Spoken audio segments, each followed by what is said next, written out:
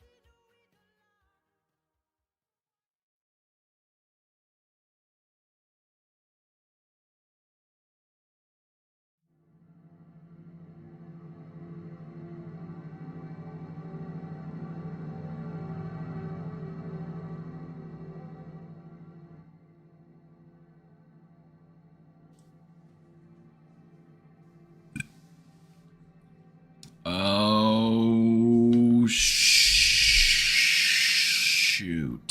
Here we go again.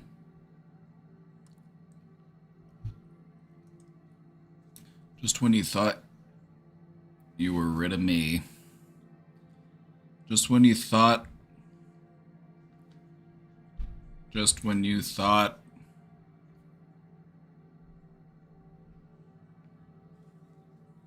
It's Ding Dong Monday. It's Tuesday. Happy Tuesday.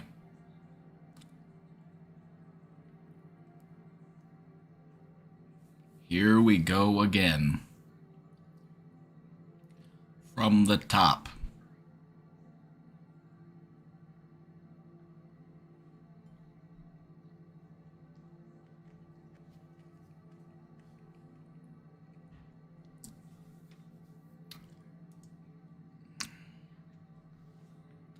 Hello.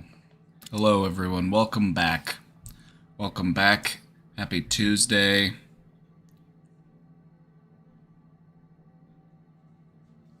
Happy Tuesday. Happy Taco Tuesday if you observe that holiday.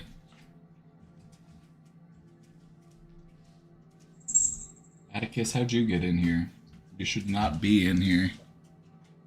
Are you gonna lay down? You're allowed to be in here if you're a good dog. He's allowed to be in here if he's a good dog.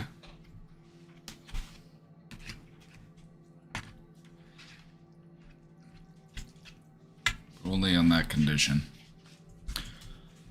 Alright, everybody, we got a full schedule today. We got some stuff to do. I'm gonna go ahead and run that through real quick.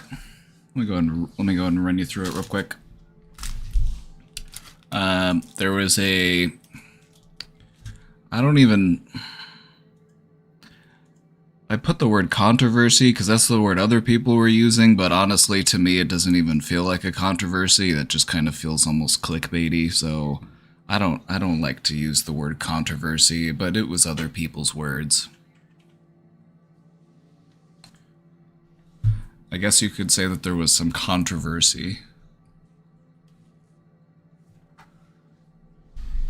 surrounding some things that Dr. K said. Mostly just one thing, but we'll get to that soon. It's my affiliate anniversary. Happy affiliate anniversary, everybody. It's our affiliate anniversary. Because if it weren't for you, who would I be affiliated with? While I introduce who Dr. K is, oh, I've got the perfect clip lined up for you. But we'll get there soon. The short of it is that he was talking about men's mental health, and he was talking about how, you know, he talks a lot to men who are suicidal. And he said that some of these men genuinely don't have a life worth living. And that is what we're going to talk about.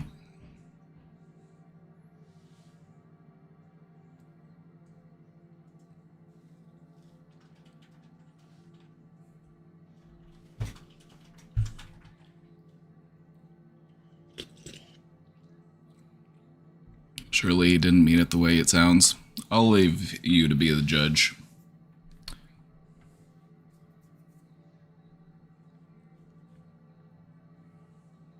I feel like he's too smart and nuanced for that.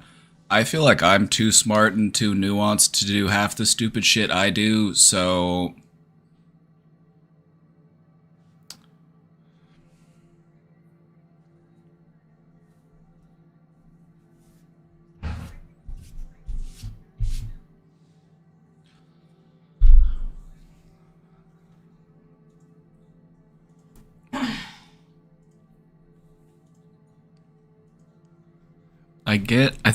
okay, before I get into it, I get what he's trying to say. I get what he's trying to say, but when you work in mental health, you have to be so freaking particular. You have to be so mindful and aware of every single word you say and how it could possibly be misconstrued to affect someone in a totally unpredictable way.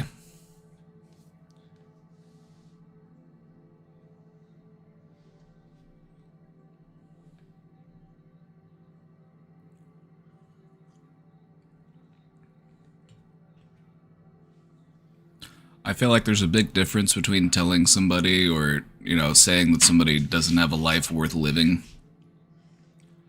and having a conversation with them about the current state of their life and how it would make sense, to understand their feelings given the situation that they're in. A lot of people struggle with that hopelessness.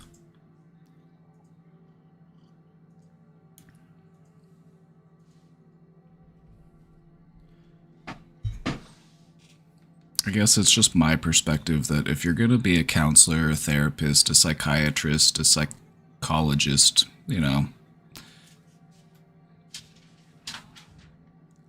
gotta hold on to hope. You gotta have hope for people, even in hopeless situations.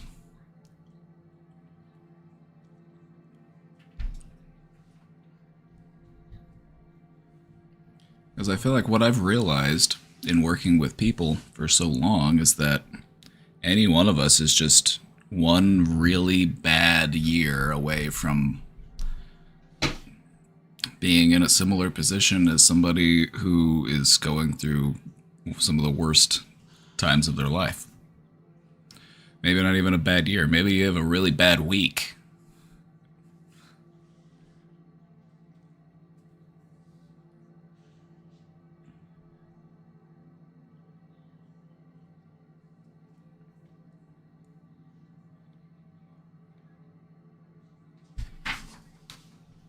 But anyway, we'll take a look at it. So don't make your mind up just yet. We haven't even looked at it.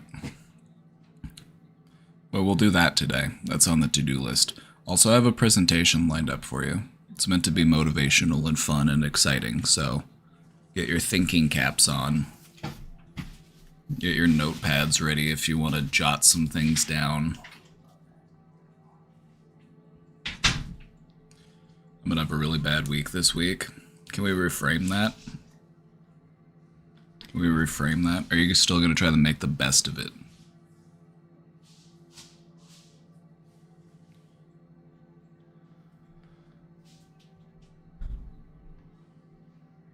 I'm gonna try to make the best of this difficult week ahead of me.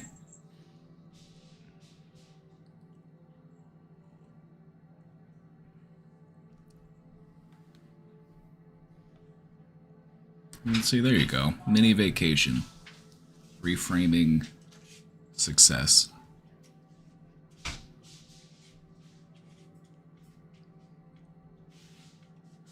Me personally, I love reframing. I'd go so far as to say I'm pretty dang good at it. I'm up here with the Uno reverse cards. I'm up here redirecting, reframing.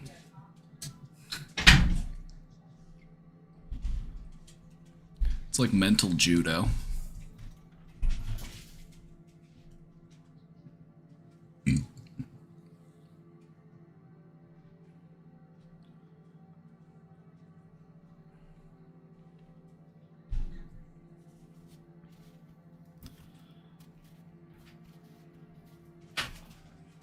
always kind of thought of mental health or therapy as kind of like a mental judo. You know, if you're familiar with martial arts and if you're familiar with judo, judo is all about redirecting someone else's energy, about redirecting someone else's momentum.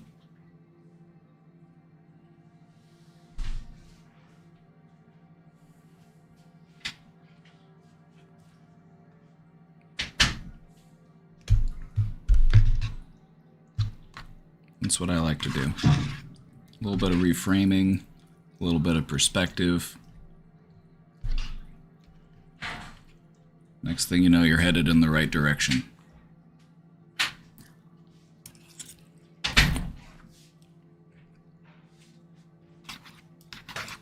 Am I thinking about Aikido? No, I wasn't, because I didn't know the name of that one until just now.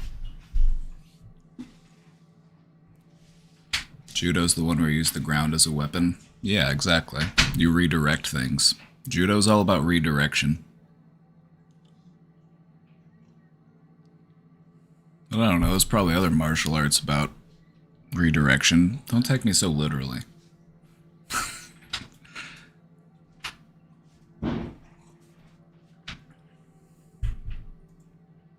Take me more literally, actually. Take me as literally as possible.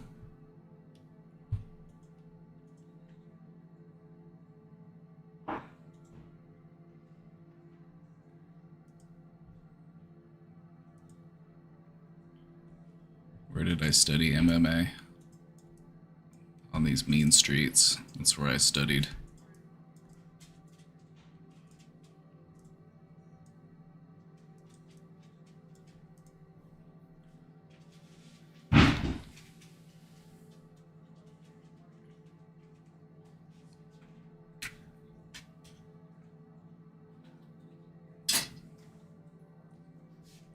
Hi, Papa. Today I broke the stress toy my therapist gave me.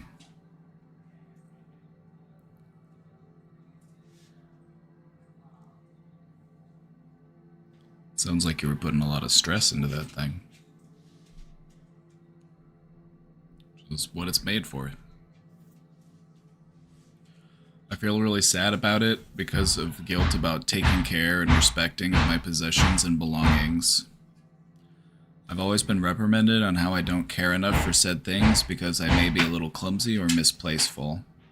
Childhood trauma shit that has just made a sense of my not want to care, but also knowing I have value in the things I own. Hey.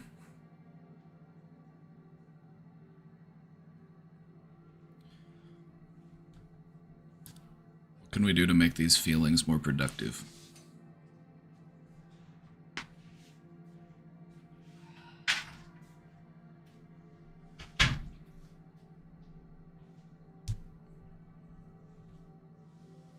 Whenever we feel guilt or shame, what do we want to do? I've hopefully chat knows, I've only told him a million times. I'll pretend it's your first day here. I'll pretend you've never heard this before. What do we want to do with feelings of guilt and shame? What are they there for? Why do they exist in the first place? Why do we, as human beings, experience the sensations of guilt and shame and remorse?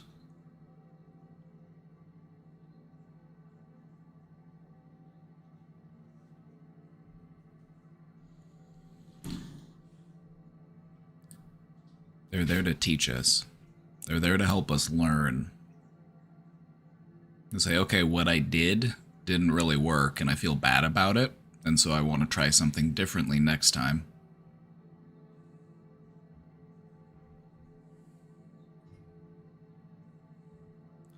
To make you feel bad? Not necessarily. Maybe you'll feel bad in the short term, but in the long term, the point is to do better. The point is to learn from your mistakes. The point is to feel better rather than to feel worse.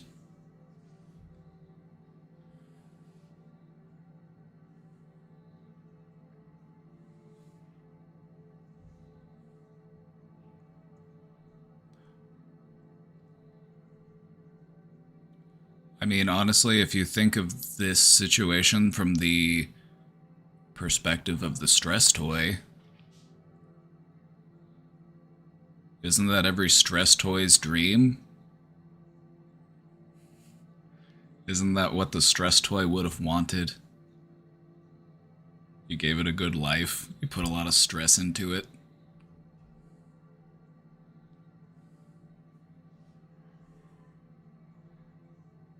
And now it gets to teach you a lesson, too. How exciting.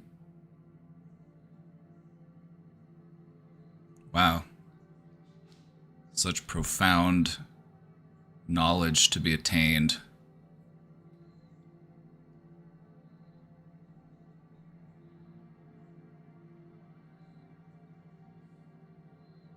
The slime inside felt really good. Don't eat it. Don't eat it, though. I know it might look tasty. I know you might get tempted. Don't eat it.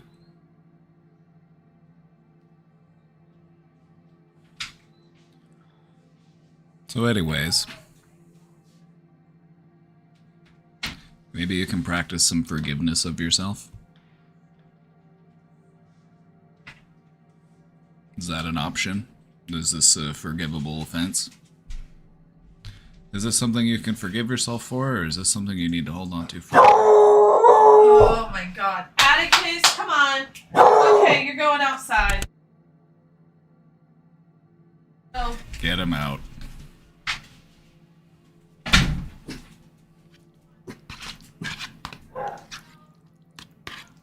Enough of that.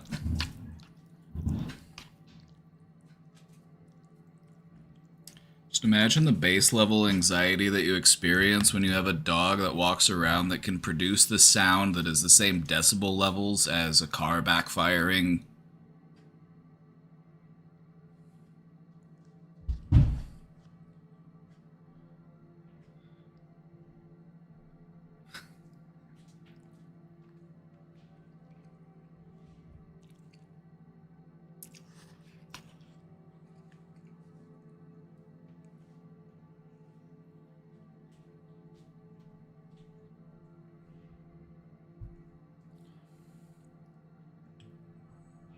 Thank you, Atticus, for helping desensitize me to loud, random noises. Thank you.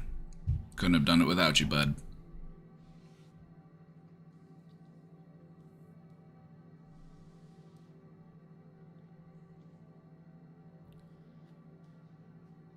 Honestly, this is a great learning opportunity for you.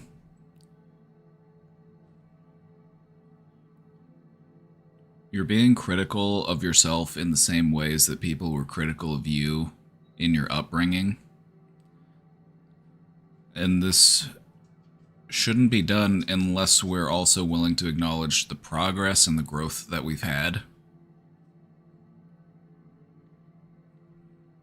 Sounds like you've got some childhood healing that could happen here, too.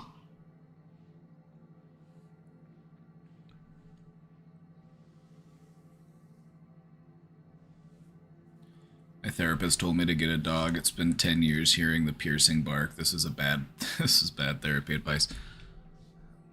Yeah, my therapy advice is get a cat. They're very quiet.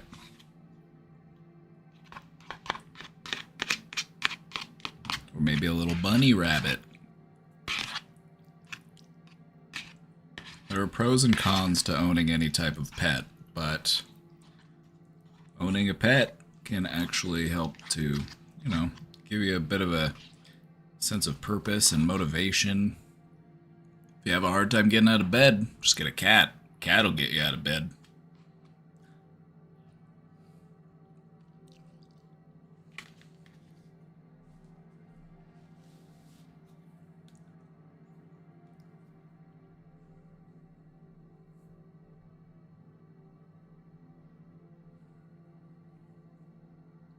Your puppy has a really high-pitched yip. Oh yeah, the beagle barks, like, it's at such a tone that, like, you can feel it in your body, you feel it in your bones.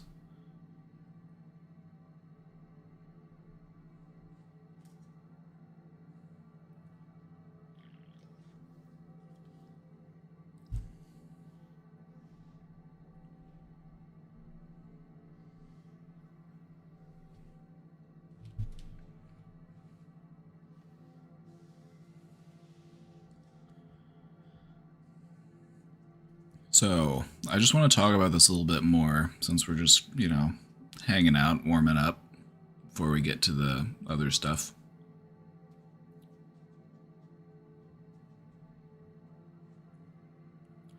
You probably have some possessions, some belongings that you do take good care of. You do have things that you respect. Does anything come to mind?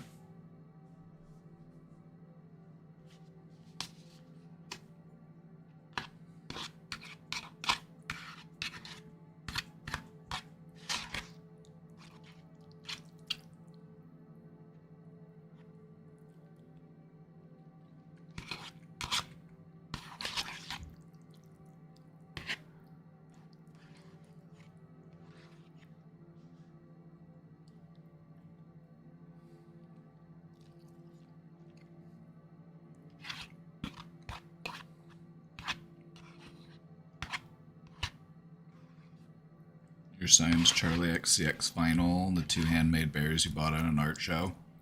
So you do show respect and take good care of your possessions and belongings, provided they have some sort of emotional significance to you, some sort of sentiment is the word I'm looking for.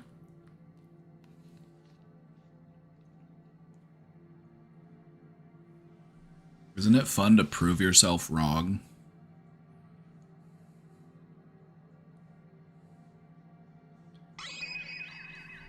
Thank you so much for the raid. Welcome in, Raiders. It's my affiliate anniversary. Welcome in, Raiders. Hope you're doing well today. We're about to get to some exciting content here in just a moment. I was waiting for you to get here.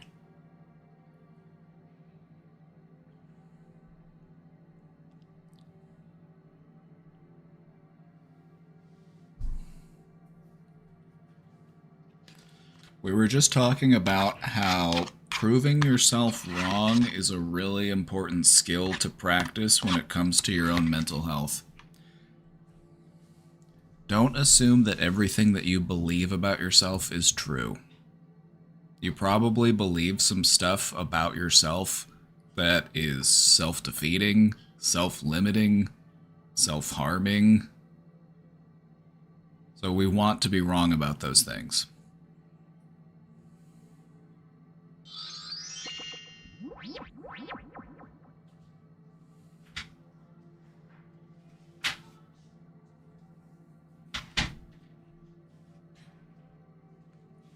$13 Kavit with 20 months. Where is the time gone?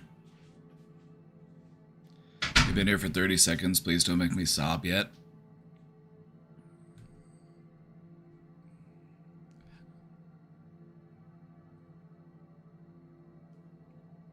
Let it all out. Just let it all out.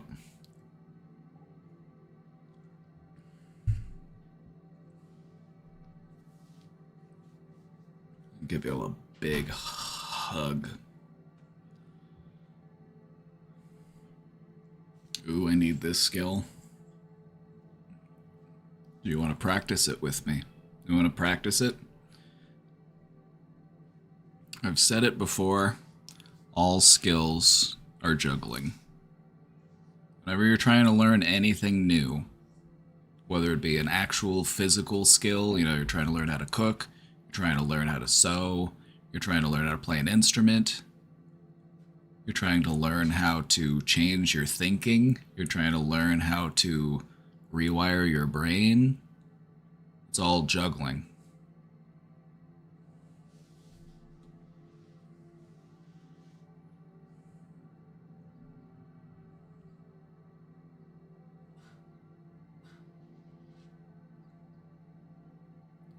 And what I mean by that is when you're learning how to juggle, you got to start with one ball. You got to learn how to juggle one ball first before you learn how to juggle 2 balls. You don't start by trying to juggle 3 balls because you're just going to get frustrated and give up and you're going to say, well, this is way too hard. This is impossible. Even though you've seen people juggling, you know that it can be done.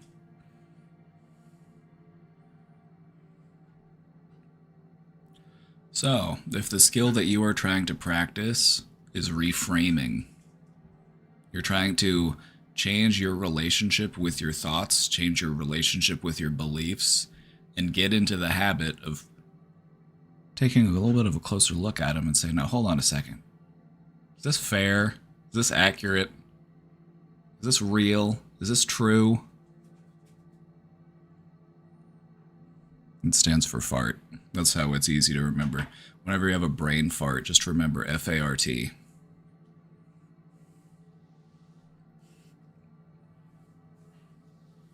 That's the kind of mental health you come to me for. I make up funny acronyms. Fart. There you go.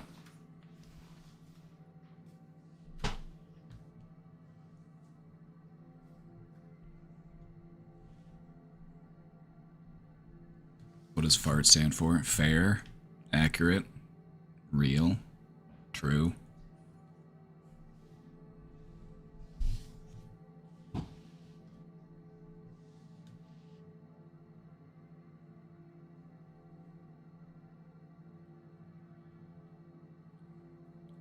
All you have to do to practice this is whenever you have a thought that pops into your head that's overly critical, or it puts you down, or it makes you just feel bad for no reason,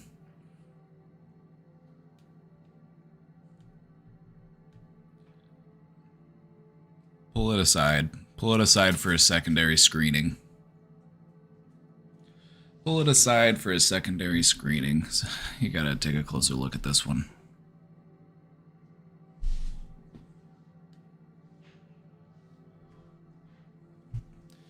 Because what we're trying to do is we're trying to break away from a long-standing practice of just allowing our thoughts to simply exist, and we allow our thoughts to just be true.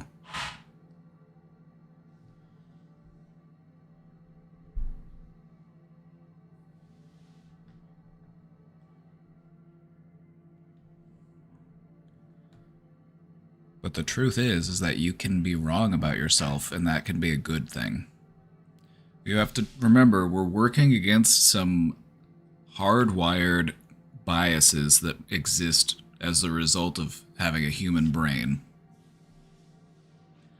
The human brain doesn't like to be wrong about things. It avoids information that goes against what it believes. If there's contradicting information out there, we try to avoid it. We try to say, well, that couldn't be true. We discredit it. Meanwhile, we seek out information that agrees with what we already believe to be true.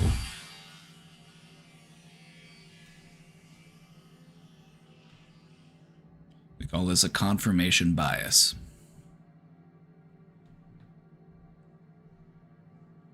If you're wondering why this happens, it's because changing your mind takes work, and your brain is a biological, organic construct, and biological and organic constructs don't like to expend unnecessary energy unless they have to. They like to follow the path of least resistance. You're made mostly of water. It's what water likes to do.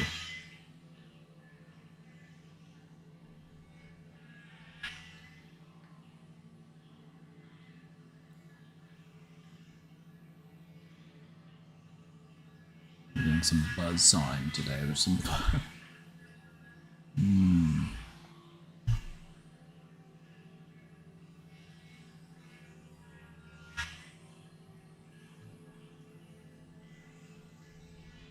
This is the longest saw cut I've ever heard in my life. This is quite a sawing. We are sawing a really long board here. Just keeps going. It just keeps going.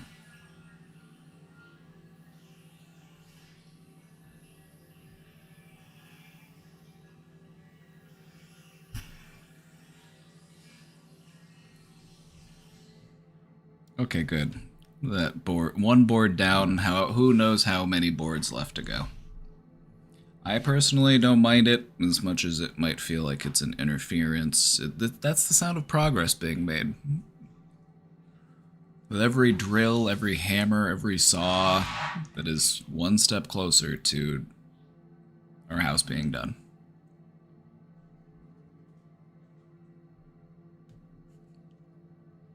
That's the sound of progress. So anyway, I was kind of rambling a little bit just about changing your mind. In the act of reframing and why it's hard to do that. You just gotta think, it's like there are parts of your biology that just don't want to do that. Your brain kind of wants to be lazy when it comes to that. Like having to learn how to think differently, your brain would rather just continue to think the way it does. It's less work, requires less expenditure of energy. So, if we want to actually change our minds and change the way that we think, we have to play an active role in doing that. It's like a mental workout. If you want to become mentally stronger, you gotta work out mentally.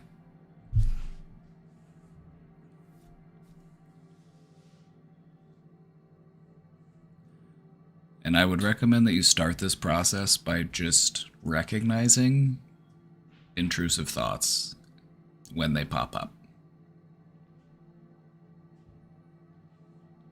Those thoughts that say, I'm not good enough. Those thoughts that say, I can't do this.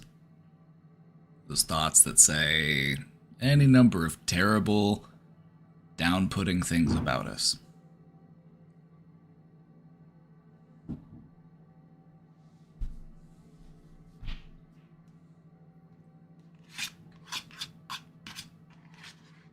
And then what? What do we do?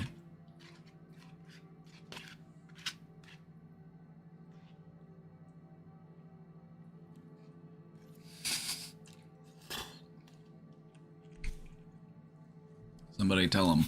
Somebody tell him.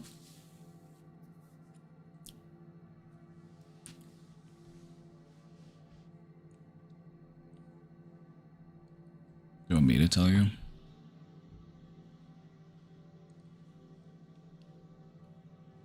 Okay. Whenever you start practicing reevaluating your thoughts, you start putting them under a second review rather than just allowing them to be. This itself is a profound gesture that you are making. You are changing a lifetime of reinforced behavior. You are going against a pattern of behavior that you have been raised to use your entire life.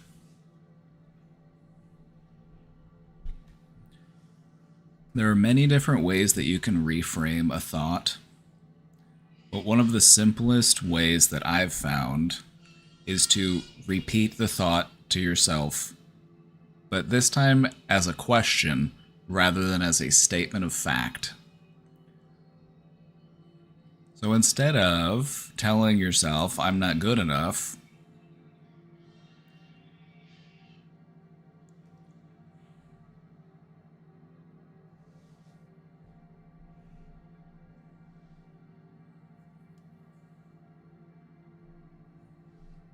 reframe that.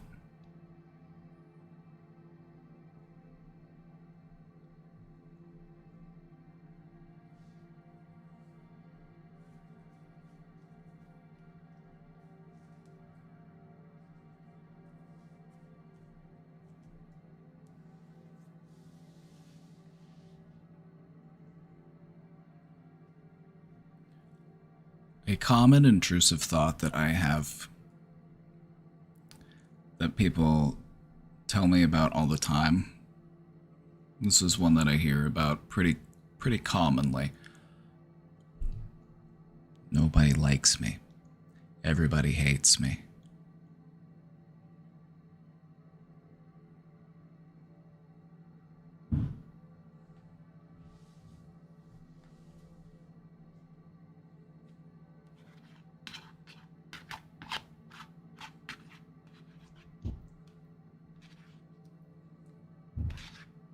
Also, remember, we're trying to prove these thoughts wrong. trying to adopt a kinder and more compassionate way of thinking about ourselves. So when you have the thought that says nobody likes me, everybody hates me, like, first off, that's impossible. You don't know everyone. Are you telling me you've met every single person and they all don't like you?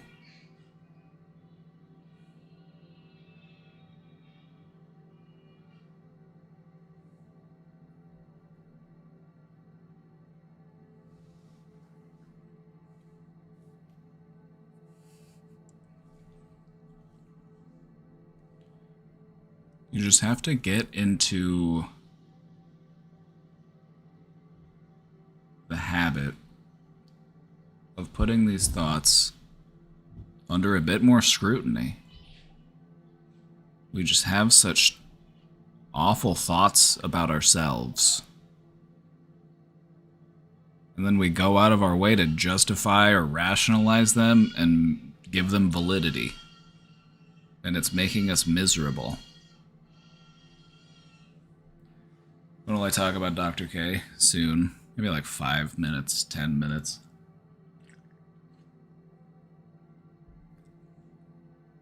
We're working up to it.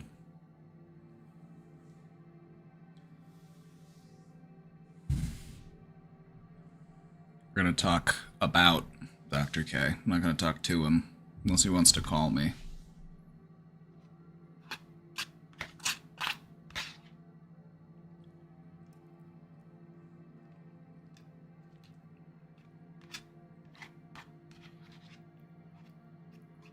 We have some diverse opinions about Dr. K in the audience. I can't say that I'm surprised.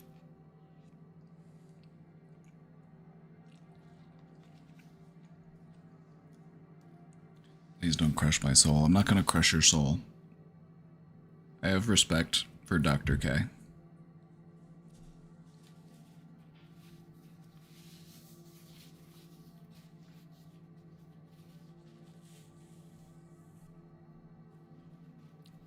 Oh, now we're curious? Now we want to know? Okay. Well, you'll know soon.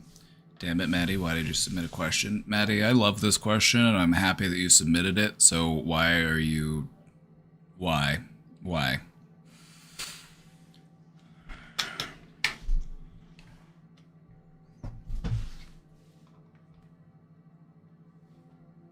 I had no idea there was any controversy. I don't even really like to use the word controversy myself. It was other people's word. A lot of people were talking about some stuff he said,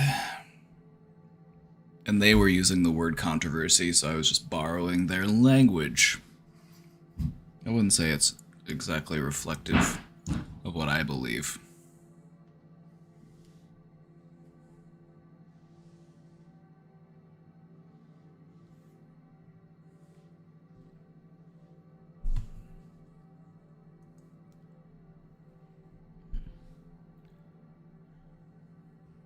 Tea spill.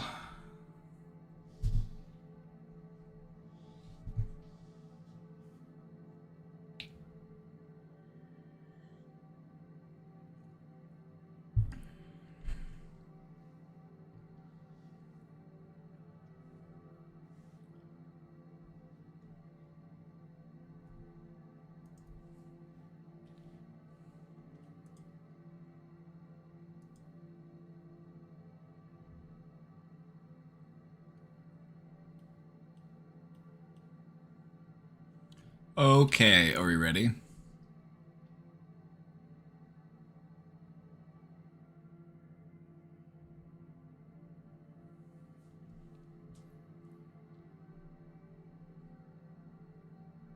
Poor Mander. Mander's just so excited.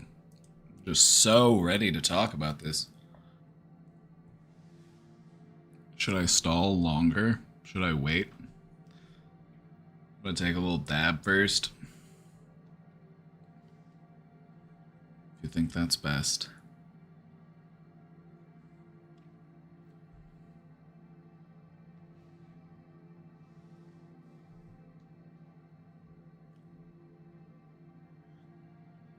Stall till you're done dabbing. I can do that.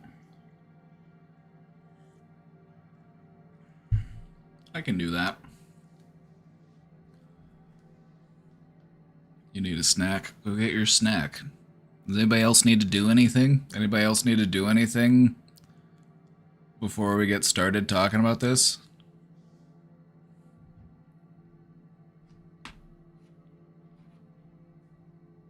I'll wait.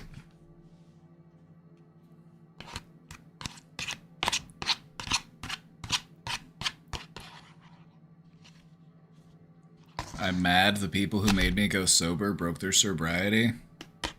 Why are you mad about being a bad bitch? I'm sorry, I'm confused.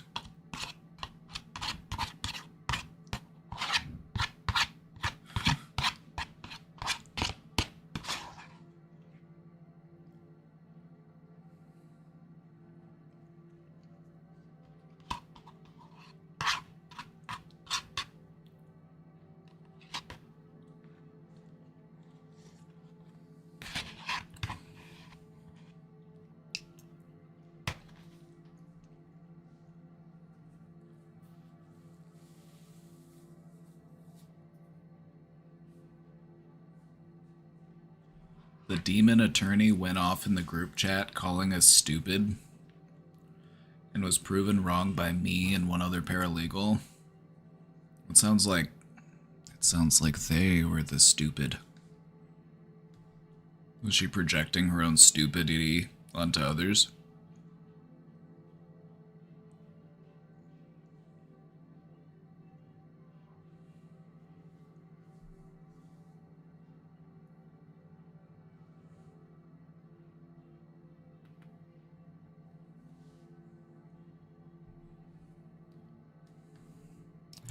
Like, if all that you can do is point out to someone else that they are stupid, but you can't actually do anything to help them learn, you can't do anything to help them improve or grow, it's like, aren't you also stupid? Like, if you weren't so stupid, wouldn't you teach them?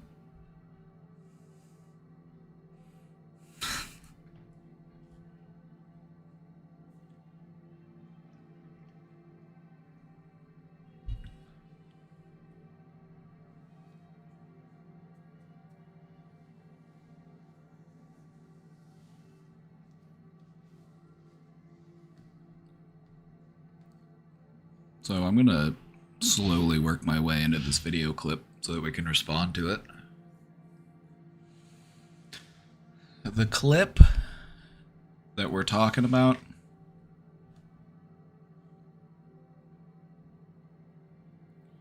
wait, I thought I had that correct tab open, but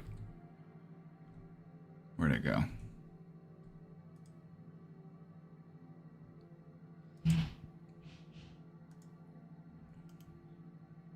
There it is. Okay, I got it. Got it, we're good.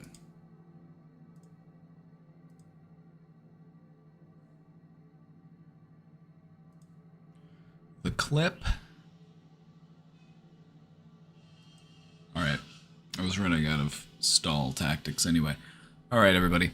The clip that we're talking about is from an interview that Dr. K did with somebody named Stephen Bartlett. I'm not sure who this person is. But they sat down for an interview to talk about men's mental health. They talked about the male mental health crisis, how trauma is linked to toxic masculinity, the role of addiction in mental health, and why social media is ruining your relationships. Sounds like another day around here. Like, I know these things. These are things that we do. Okay, cool. So if you don't know Dr. K, this clip should give you a little bit more of an insight. It talks a little bit more about who he is as well. But he's a psychiatrist that streams on Twitch and also has like a web platform where you can sign up and it's like a whole thing.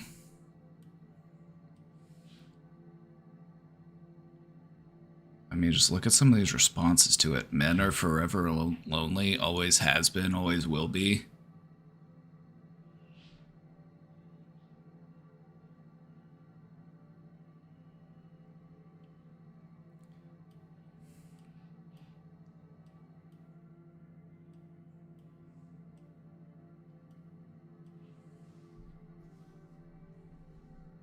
Because of the person he's speaking to?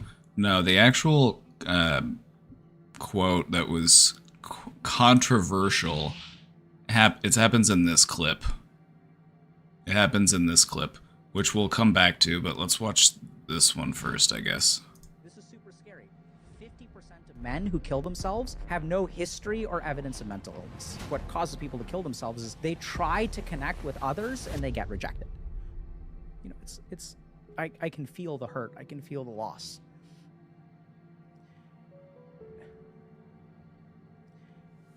Dr. Alok Kanogia. He's a psychiatrist, Harvard Medical School instructor, real-life monk who uses his own addictive past to help millions of people improve their own mental health.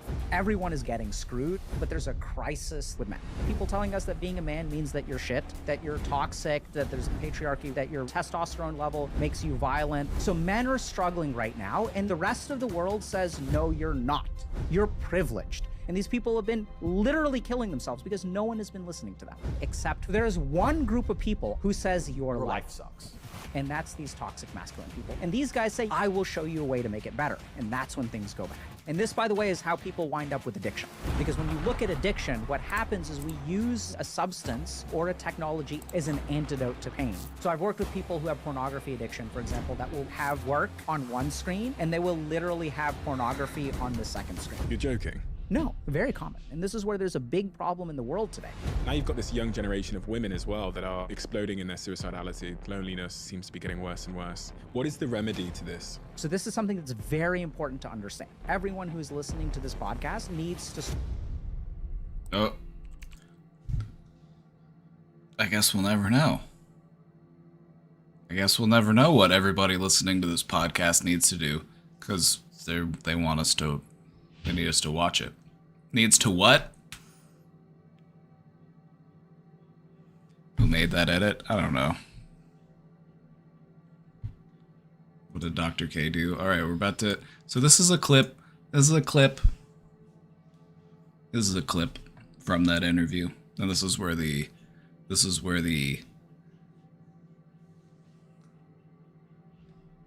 where some people were seeing some controversy. I don't even like the word controversy, mind you.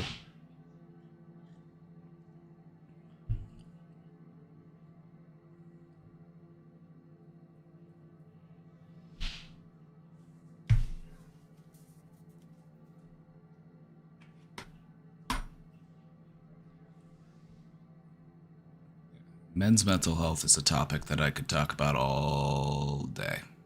Anyway, roll the clip. Hold on, it's too quiet. Here we go.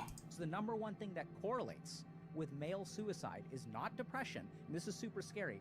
There's one study I saw recently that suggests that 50% of men who kill themselves have no history or evidence of mental illness. And this, I believe the statistic in my clinical practice because I know what depression looks like. I know what bipolar disorder looks like. And half the men that I've worked with, at least, are not actually mentally ill. See, mental illness means a pathology of the mind, which means that the mind is malfunctioning. Most of the suicidal men that I work with, their mind isn't malfunctioning. They genuinely have a life that is no longer worth living. They're looking at things and objectively realizing that there's no way out of this situation. So they turn to suicide. So I know it's kind of like a very controversial statement, but I think... Volume is super low. I know, it's just... you want me to... I'm like, the volume on the actual clip itself is super low. Do you want me to download an extension? Do you want me to download a volume boosting extension from my browser? We might need to. Can't hear shit. Can't hear shit.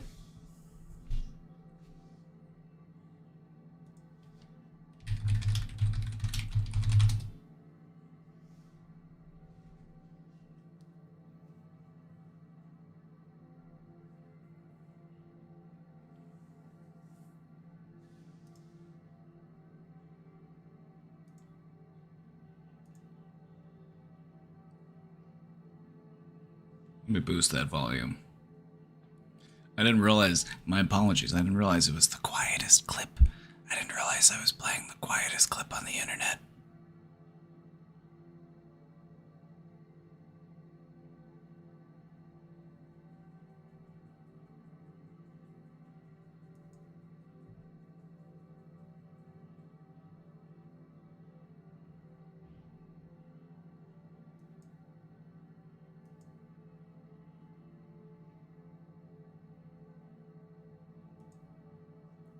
Hello and welcome back to the quietest clip on the internet.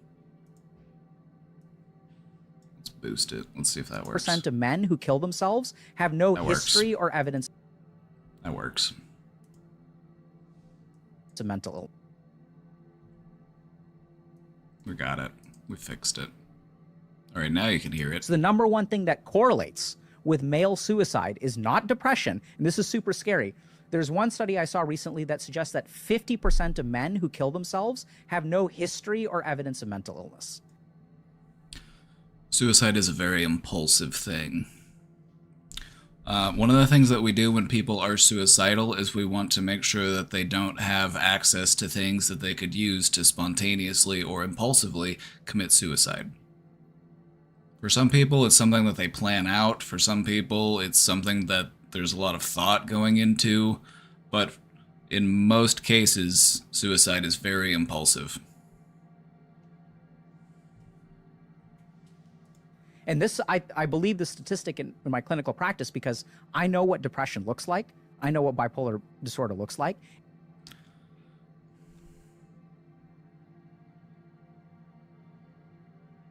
Can I say something? Can I say something? I don't want to, I'm not a doctor. I'm not a doctor. I am a psychologist, but I'm not a doctor. In my experience, depression can look a number of different ways.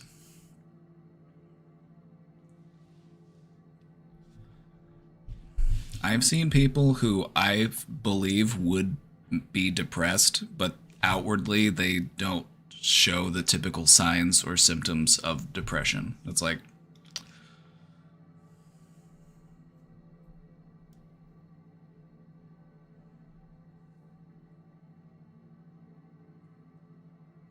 there's just been a lot of incidences where, you see somebody who's this very outgoing, happy-go-lucky, friendly, sociable person, but inside they are just miserable and suffering.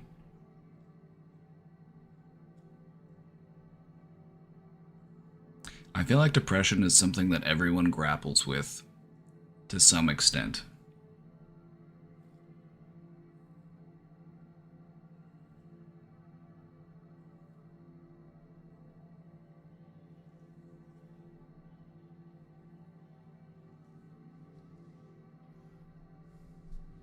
And I think it's because we live in a depressing society. The more you learn about the world, the more fucked up stuff you realize is happening.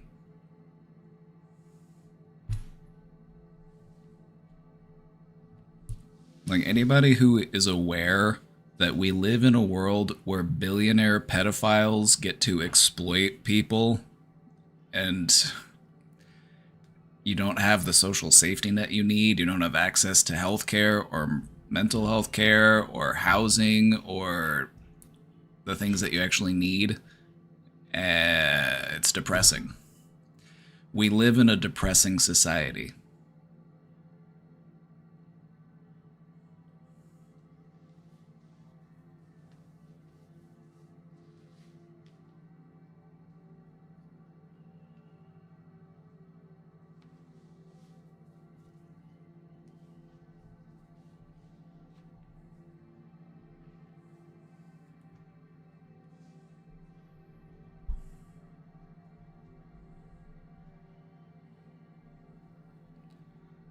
The controversial statement that was made wasn't anything that he said so far. I was just adding to it. For the record, I agree with And half what the he's men saying. that I work with, at least, are not actually mentally ill. See, mental illness means a pathology of the mind, which means that the mind is malfunctioning. Most of the suicidal men that I work with, they're not their mind isn't malfunctioning. They genuinely have a life that is no longer worth living.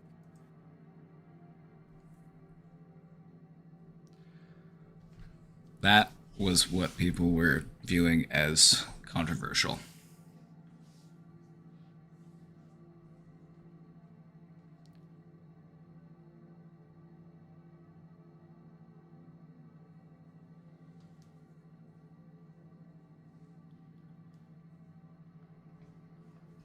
He's talking about capitalism. I think you're right. He's not wrong.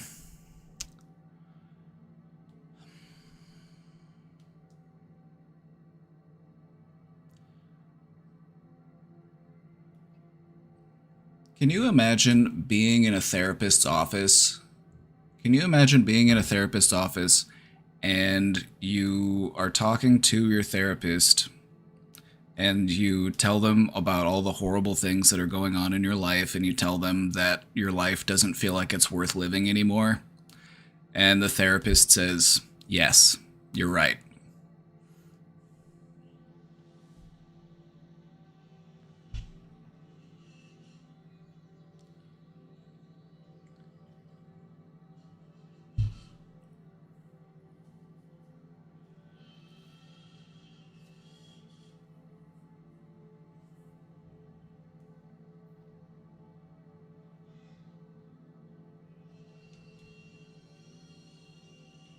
Let's just give him the benefit of the doubt here, like this is not a therapy appointment. Okay, so if you're in therapy with him later and he says something to you like, no, your life is worth living, you shouldn't kill yourself, you shouldn't give up. Well, aren't you going to remember that he said? It's like, well, what if I'm one of those people? What if I'm one of those people? He said that life isn't worth, maybe he's just lying to me. Maybe he's just trying to be nice to me. Maybe he's just trying to make me feel better.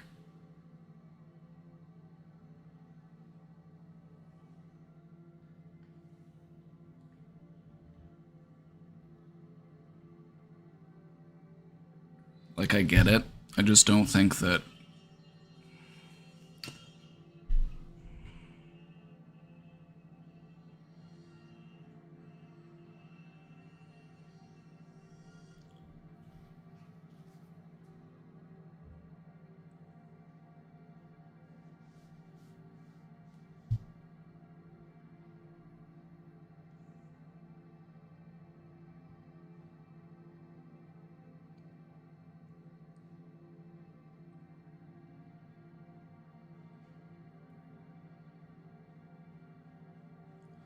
I guess there's just a part of me that feels like in what I signed up for to be a mental health provider, I shouldn't ever tell someone else or make it clear that I feel like some people have a life that isn't worth living. I feel like I can talk to somebody through the context of that is how they are feeling in this moment. I want to validate their feelings.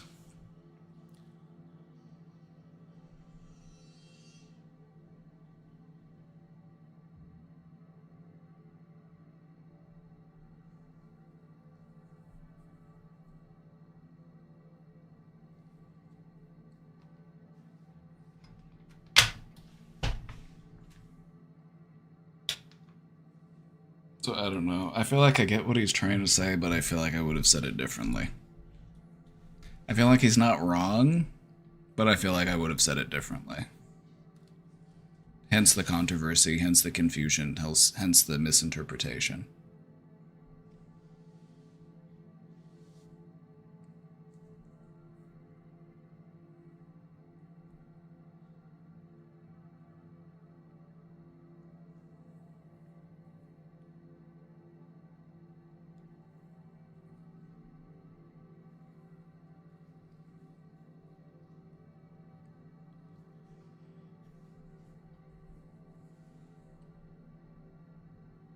Is there more to the clip?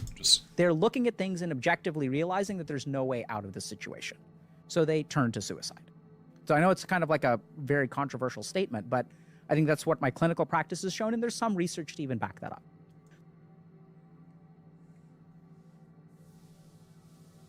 So the number one thing that correlates with male suicide is not depression, and this is super scary. There's one study I saw recently that suggests that 50% of men who kill themselves have no history or evidence of mental illness. And this, I believe the statistic in my clinical practice because I know what depression looks like. I know what bipolar disorder looks like. And half the men that I've worked with, at least, are not actually mentally ill. See, mental illness means a pathology of the mind, which means that the mind is malfunctioning. Most...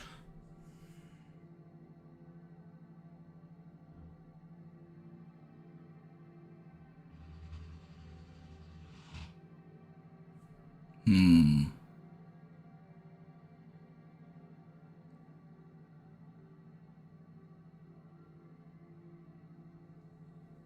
Hmm.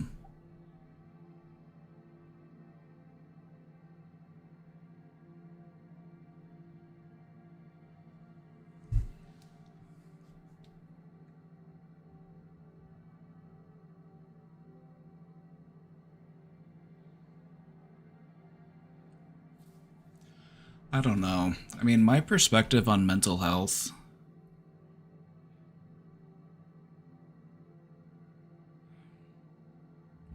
I feel like everyone could be mentally healthier.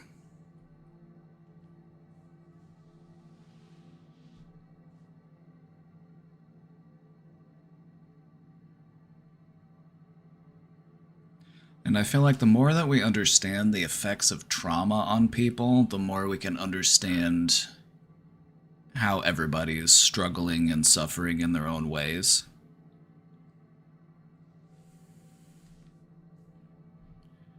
So I don't know. I'm not sure how... I'm not so quick to just agree with that line of thinking that 50% of men who kill themselves aren't mentally ill. It's like, for me, in my mindset, to be so... just to not have the support or the coping skills or, you know, the things that you need to not do that, it's like, aren't those just different symptoms of a different condition?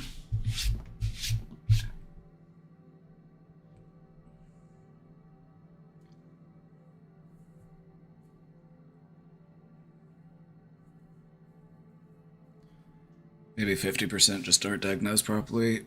50% of people who have mental health conditions never go and talk to anybody about it.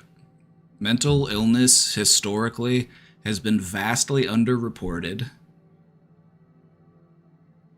Even more so for men.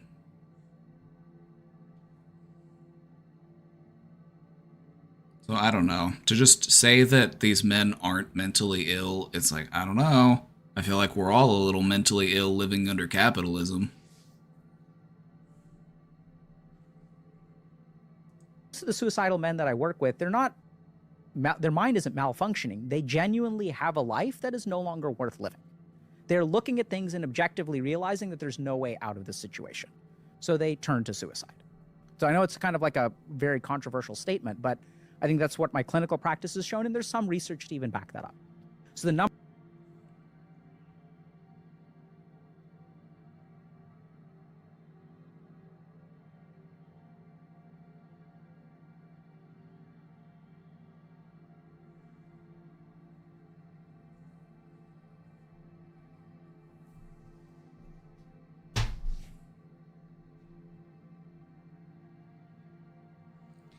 I feel like he's pointing out consequences of capitalism and lack of access to mental health and weirdly gendering it and putting men as victims when it affects all of us.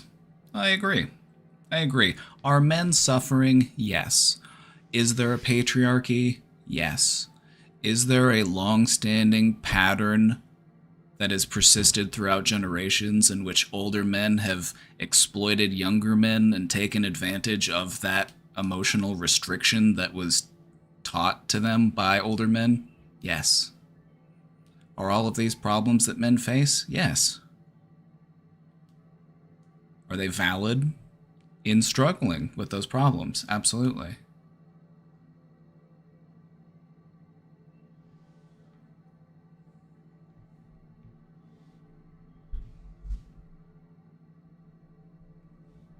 We all suffer under capitalism.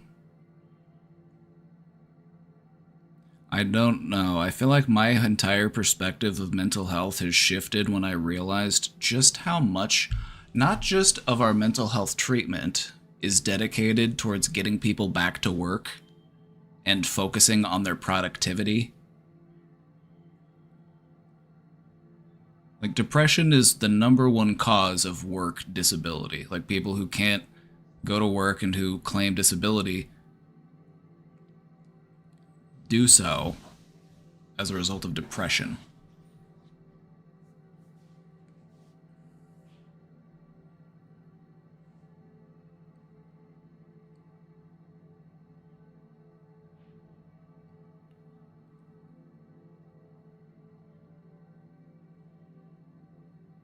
Well, now, I like that there is a male content creator, a male influencer who's like, no, men are hurting too.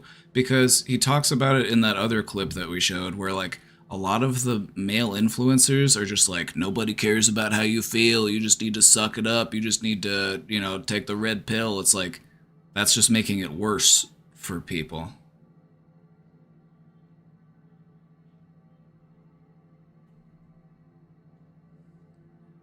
How would I have said it then? Which part?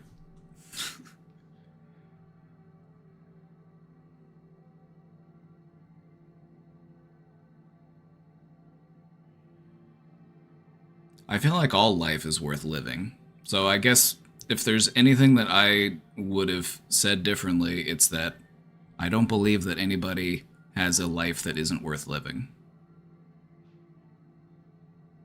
It's just a core belief that I have as a counselor, as a therapist, as a psychologist. I have to believe that people can improve their life.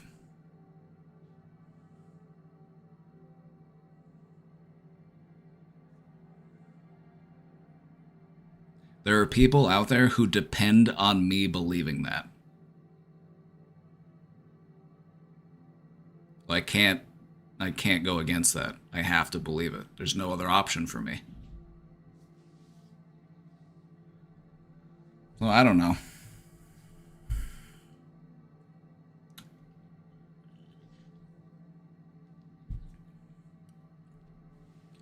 I guess if I had somebody that I was working with and they told me that they felt like their life wasn't worth living and they gave me all these reasons, I would tell them, it's like, I could see how you would feel that way. I'm going to have empathy for them in that situation. When somebody's at the end of their rope, you still have to try to have empathy.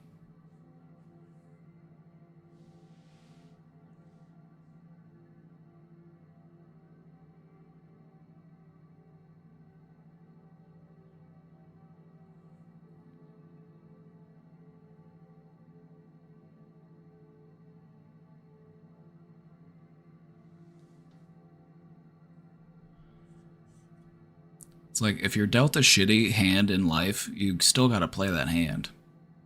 Don't fold. Don't walk away. Don't quit. See it through to the end. Keep fighting.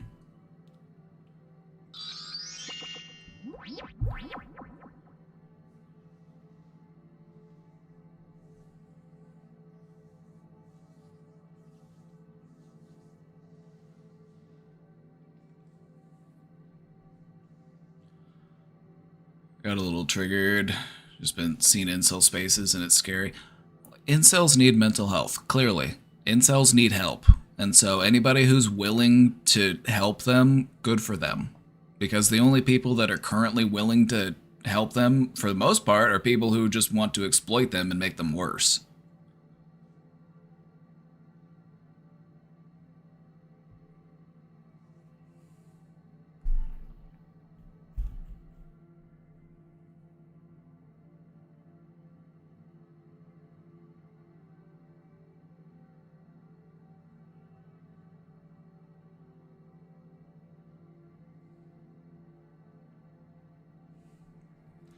So, I don't know. I don't think that he said anything wrong. And I don't think that... I don't think he said anything wrong. I could see why it would be controversial for some people to hear that. But... it's not something you catch me saying.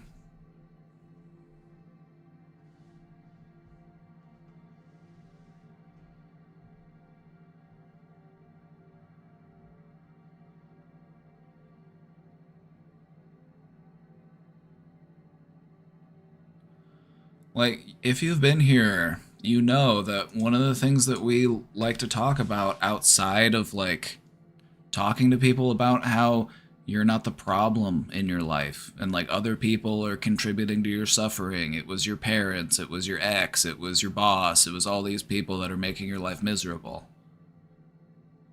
But sometimes in your life, you have to own up and be accountable for the ways in which you contribute to your own misery. You have to identify your self-sabotaging behaviors. You have to course correct. Sometimes people don't like to hear that, though. Sometimes people just like to hear, you're valid, you're not the problem. Everything wrong in your life happened to you. It was done to you. Which I get.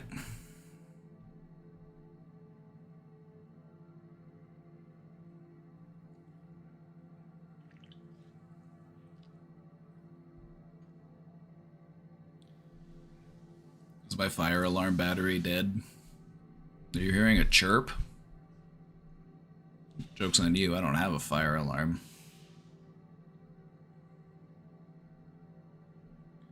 Joke's on you, I don't have a fire alarm. I mean, we do, it's just not plugged in. If we did, it would be going off unnecessarily all the time.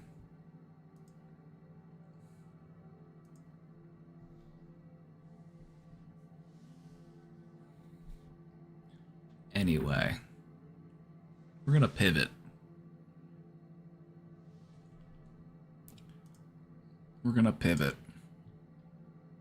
Still got the question box up there. If you got questions, go ahead and get those in. Got a presentation for you. I've got a presentation for you. This should be a fun one. I hope you're ready.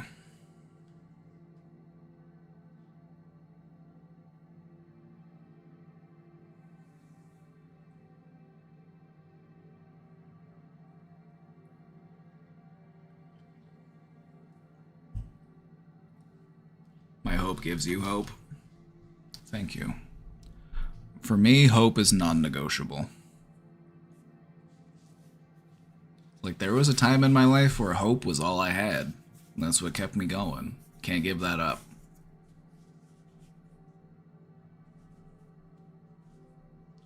Learning.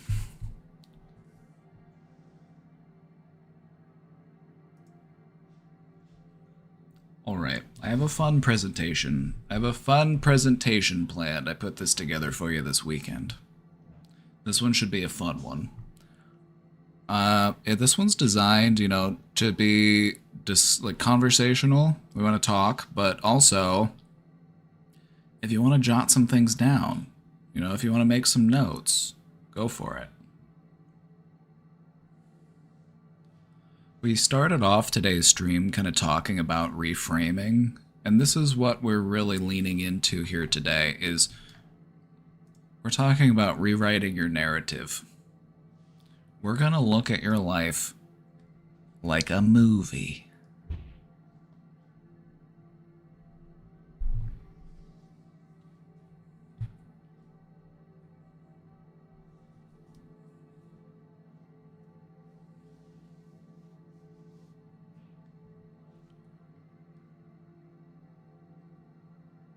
This is something that I find fun to do. I find this to be a fun mental exercise. You're a movie star? It's true. You're the main character in your story. Can my movie be Mean Girls? They already wrote that movie. You're not gonna be in the same movie. You're in your own movie. You wanna be Regina? She gets hit by a bus at the end of the movie. Is that how you want your movie to end? Please say no.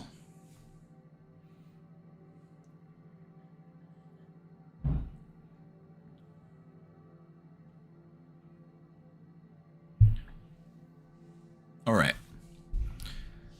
Let's get into it, shall we? I've got a whole... This should be fun. This should be fun. Let's have some fun. All right, so today what we're going to do is we want to practice some new perspective. We want to view our life as a cinematic journey. Everybody loves movies, right? Does anybody here not like movies? Is anybody in here like, I hate movies? I feel like everybody likes movies. Not everybody likes books. Not everybody likes books. But I feel like most people like movies.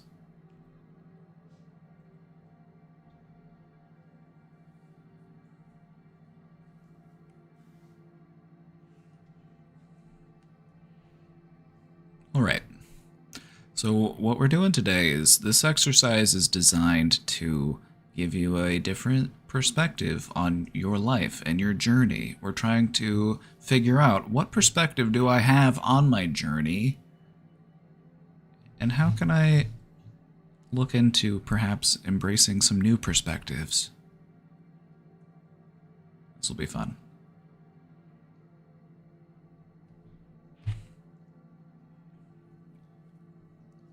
So this is designed to give you some new perspective and also hopefully offer you some insight as well as some opportunities for growth. If we can look back on our hardships, on our struggles, all of the things that we have survived, and we can view those as character building, we can view those as helping to shape who we are today.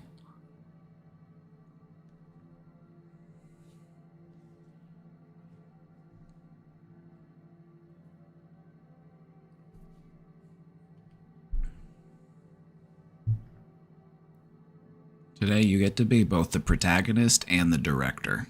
You get to star in, but also direct this movie. It's your movie. You're the main character. What do you think?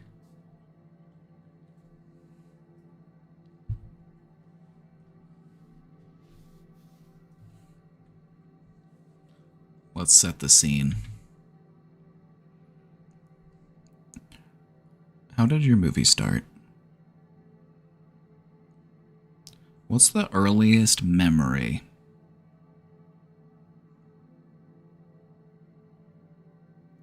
Mine would be so boring I'd want to quit watching after 5 minutes. That's why movies have montages. You know, maybe you had like some boring parts of your life, maybe you had some less interesting parts of your life. That's okay, we'll just make that into a montage. It'll just be a montage scene.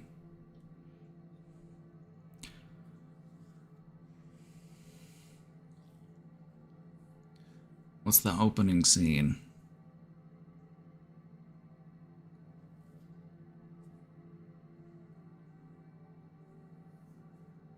I hate thinking about childhood memories. Do you want to change the way that you think about childhood memories? Or do you want to hate them forever?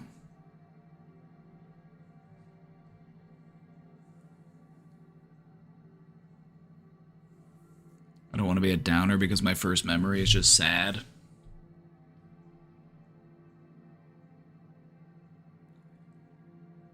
You remember Bambi? You remember The Land Before Time? You remember The Lion King? There's lots of sad scenes that happen very early in the movie. You remember Up?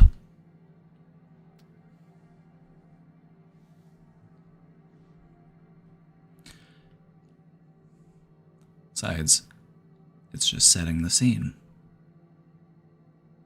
It's just setting the scene. If it got started off in a sad way, that doesn't mean that it has to be an entirely sad movie. It's just a sad scene.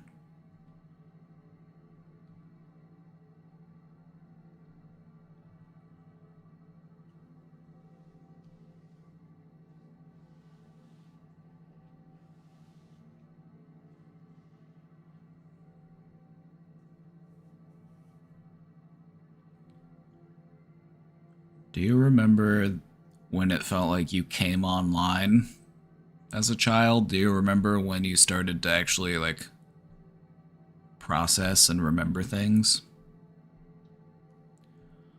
One of my earliest memories, I was sitting in the kitchen of the house my parents were renting at the time. I must have been probably 3, maybe 4. And I had a color-changing Hot Wheels car. And it would change color depending on if it was warm or cold. And I had a bucket, or not a bucket, a little bowl of ice water. And I was watching this car change colors from purple to blue.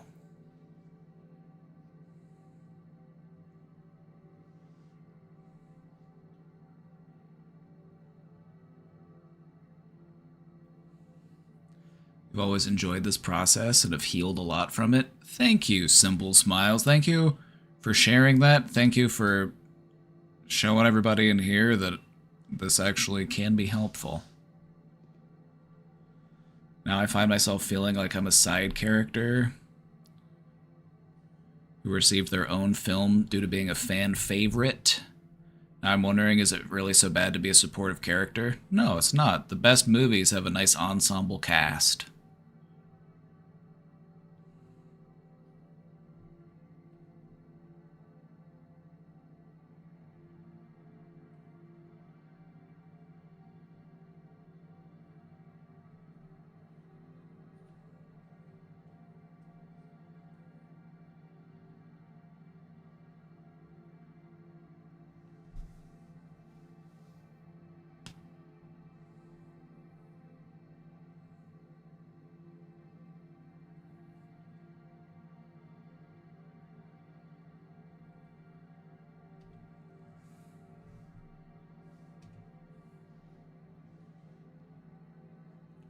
What sort of emotions do you get in this opening scene?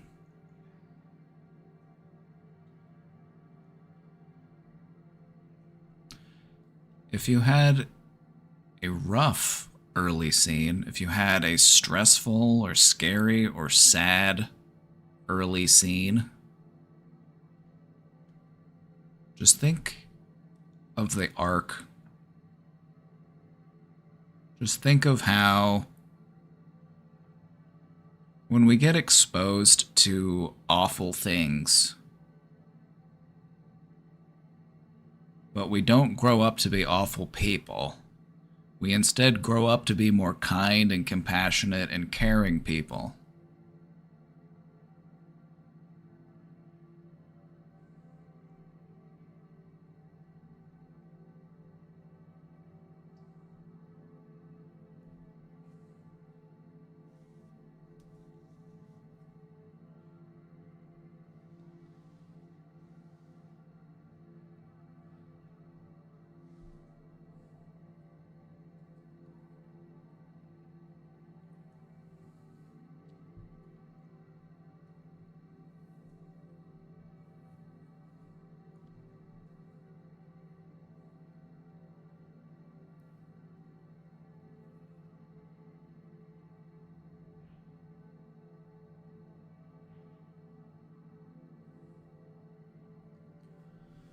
I feel like doing this helps us to not just look back and to, offer ourselves some validity for how we felt in that moment, but also to just remember that we were just a kid. We were just a kid, and we were already put into this position where we had to deal with some pretty complicated emotions. We were being made to deal with emotions that adults have a hard time handling.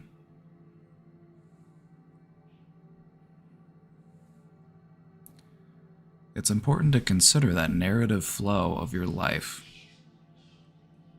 and how these early events helped to shape your identity.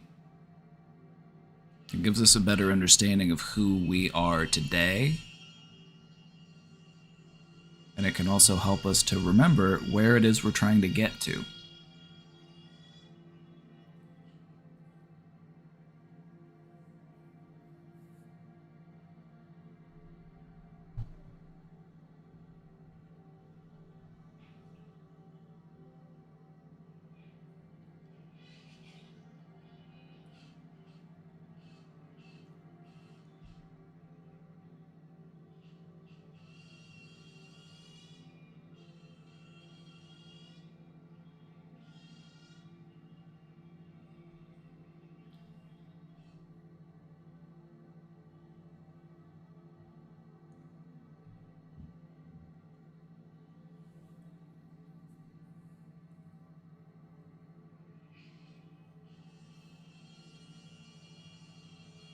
I didn't realize I had memory loss for a specific time period from trauma until like 8 years later. That'll happen.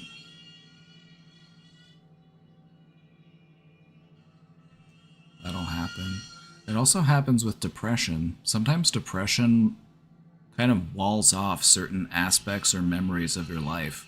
It's like when you're depressed and you were to try to think of like things that bring you joy, you might have a really hard time thinking about them. You might just come up blank.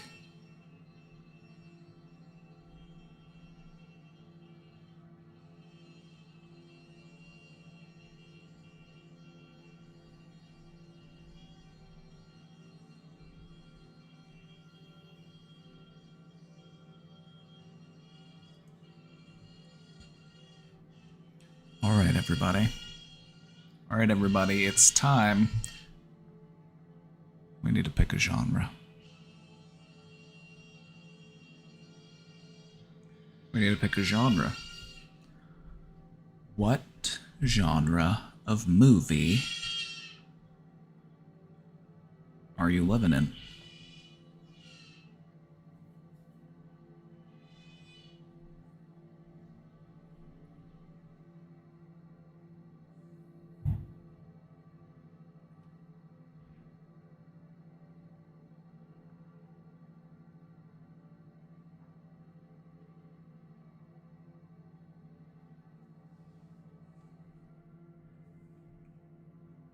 A black comedy. I would take that over a horror movie. Psychological horror. Ha, I knew some people were gonna pick horror.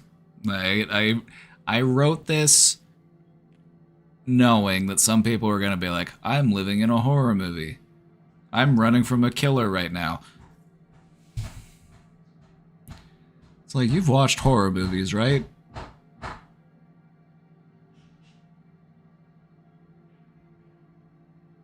You running from a killer right now? Is it?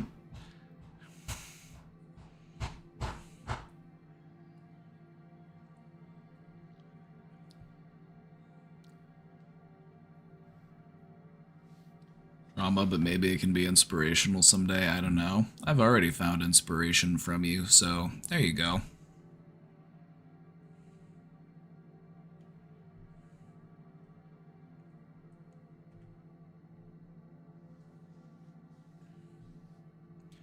Just think about some different genres and think about how they resonate with your experiences.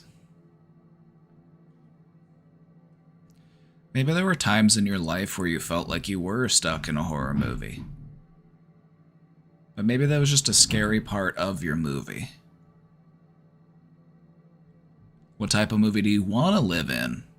What type of movie do you want your life to be like?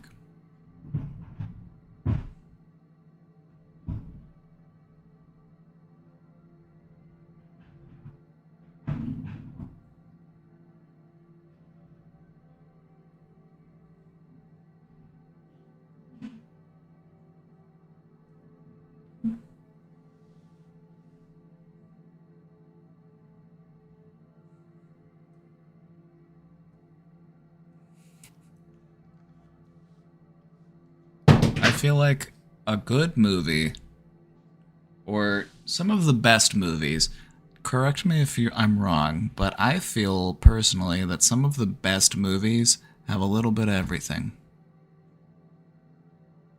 Some of the best movies have a little bit of everything.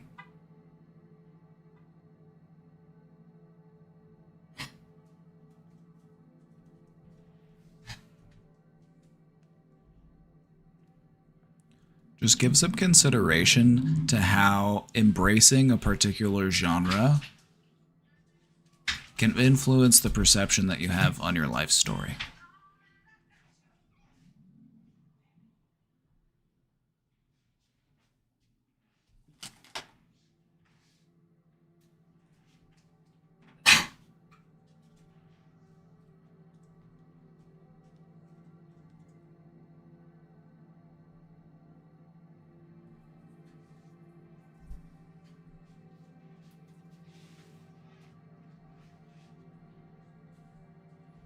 Happy affiliate anniversary. Happy affiliate anniversary, everybody. Happy affiliate anniversary.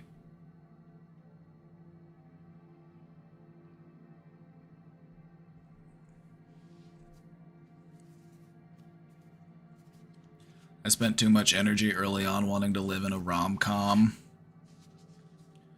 I feel like the best movies have a little bit of romance, but it doesn't feel like it's forced.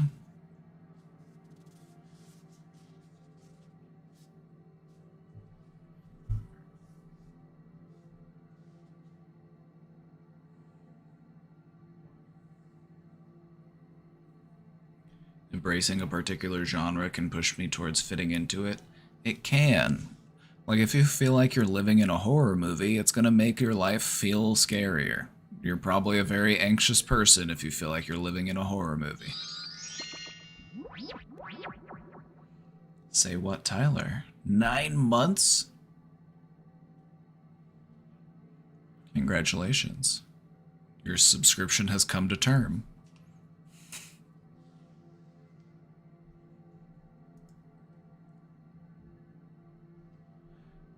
Take a moment to think about the strengths and challenges of different genres as they would reflect on your life.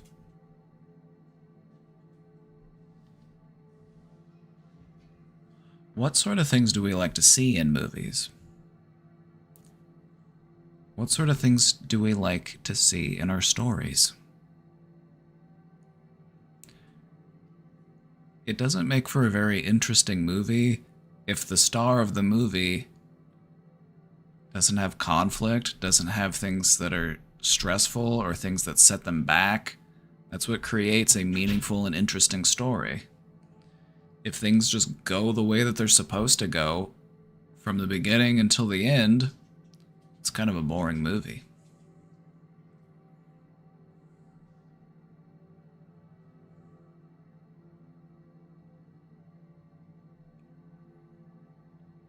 You love a good transformation montage, right? We love the hero's journey.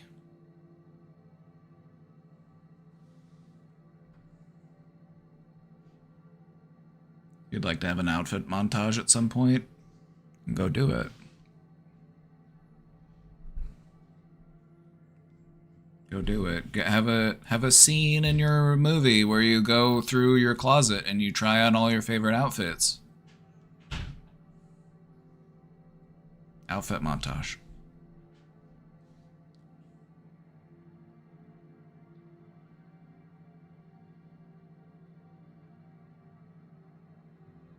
If only my movie was sci-fi. This is pretty science fiction-y to somebody who was born 100 years ago. Like, you're telling me I can sit at a desk and talk to people through a computer? Now that sounds like science fiction to me.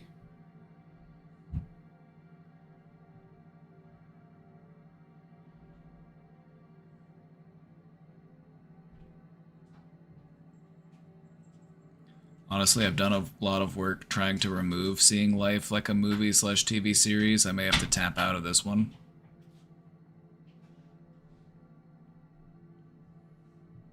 Do what you gotta do.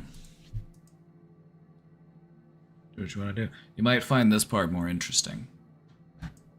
You might find this part more helpful. We're just getting started. We're just getting started. I mean to do this in a meaningful and productive way. We're not just going to talk about, what if my life was a movie? No, it's more about taking a look at your narrative, taking a look at your story, recognizing the peaks and valleys of that story. So in your story, what are some of the high points? What are some of the low points? How have they contributed to your character?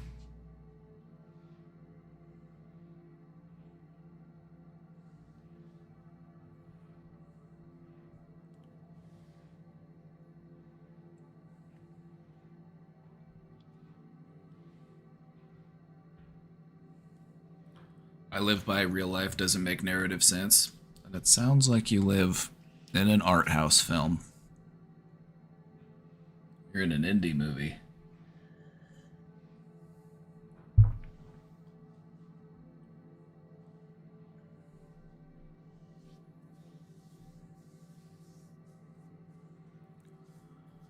What are some of the significant milestones and turning points that you've had in your journey?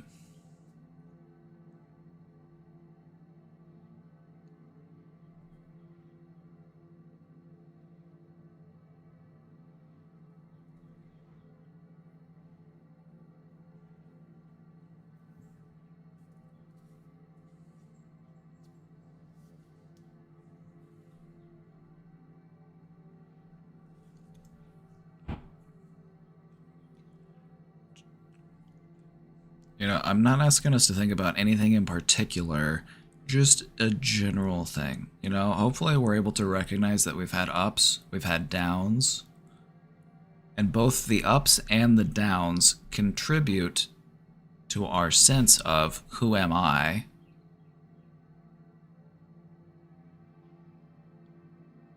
It's important to take all of these things into consideration.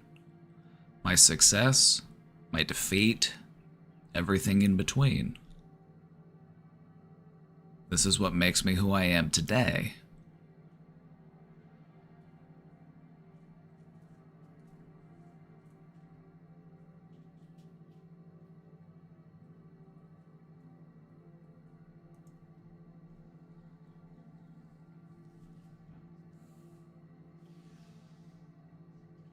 Take a moment to reflect on the lessons learned and the growth experienced during both those highs and those lows.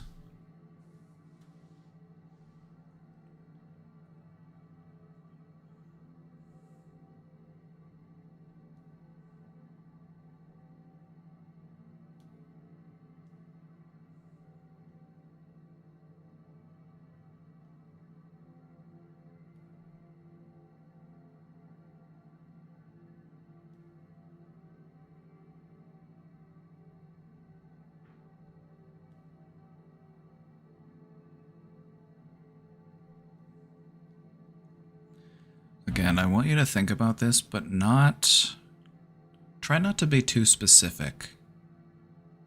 Try not to be too specific. Try not to dwell too much on any one particular event. That's not what we're trying to do. We're trying to just think the accumulation.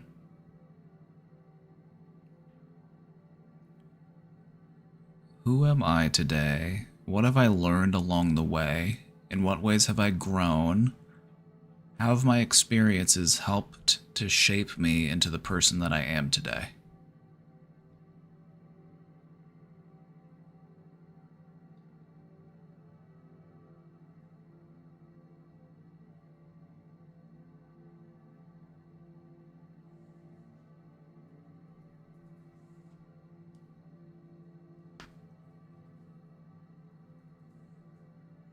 Oh, honey, I can dwell on many things.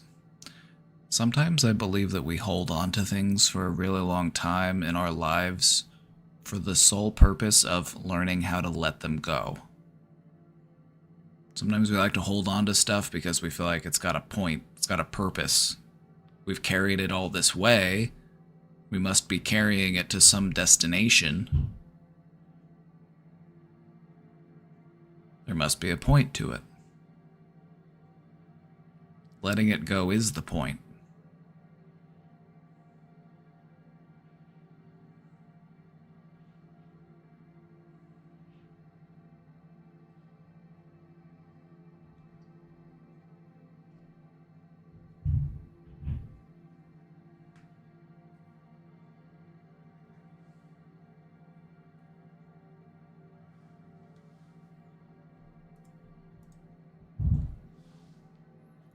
Let's give a moment to think about our supporting cast. Who are the individuals who played supporting roles in your journey?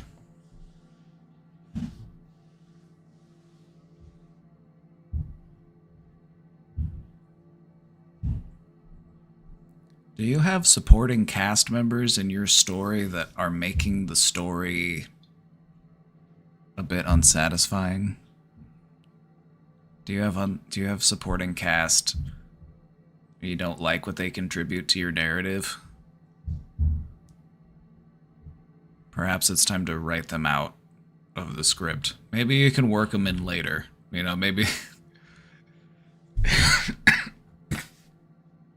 maybe you can work them in later.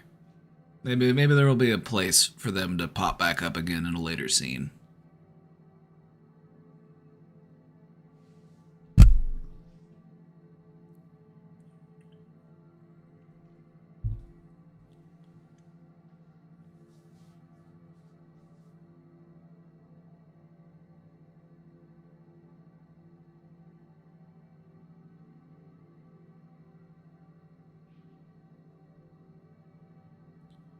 Letting go confuses me, especially when I feel I have forgiven an event I'll never understand from the other side.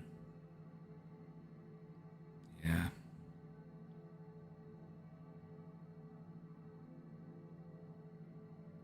I guess what helped me to understand letting go is the realization and the recognition that someday I'll have to let go of everything. Can't take any of this with me. So the question then for me became, when do I want to let it go? I will have to let it go eventually. Do I want to carry it my entire life? Do I want to wait until I am forced to let it go? Or do I want to try to let it go sooner?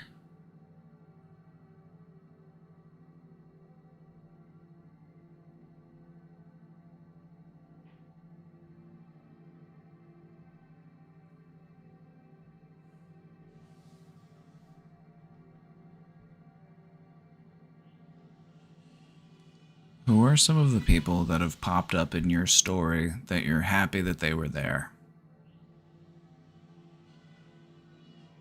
Who are the people that helped to support you on your journey? Who has helped to influence and support you?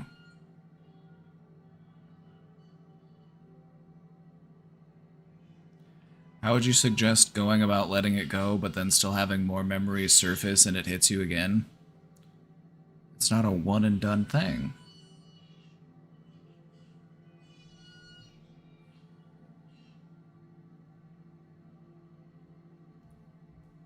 When it pops up again, you remember, oh yeah, I'm in the process of letting this go.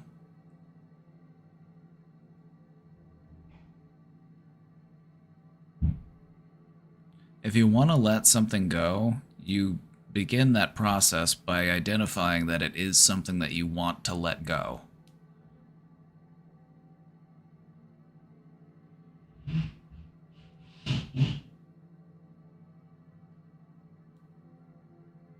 Adopt the mindset of, this is something that I am working on letting go.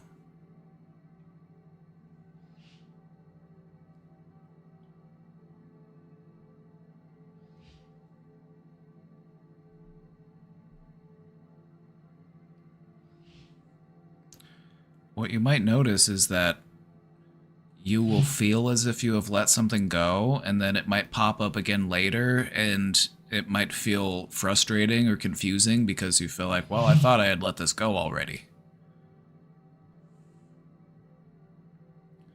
You're still in the process of letting it go. That's okay.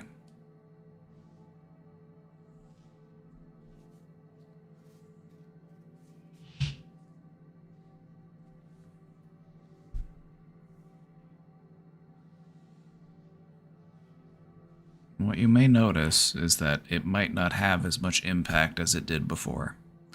It might still feel stressful, it might still feel bad to have those memories. It might still make you feel a bit anxious. But it might not make you feel as bad or as anxious as it used to. It might be a little bit easier.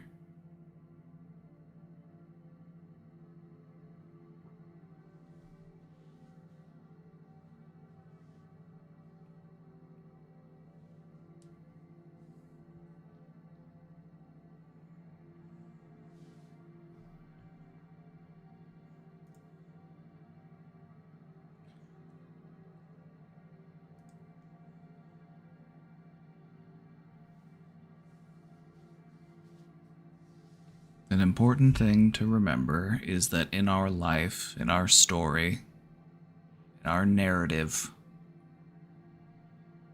other people play a part in helping to shape that story.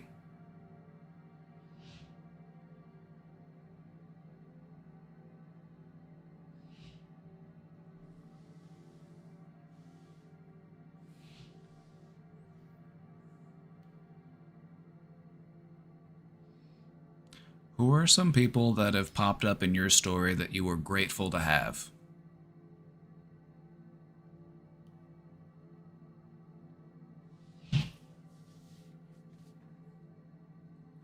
Exactly where I am. I'll be doing fine, and then some type of sensation will set off a spell of loss for about 2 minutes, and you skip on thinking about why I felt something I thought was gone. Then you feel insane or mad. That's normal. It's normal. Something pops up and you're like, ooh, I thought I was over this. I thought I was past this.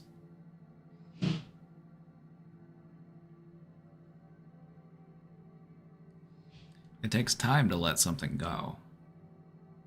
You have to think about how that process of letting go actually works.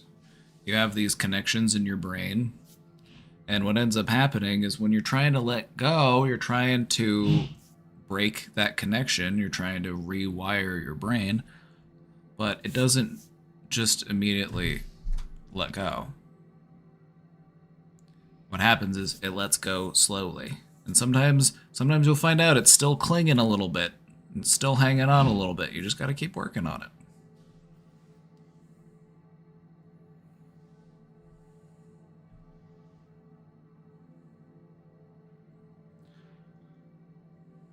A good indicator that you have let something go, because the thing about letting things go is that it's not like you just know what it is that you let go of.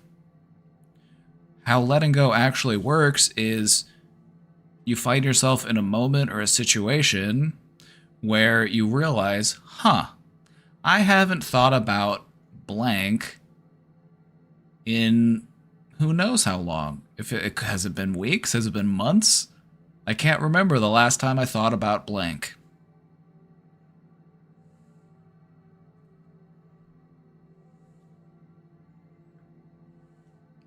That's what letting go feels like.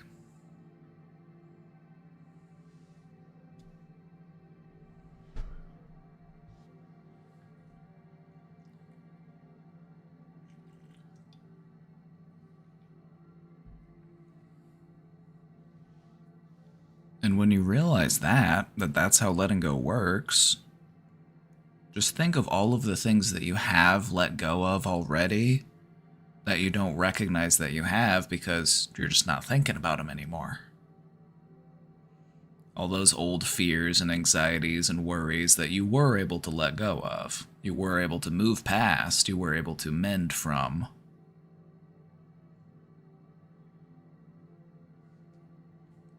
Exactly. I want you to feel proud. I want you to feel proud of that progress you've made. I feel like mental health would be easier if we felt more accomplished during the process. Unfortunately, it doesn't work that way. When it actually comes to feeling better about your life, it might not feel better. It might just feel weird. It might just feel different. It might just feel like, something's different. I'm not quite sure what it is. It feels strange. This feels new. And it might not be until you realize, I haven't had these harmful thoughts in a while. If it's been a couple days and I haven't had the dark thoughts haven't crept in.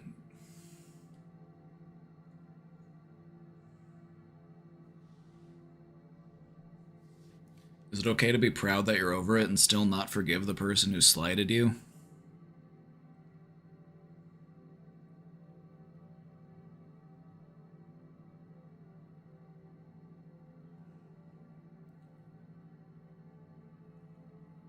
Forgiveness is an interesting concept. In my perspective, forgiveness isn't excusing the other person's behavior. Forgiveness isn't saying that what they did was okay. Forgiveness isn't making excuses. My relationship with forgiveness is it's something that I do for myself. Forgiveness for me means that I am free to no longer have to think about this thing. It doesn't affect me anymore. It's not something I need to spend time thinking about or bringing into consideration.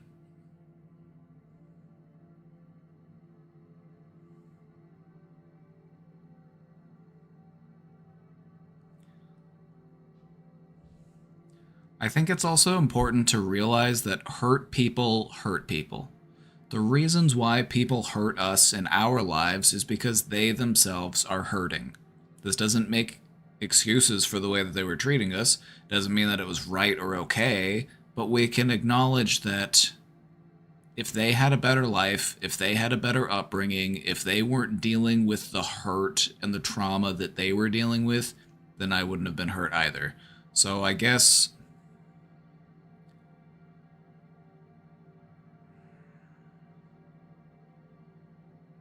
forgiveness for me feels like there's no more anger, it's just sadness. It's just, you wish things could have been different.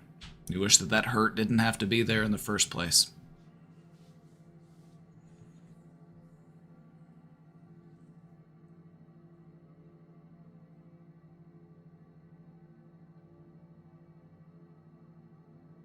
Like, you can forgive somebody, but never actually have to say it to them. You don't have to tell them that you forgive them.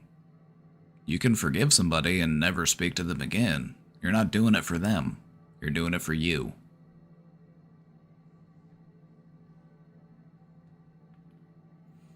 So I guess just ask yourself, how long do I want to carry this stuff around for?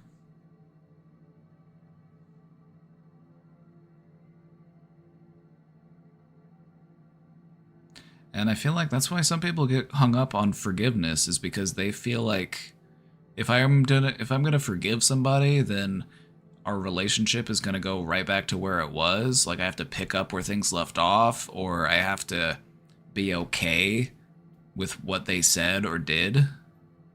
And that's not true. For me, forgiveness just feels like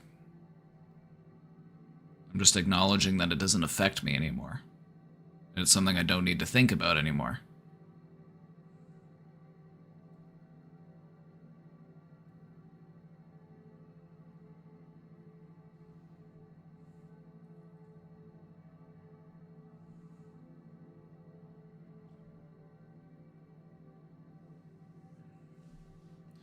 My brother seems to think I still have resentment towards him from when we were kids. I'm like, no man, I forgave a long time ago. It's what you're doing now that's the problem.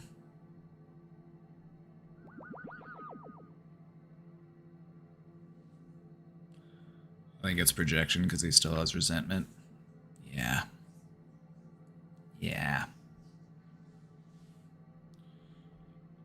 Projection, denial, very common.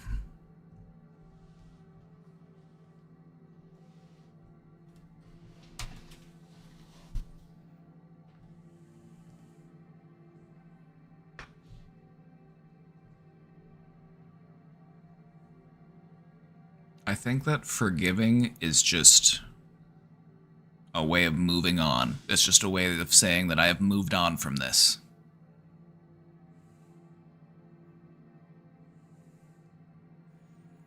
So if there's stuff in your life that you feel like you need to move on from, try practicing forgiveness. Again, it's not saying that what was said or done to you was okay. And it's not saying that you need to have a relationship with this person who hurt you. You're doing it for you. Just telling yourself that this is something like I'm ready to move on from. This is something I don't need to affect me anymore.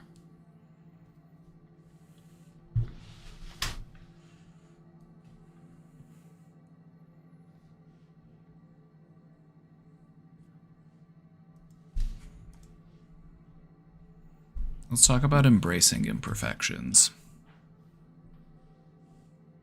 There's no such thing as a perfect movie. And sometimes it's the flaws that add character. They add depth.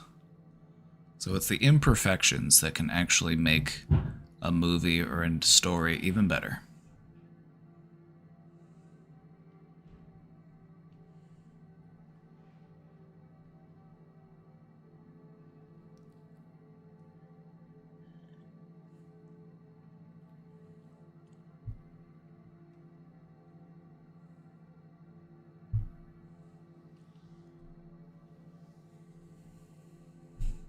I thought we all agreed Lion King is perfect. It's pretty good. It's up there.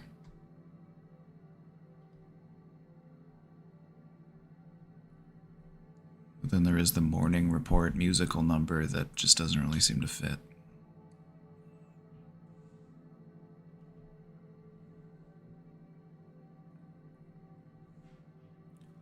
I'm selfish with my time and I don't feel bad for saying no. So yeah, I don't necessarily view that as selfishness. In my life, I recognized that practicing more self-care and more self-love felt really selfish. Sometimes we get the two confused. Like, I can't take good care of myself. I can't make myself feel loved or cared for because that makes me feel selfish.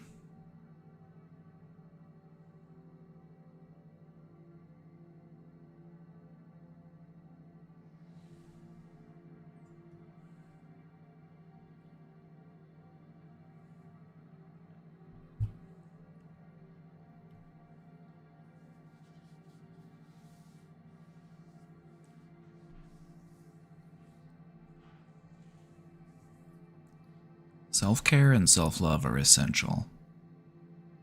It's stuff that you ought to be practicing.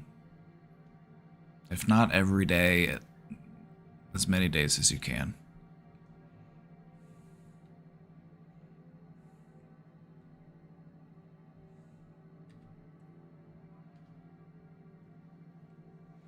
Acknowledge the beauty and authenticity in imperfection.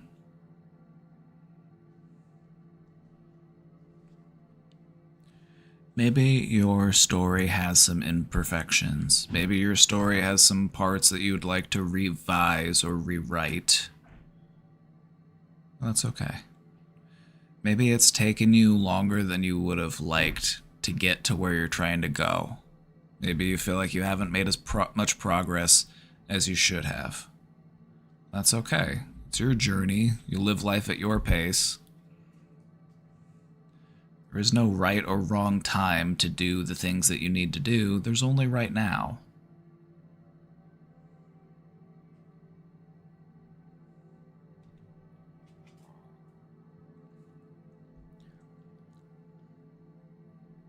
Take a moment to reflect on how challenges and setbacks can contribute to the richness of your story.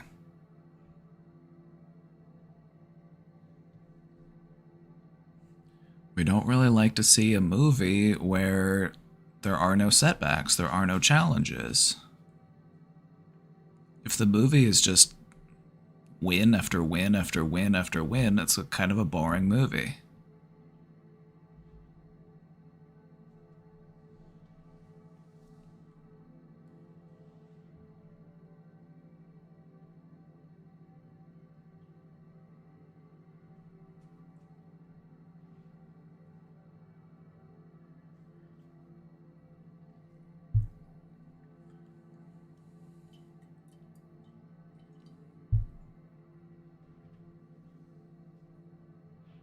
If you're able to embrace the imperfections,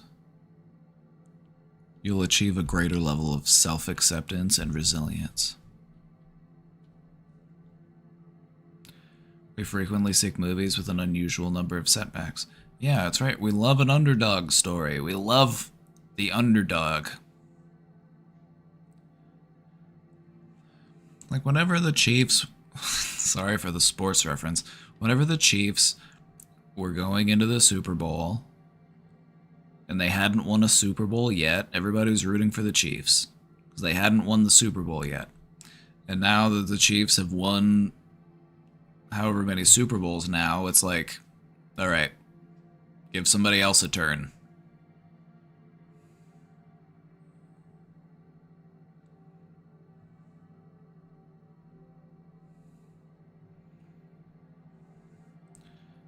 Why do you think that is? Why do we like the underdog story so much?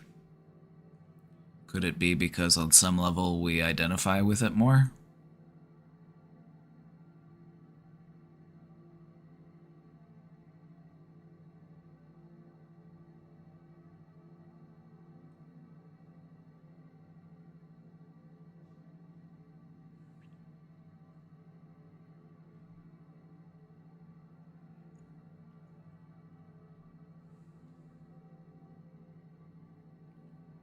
I feel like the underdog story is the reason why we value it so much, and the reason why we enjoy those types of stories so much is because we feel like the underdog.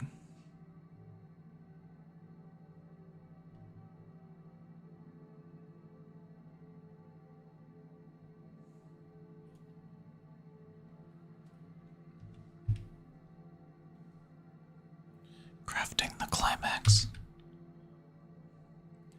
What is your pivotal moment that defines your journey? And we want to envision it because we're working under the mindset that it hasn't happened yet.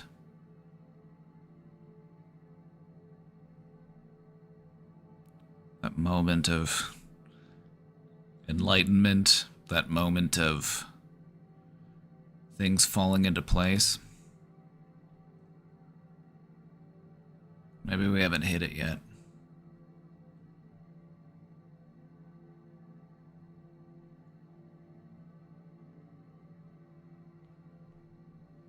So just giving some consideration to your life as it is, and the story that you have lived. What is it working up towards? What is it building towards? Where is it headed?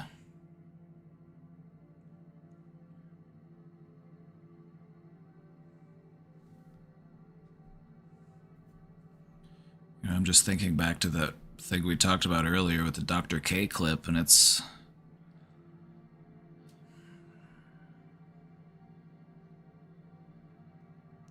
I'm a believer that if you are at your rock bottom, you've got nowhere to go but up. So what are you working towards?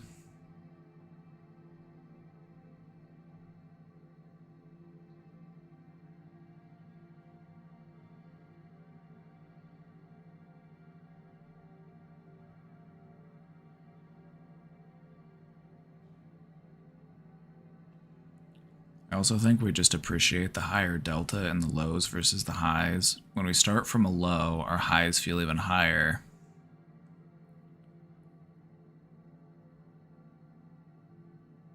I was talking to my friend yesterday about how when her relationships don't begin with tumultuousness, her perception of excitement also goes down.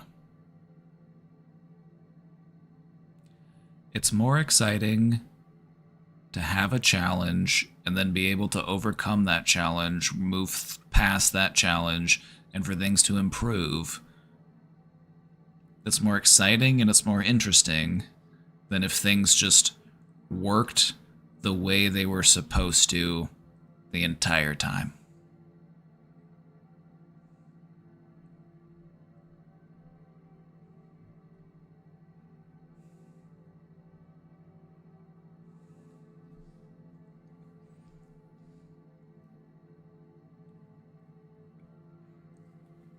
I've never thought about what my pivotal moment would be. You mean it wasn't getting moderator in this channel? That wasn't it? Good. I would hope that it would be something more. That was just the start, though.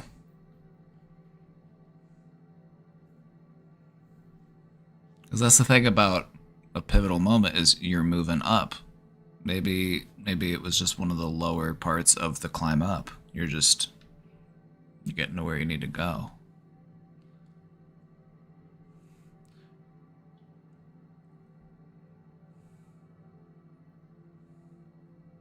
What does pivotal mean? A turning point.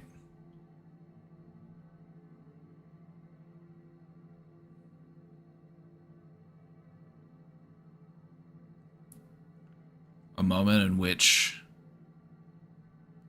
significant and substantial things happen. They can change the direction of your life.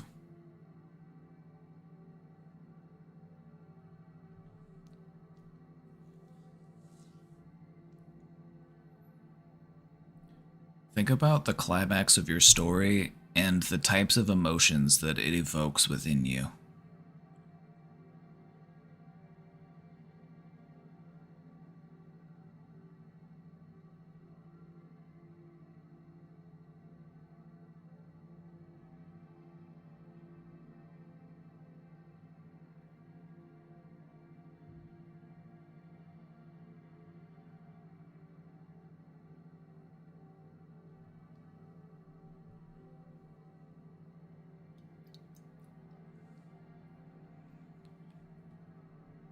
This ties into what we've talked about before about visualization.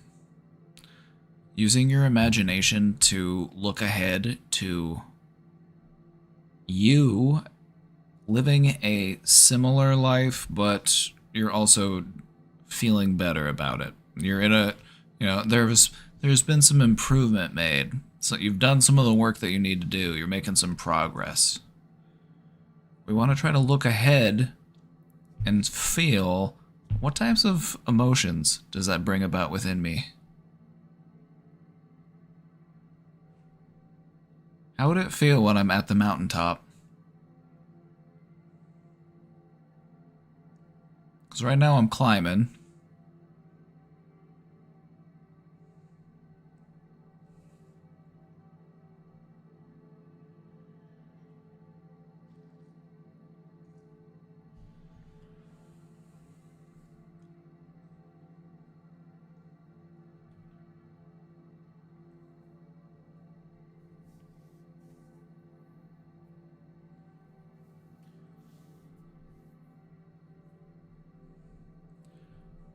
Reflect on the challenges overcome and the growth achieved that would lead up to this moment.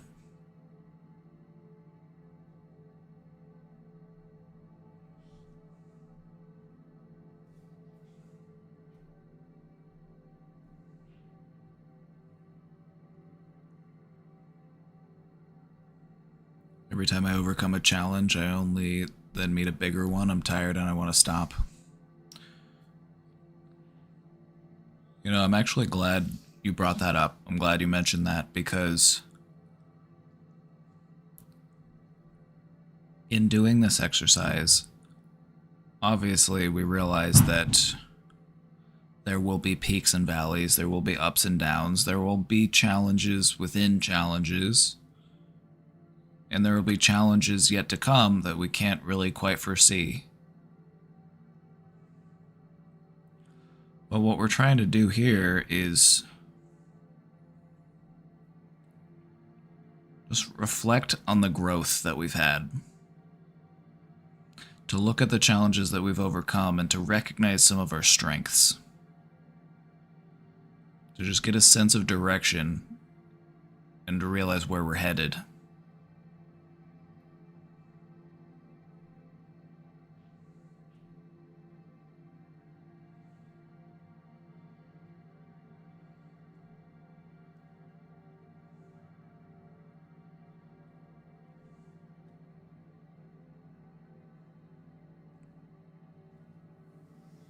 I kind of like looking back on the darker days and realizing that they helped lead me to the much better ones.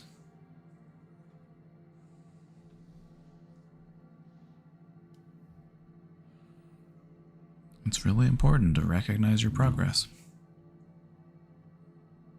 This isn't necessarily one movie, but a series. Exactly. Exactly. Your life could be movies within movies. We're just trying to use this thought exercise, this sort of You know, we're just trying to use this exercise to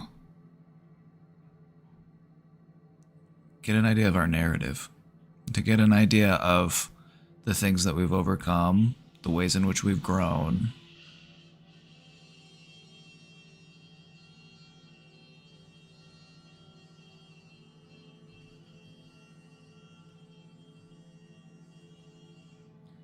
If you feel exhausted and you're tired and you want to stop after doing one challenge and then a bigger challenge has come, it's okay. It's okay to be tired. It's okay to want to stop. It's okay to take breaks.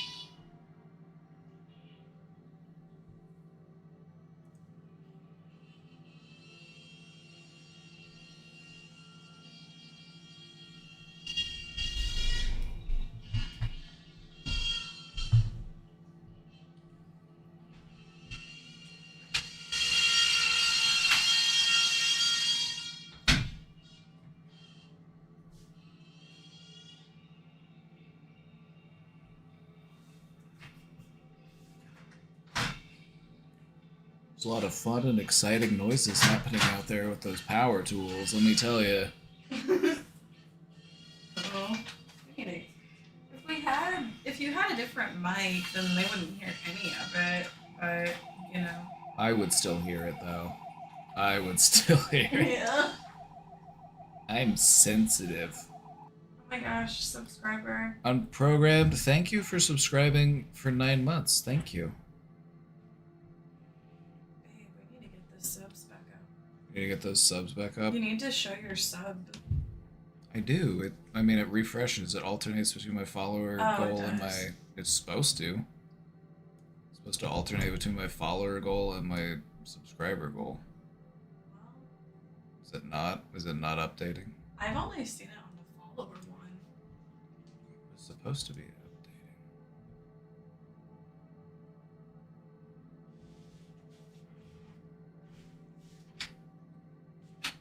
You heard Casey, I need to get my sub count up, so... Don't tell her no.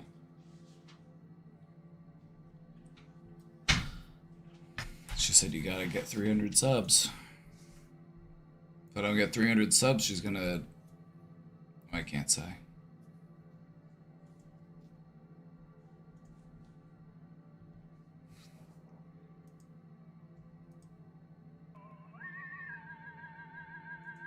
Casey Tron gifted 10 tier 1 subs. Thank you, Casey. Thank you for gifting... Thank you for gifting me 10 subs. Thank you for starting us off on a hype train. See, look, okay, there it does. See, it does. It does alternate. Now it's showing my sub goal. It alternates between the two. See what I mean? Right here. I think it should just show subs. Do you want me In my opinion.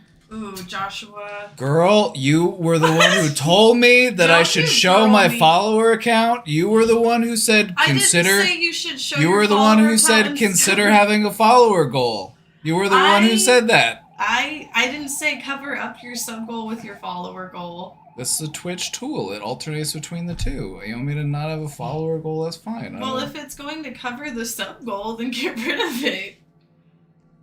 Okay. Babe, we gotta get you in this Partner Plus. You're right. And when you're right, you're right. There. You guys, if he doesn't get this Partner Plus, then... if he doesn't get this Partner Plus, then I'll be mad at all of you, including him. No, if he doesn't get this Partner Plus, then he'll feel like he disappointed me, so he'll wallow in self-pity for like...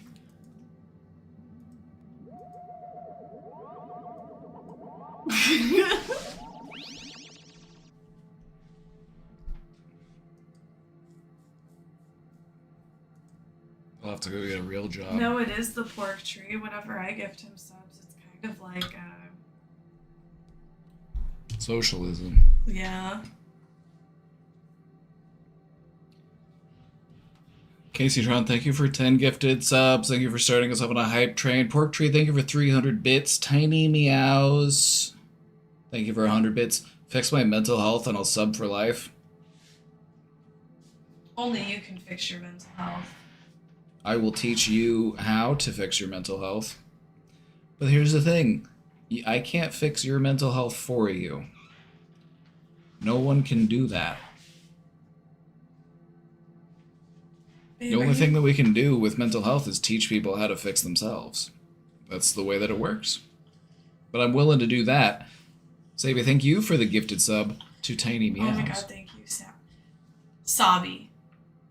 Sabi. No, because she said that there's like a way you're supposed to pronounce the N too that we just can't pronounce American. Yeah, it's Swedish. I Sabi. just Sabi. quit trying. Are you mad at me? No. No.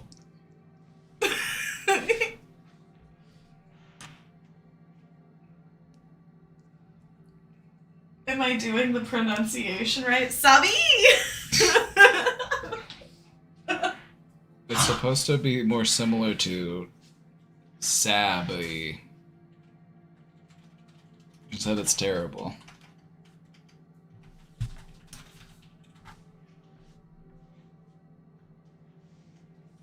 We're hype training. Keep that hype going. Joshua told me that because, I always ask, like, are you mad at me? It's something that I just ask very often, and it's very real. It's not even a meme. It's just something that I ask. And Joshua told me that often, like, people who, like, do that kind of a thing, they grew up in unstable households where they didn't know, like, the correct answer or something like that, right? Yeah. Emotionally distant parents who would give you mixed signals, mixed messages. Sabi! Thank you! Sabi! Sabi! Sabi, thank you for the 5 gifted subs. Cutie Cheeks, Kitty Cheeks, thank you for the gifted sub. Chat, let me take a moment. I'm practicing my shilling. So that's something I need to get better at. I need to get better at it. Because of course, nobody likes to ask for help. Nobody likes to ask for financial support. But hey, if you like this content, and you want this type of thing to be sustainable forever, I appreciate any support that you can give. Even if it's just following or chatting or, just helping to boost in other ways. If you can subscribe, consider subscribing. If you're able to give subs, that's really cool. There's a lot of people out there who don't have access to the mental health that they need, and I feel like we do a really nice service here of helping to connect people with that help.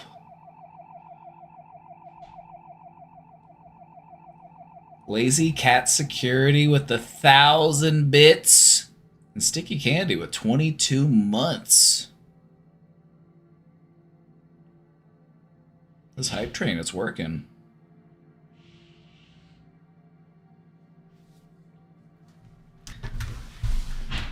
The hype train, it's working. With the support of viewers like you, we can help to provide free and accessible mental health support to people who might not have anywhere else to go.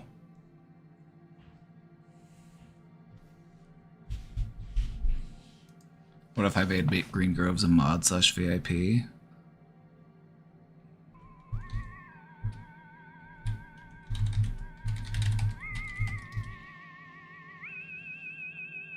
I have modded them. Tanu Tuva with the 5 gifted subs.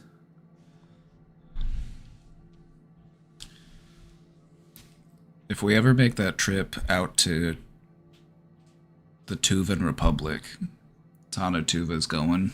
We're gonna go together.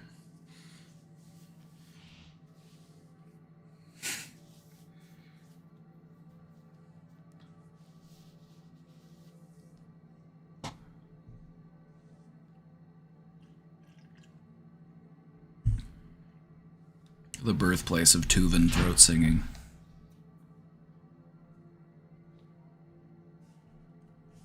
Wow, we're at a level 6 hype train. That's really cool.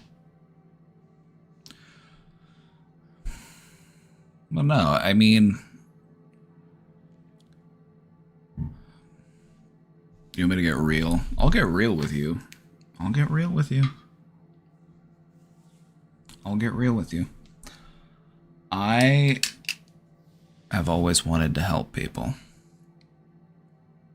I was one of those kids who would look out on the state of the world and realize that things were unfair, and I was always complaining about it. I was always saying, that's not fair, this isn't fair, why should things be this way? And I just remember always getting told, that's just life, that's just the way things are, life's not fair.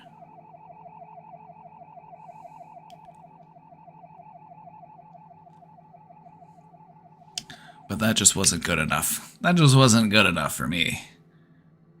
Skenerbug, thank you for subscribing. Green Groves Farms, thank you for subscribing.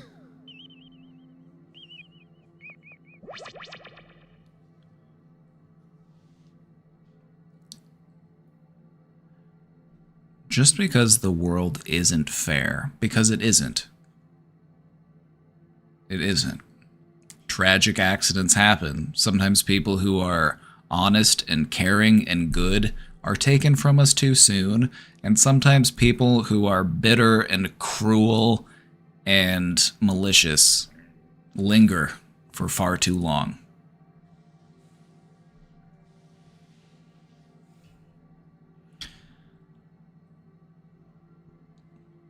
We only got 3% of the way to go to hit level 7. We're so close. A minute and 20 left. As long as you want me to continue being open and real and talking to you about my work in this way, you just gotta keep the hype train going. I'll keep being real. Sabi with the gifted sub to USA Whole.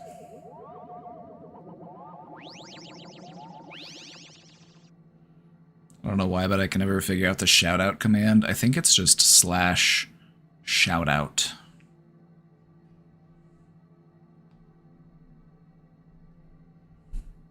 Thank you for the 1 bit. Every little bit helps. Every little bit helps. Even if it's just 1 little bit.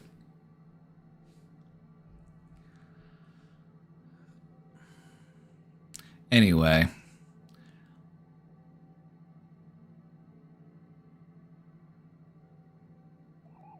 that's how I got started in mental health. That was what I wanted to do. I wanted to make the world a more comforting and welcoming and understanding place. AKA Calio, thank you for subscribing.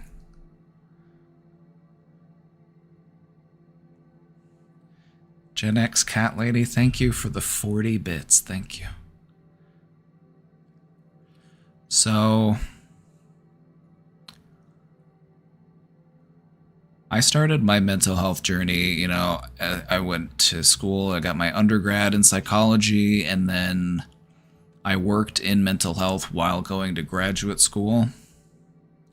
I worked, you know, in residential settings. I worked with kids that had been, you know, removed from their homes due to like abuse or neglect or behavioral issues. I worked at a day treatment school. I was like a TA, would just sit in the classroom and yeah. And then from there I went on to work with whole families. I was an intensive in-home services worker. I would go in whenever a family was at risk of having their children removed from the home in this sort of last-ditch effort to try to turn the ship around.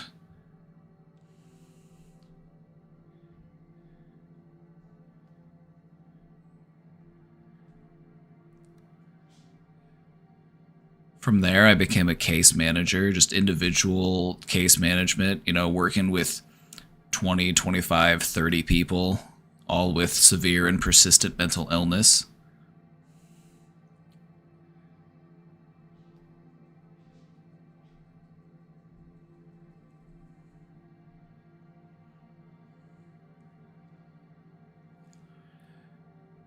And then, you know, I graduated school, I got my master's degree, and I started doing counseling. I did individual counseling, I did substance abuse counseling, I did group therapy, I did individual therapy, I did therapy in my office, I would go out to people's homes if they were anxious or agoraphobic, I'd go meet them. So I've seen a lot. You know, I've worked with homeless outreach, I've worked, you know, if you can think of like a mental health scenario, aside from like working in an inpatient hospital, I haven't worked in a hospital, but I have worked residential. Anyway, where I'm getting with all of this is that I've seen a lot of different things, and I've seen a lot of different struggles, and I've seen from the inside a system that it does a lot of good. The mental health care that we do provide isn't bad. We have some pretty solid mental health care in the United States. That being said, the issue that I had is with accessibility. A lot of people can't get the mental health that they need. There are just barriers in the way, or they, you know, have been taught that mental health isn't something to take seriously. And so that's why I do this. I want to bring it to the people who need it, who can't get it any other way, but then also I want to educate the people who have been made to feel as if it's something not to be taken seriously.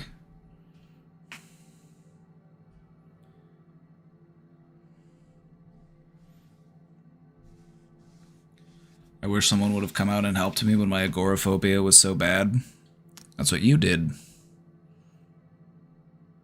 You helped yourself when you needed it most. And that's why you've gotten better. Hype Train concluded. 28 gift subs and 1,441 bits. Thank you so much. Thank you all so much for all the support. I really love to see this community supporting itself, and I love to see how it's grown so much. Thank you for giving me such a sense of purpose.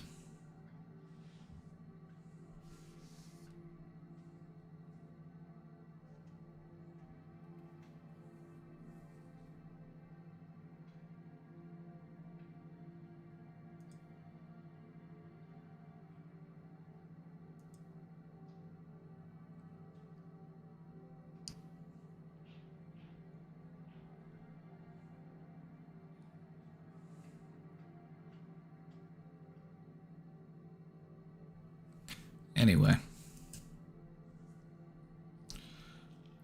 My thinking is that I can do the most good by teaching people online the art of self-healing, or to encourage them to connect with supportive figures in their life. You know, maybe revisiting the idea of counseling or therapy. Maybe they've tried it before and it wasn't really their thing. You know, maybe we can try again. You know, maybe we can look at it a little bit differently.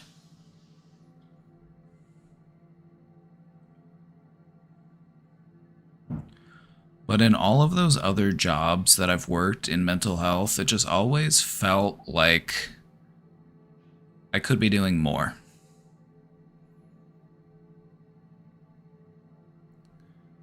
It's not that I didn't find it meaningful. I found it very meaningful. I found it very fulfilling. But I just always felt like with the skill set that I had, I could take it to the next level. That's why I'm doing this. That's why I'm here.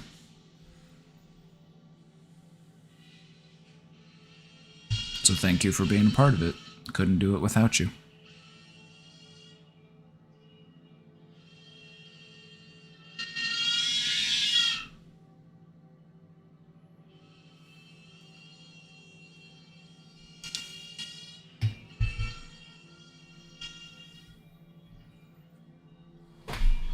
This stream has been good for your mental health, even though you're making very little progress. Yeah, that's still progress. Little progress is still progress. It's once you start to get some momentum that you can really start to make some big strides.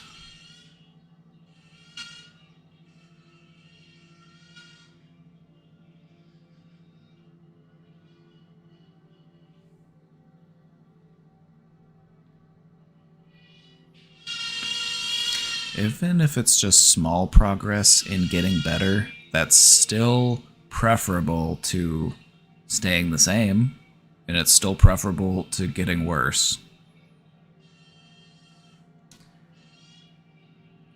We would rather be moving in the right direction at a snail's pace than going somewhere else at a different pace.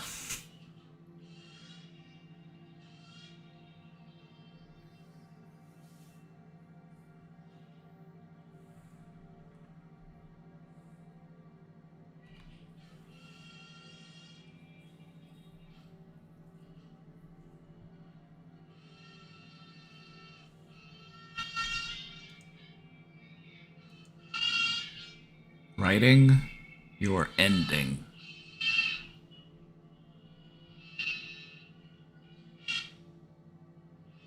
What are we sawing today? It sounds like a multi-tool. It doesn't sound like a rotary saw. It sounds like one of those smaller little like a little multi-tool thing. That's what it sounds like. It's actually a robot cat fighting a robot baby, you're right. That's actually what it is.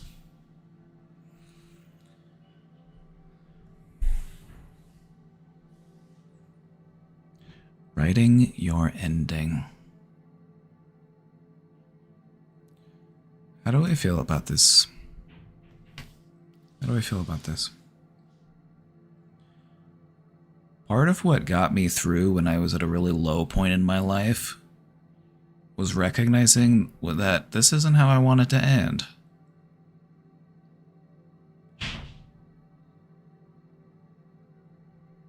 And I wanted to stick around, and I wanted to see through it and see where I got. That to me was more important.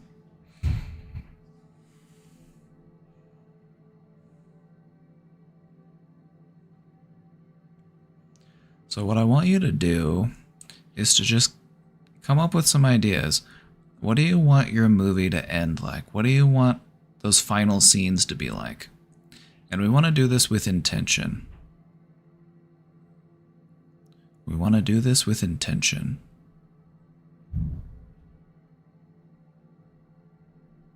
what you want, what matters to you, is important here. This is difficult. I know.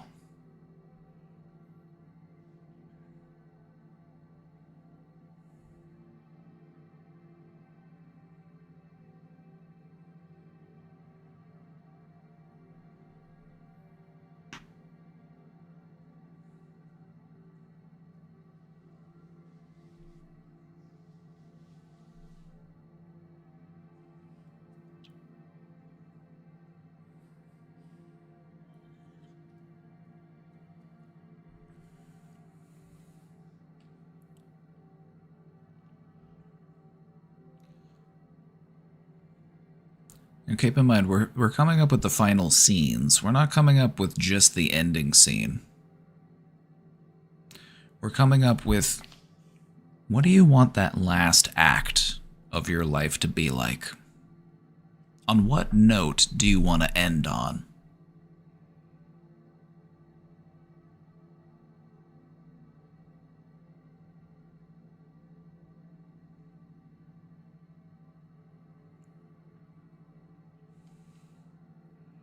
Stability and comfort and love.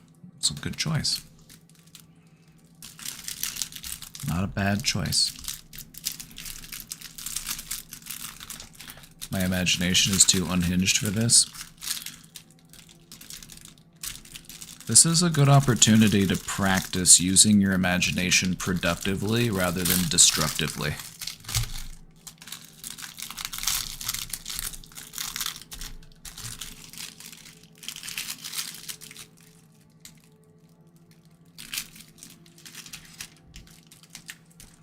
Ending on a high note would be nice. Ending on a high note would be nice. Also, just ending on a normal, average, peaceful, okay note is nice.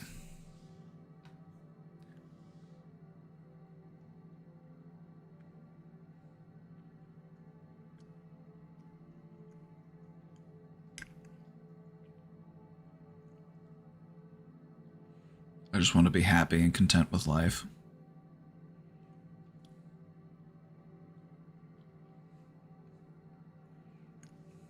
In what ways are you happy and content with life at this moment?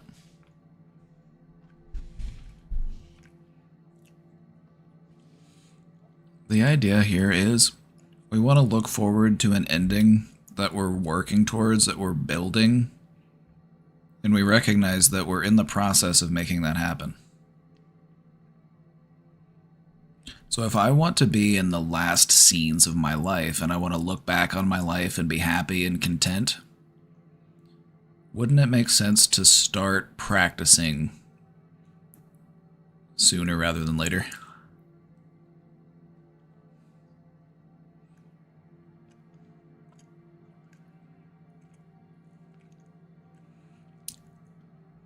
My first response was covered in the blood of my enemies. Oh, I know, right?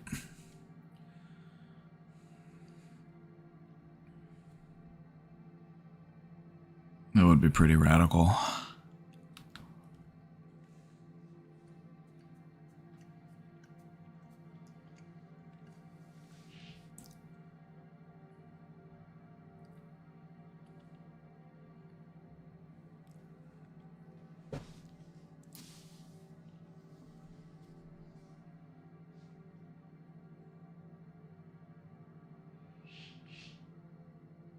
I guess the most important thing that I feel like I want to see in the final scenes, peace. I just want it to be peaceful.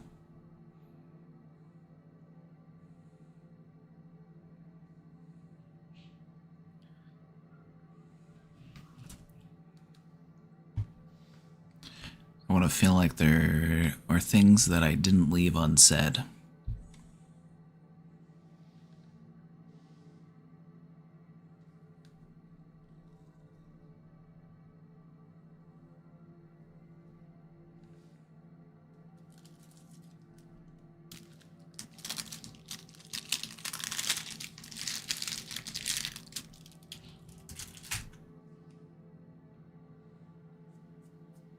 Good thing our brain does that. That's true. Your brain does do that for you.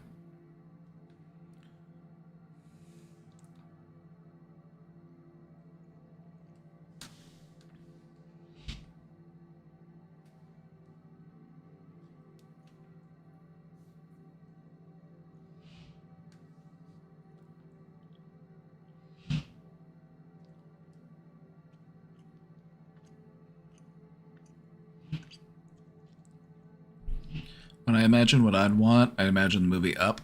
I guess being happy, cute old lady with a nice garden and a husband that's my best friend and the love of my life. I feel this may not be a healthy dream since it requires another person to be there, though. When you have that kind of peace and calm and happiness in your life, you want to share it with somebody.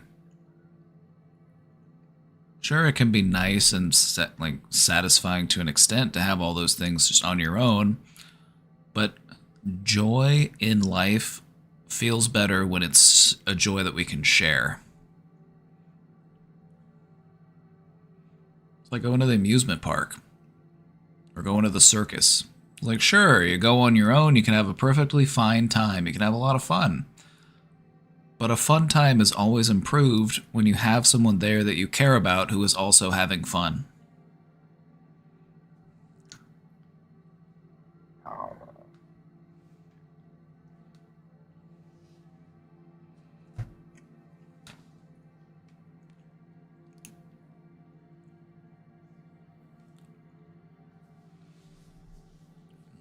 I think I would also like to have people remember me as a kind person. All you gotta do is keep doing what you're doing. Me right now, I know you as a kind person, so what other type of person could I remember you as? If you want to be remembered as a kind person, just be kind. Leave it up to other people to remember what they remember.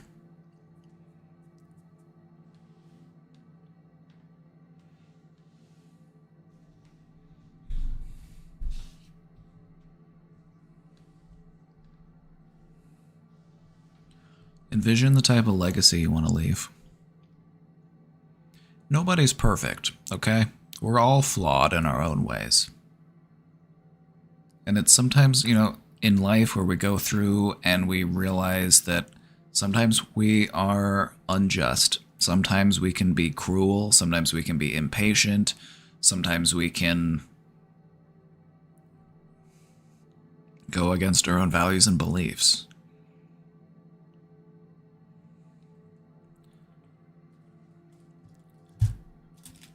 It's about continuing to try to do better in spite of all those things.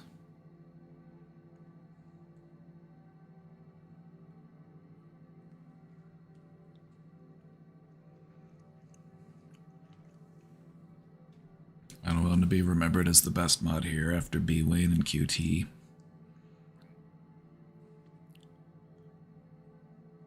You're a top 5 moderator, that's for sure.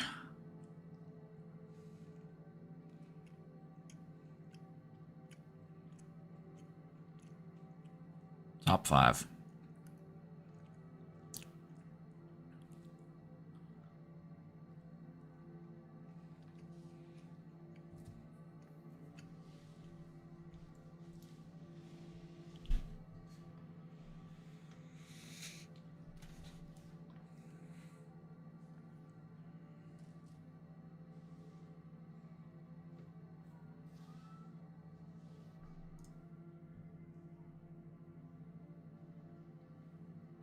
What sort of values and principles guide these final scenes in your life?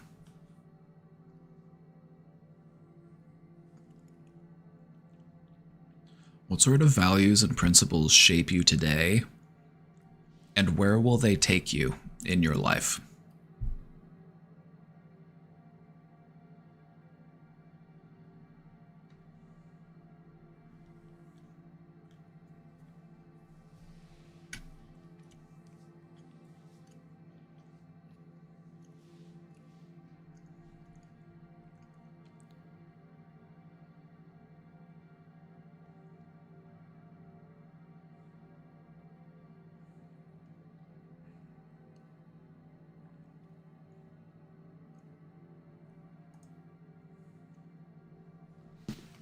Consider how you can take intentional actions to help shape the ending of your story.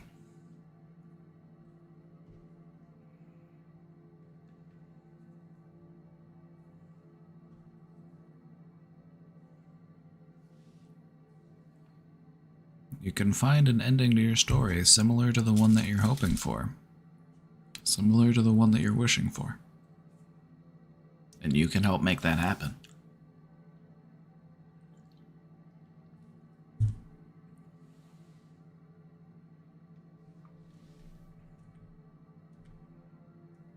Let's talk about cultivating gratitude, shall we? I didn't know what to put for the picture of this one, so I just found a stock photo of a guy just going, gratitude.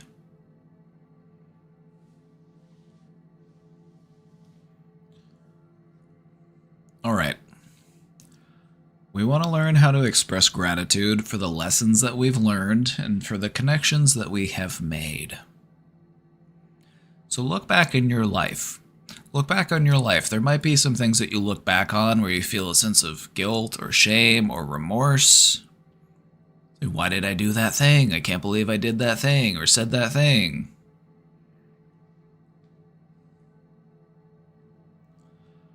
A healthy way to handle those feelings is to learn to express gratitude that you have learned the lesson.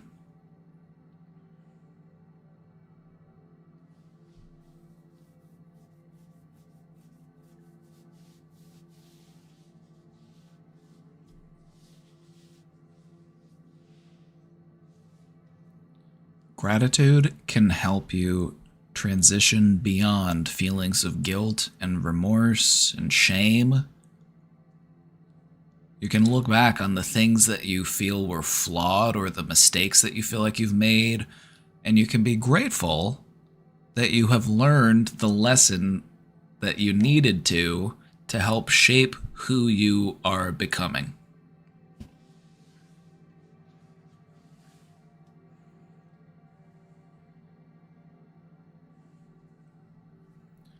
Skeletons just came rolling out of your closet. What do you want to do with them? If skeletons come rolling out of your closet, I would say try to dress them up fancy and have a tea party with them. We don't need to just shove them back into the closet. We also don't need to just throw them out.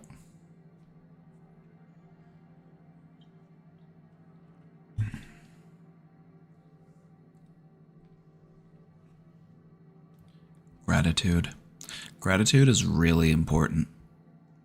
Gratitude is actually one of the most powerful skills that you can practice and develop when you're working on rewiring your brain out of depression. If you're trying to rewire your brain out of a depressive phase, gratitude, gratitude, gratitude.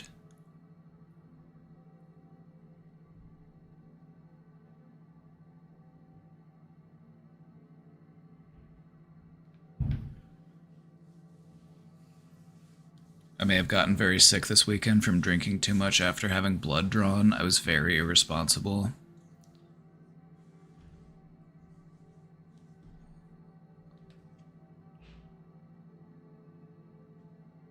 To me, very irresponsible was I ran over a mailbox.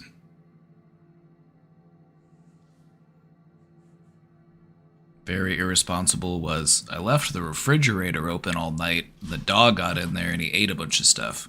That's very irresponsible. To me, what you're describing is the normal, average, everyday person type of responsible.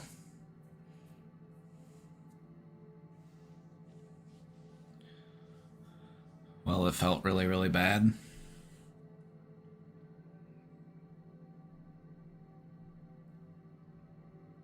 I think you already know why it felt really, really bad. It has to do with how you're wired. I don't think you need me to explain that to you.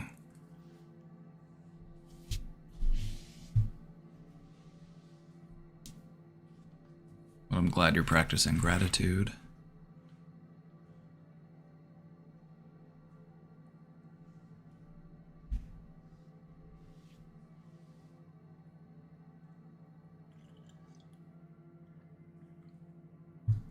Happy affiliate anniversary. Thank you, Big Mike. Happy affiliate anniversary to you, too.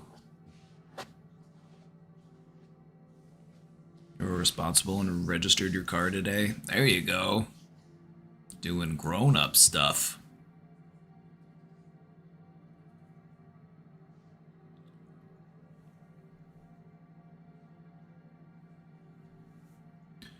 What I'm getting at here with this one is if you have lingering feelings of guilt and shame, especially about stuff that happened a long time ago, try gratitude instead.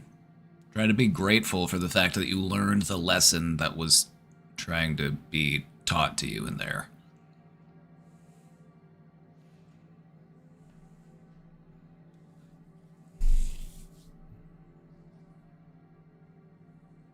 I fired my mental health nurse, but I made an appointment with a different one.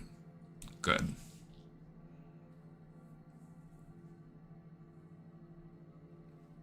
I'm gonna try that.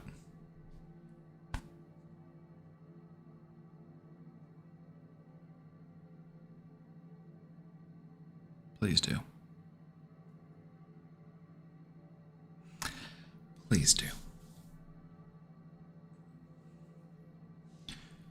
Just do me a favor. Before you let your intrusive thoughts take hold, just imagine a little me.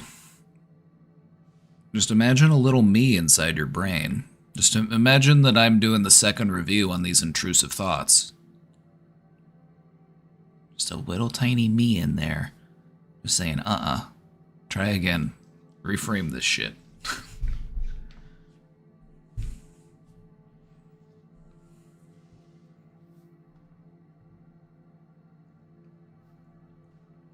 And then, if that helps, remember that that's actually you doing it. It's not actually me doing it. It's...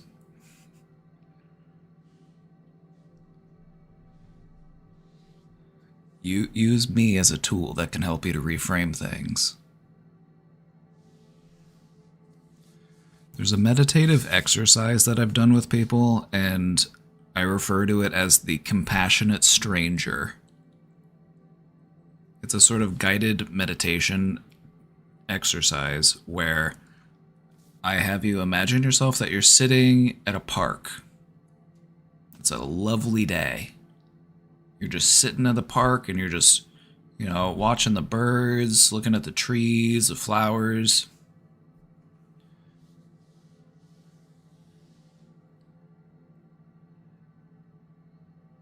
And then in this meditation, what you do is you imagine a stranger, someone you don't know.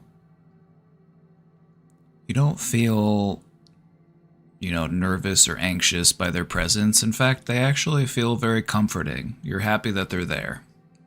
It's a welcome company. And they just come up next to you and they just sit on the bench next to you. And this compassionate stranger, they turn to you and they say whatever it is that you need to hear in that moment.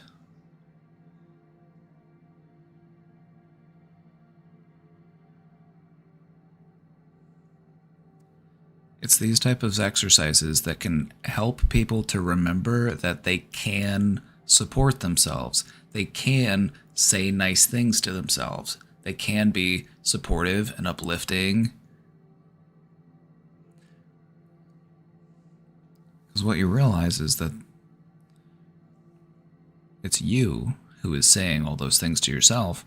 It's just easier to do that if you imagine that it's some stranger saying it to you. Because for some of us, the idea that we could be supportive of ourselves, at least internally, just seems impossible. Like, oh, not me, I hate that guy.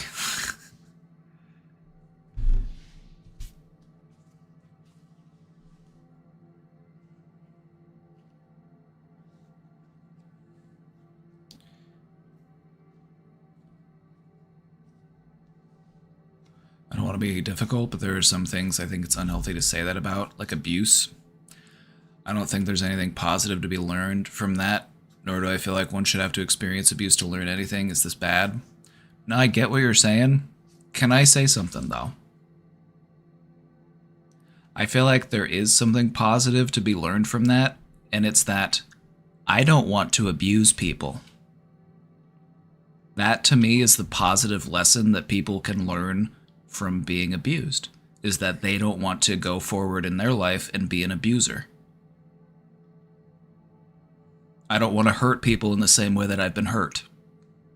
That to me is an important lesson that people can learn.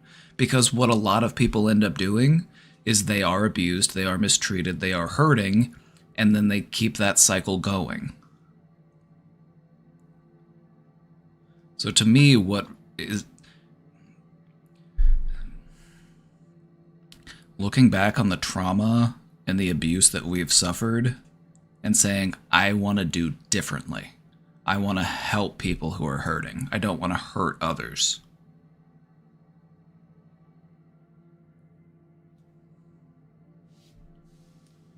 You get what I'm trying to say?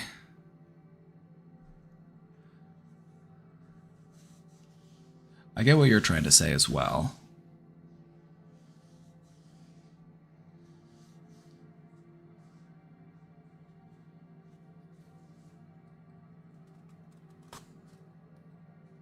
It's not that, it has to be right or that it has to make sense or that it was deserved or anything like that. It's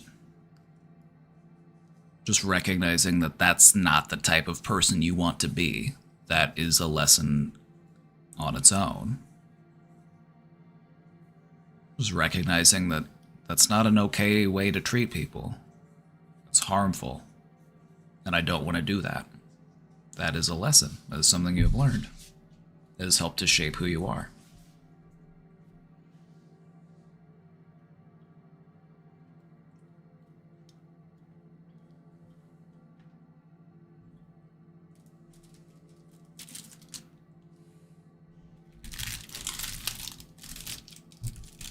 Wouldn't it be nice if abuse just didn't happen, though? Like, wouldn't that be good?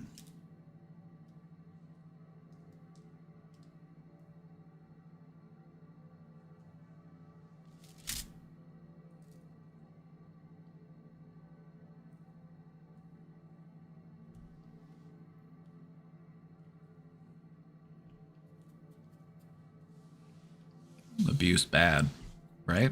Bold take, I know. It's my controversial statement of the day.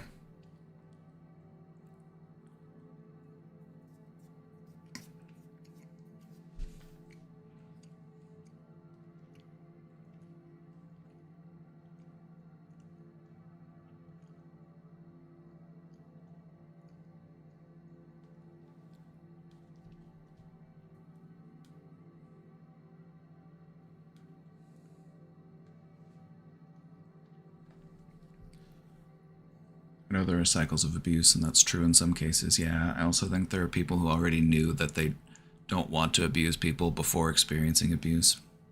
I agree. So for them, it's like they didn't learn anything because they already knew they didn't want to treat people that way. And maybe the lesson that we're learning is how to heal.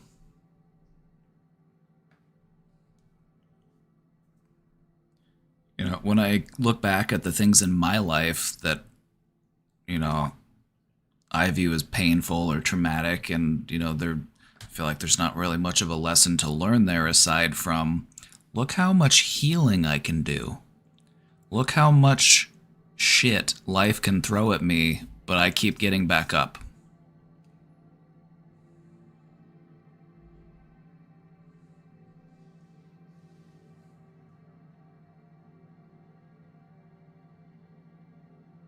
I want people to be able to draw inspiration from their story. To look back at the hardships that they've survived and say, wow, I'm a tough motherfucker. Rather than identifying as like a victim.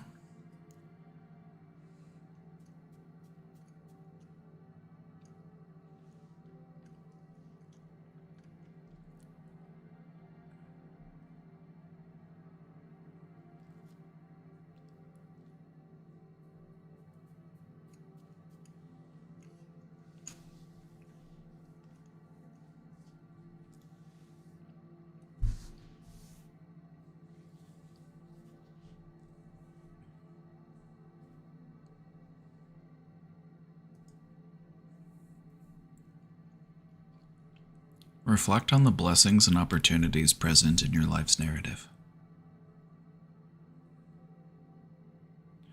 What I've noticed in my life was that I was much more aware of all of the blessings once I started counting them. That's why they're always telling people to count their blessings. Make sure you're counting your blessings. Because if you're just trying to sit here and think and you feel like you don't have any blessings, it might be really hard to think of any. It might be really hard to get that process started.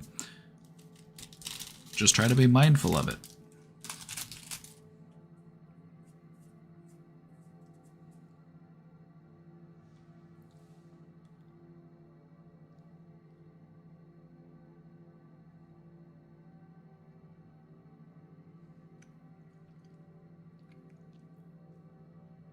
When I'm angry, I throw my dog's ball as hard as I can. Whenever I'm angry, I take it out on the food that's dried onto the dishes in the sink or something. Like when I'm angry, I take that shit out in scrubbing my bathroom.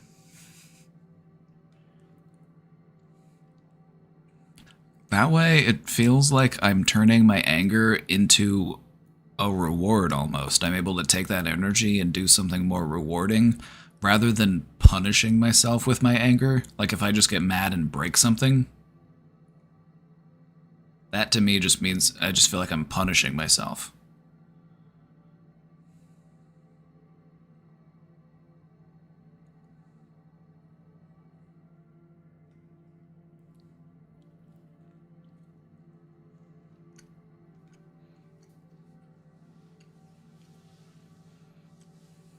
Sometimes I really need to punch my memory from a mattress, right?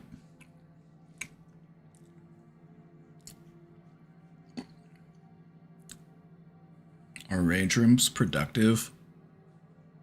Rage rooms are surprisingly popular. People get a certain release by breaking shit.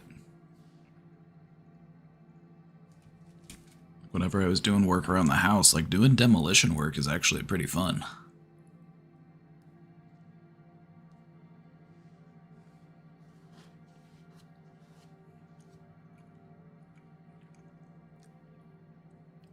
I don't feel like I trust myself to get out anger in a physically violent way, or I don't trust that it'll feel good to me. I don't consider it violent unless it's directed towards another person or like another living creature.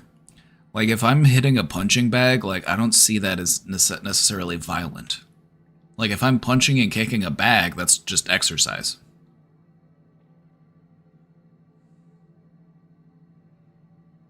To me, it doesn't feel like violence unless it's actually directed against another living thing.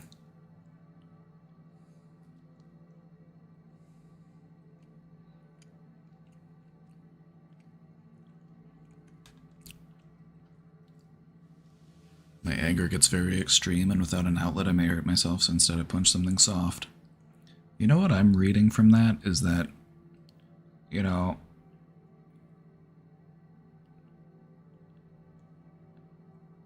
it's a double-edged sword. This can actually be a strength. You can feel feelings on an incredibly powerful level. It's not just anger that you can feel at such a high level. You can feel any emotion at that high level. Anger's just the one that you're wired for.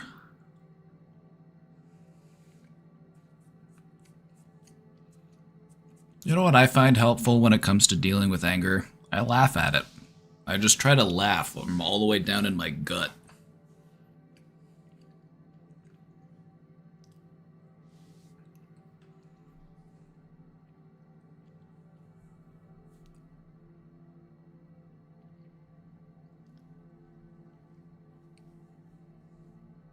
I've just spent my whole life trying to embody a body as big as mine or to be physically imposing, so letting go of that inhibition is scary.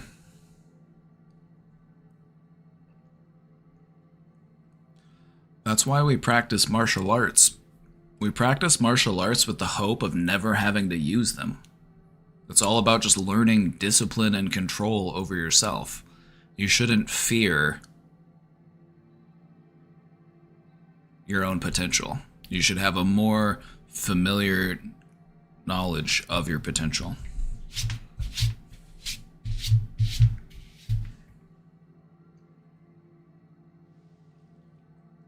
I want to see I want to see Cutie Cheeks doing like some kickboxing or something. Be a killer.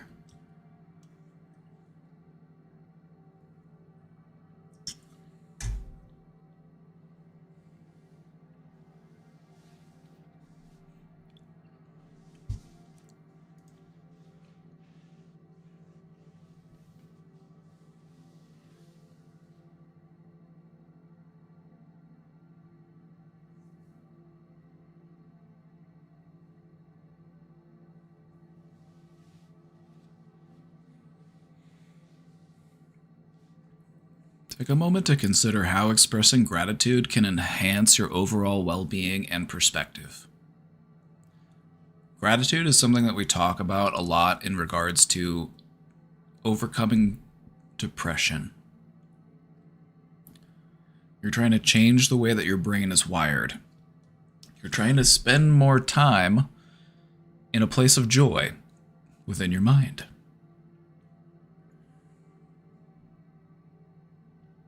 I think Cutie Cheeks is right. You actually just took the lessons of martial arts to heart, and that's why you're so aware of it. You should be like, wow, I'm a powerful motherfucker. People should people should respect me, but I should also respect myself.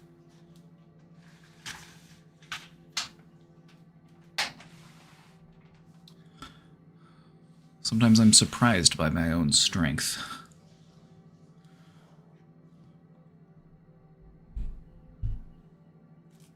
I would hope that sometimes you are surprised by your strength as well.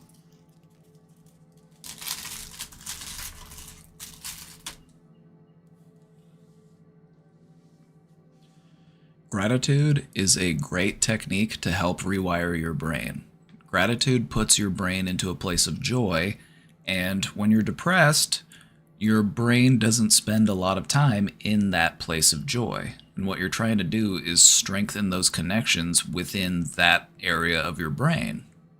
And the way that we do that is through repetition and through practice. If you want to rewire your brain, you just got to keep doing what you're trying to do. You just have to keep trying to redirect your thoughts. And over time, it just becomes something more and more manageable.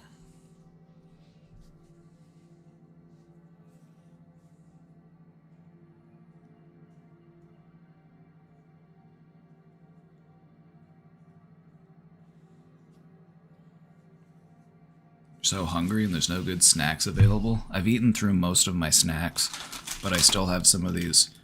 Casey got these buffalo flavored hot Cheetos, and she said she didn't really like them. Anytime there's a new type of spicy Cheeto, Casey likes to try it, but she never likes it. She never likes it. She's like, nah, that's not it. I'm like,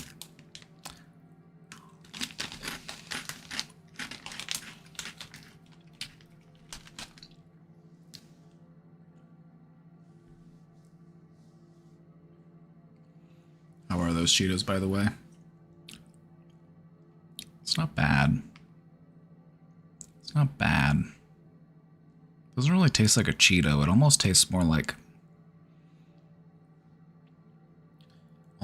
a buffalo flavored pretzel or something. It's interesting.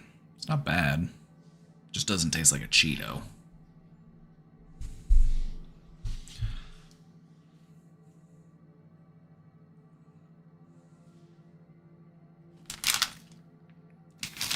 I have a question for you, chat. Do you take me for a fighter? I haven't fought as an adult. I haven't had to fight anybody as an adult. I didn't even have to fight anybody as a teenager. But in elementary school, I was getting in fights all the time.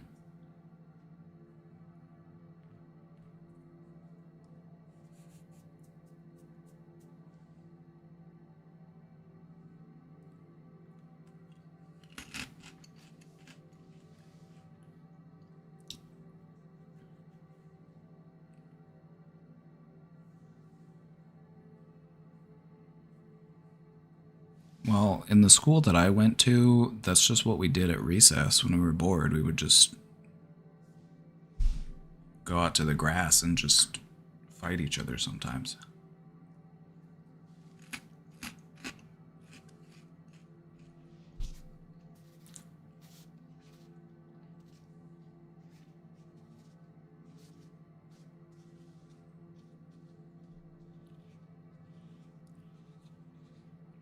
This strike has a big diffuser.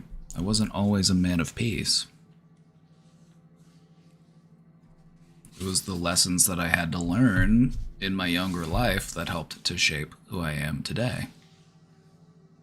That's my narrative journey.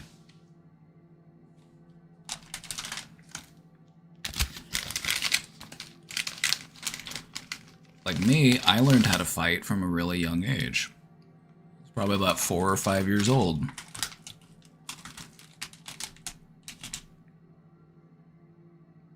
You know, my dad was a police officer, so I was shown all sorts of, submission holds and, how to fight, basically.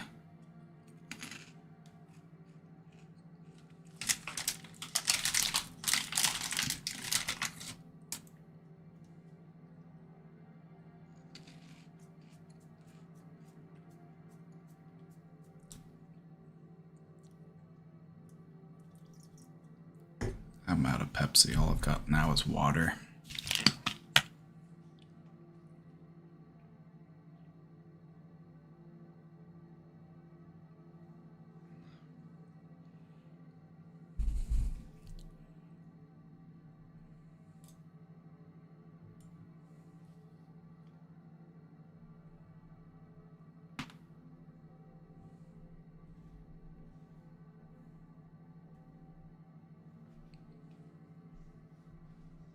There was a girl at the brothel I was at that was always accusing you of stealing her meth. People who smoke meth are always accusing other people of stealing their meth. It's like, somebody probably didn't steal your meth, you probably just smoked all your meth. That's probably what happened. I'm not talking about you, I'm talking about the meth addict. It's just some meth addict behavior.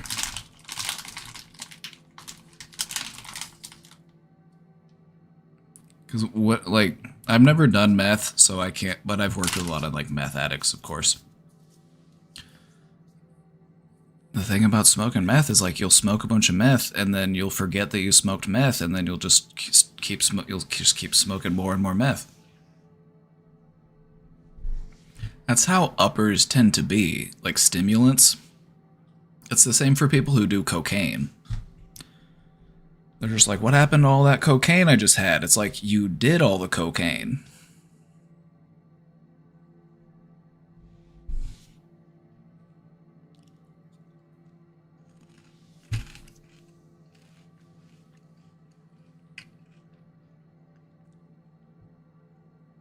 They're like, who stole my drugs? I'm like, you did. Like, you... like,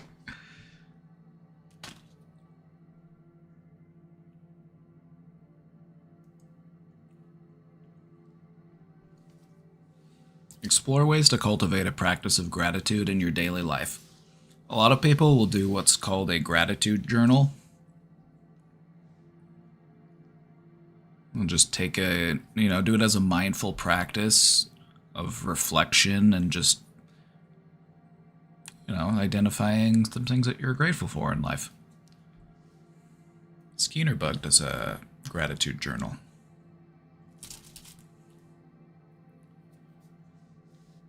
So, chat, what is something that you're grateful for in your life today?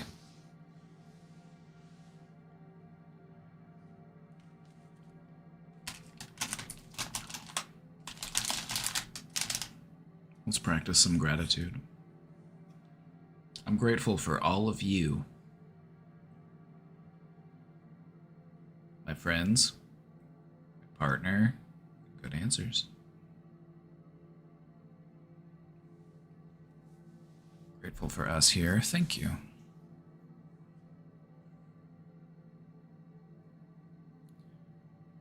Gratitude as a practice is actually incredibly powerful. It is.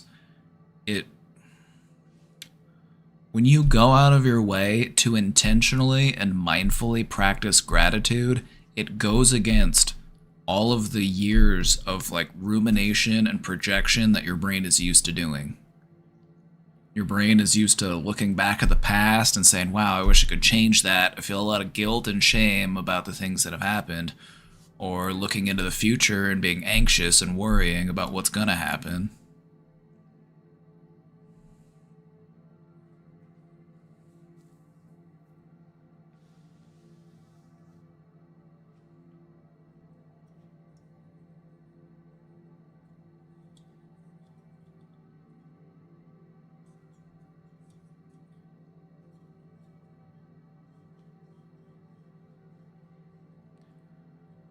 So when it comes to gratitude, don't just practice it for the people and the things and the animals that are in your life. Express some gratitude to yourself, learning from your mistakes, giving yourself grace and patience, and showing yourself love. It brings you into the present. I'm happy you mentioned that. It's a really important thing to recognize, is that gratitude is something that we do actively. If you want to feel happier and more joyful, practice gratitude.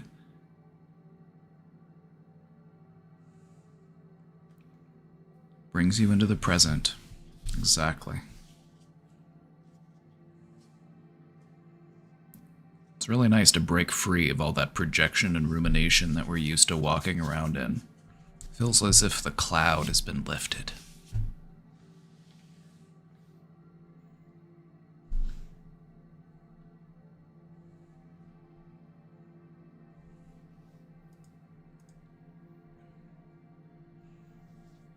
Let's sum up this presentation. And then I'm going to take a look at the question box and see what we've got rattling around in there. Embrace the power of your narrative and continue writing your story with intention. What type of story do you want to live? You can help to make that happen. You have to play an active role in it. Don't let life just happen to you. Become an active participant in it. Can I post these slides for you? Sure thing. I'll post them in the Discord after this. Recognize the strength and resilience inherent in your journey. Take a look back, and instead of, feeling how you currently feel or how you're used to feeling, look back and say, damn, I was really strong. I did that shit. I made it through.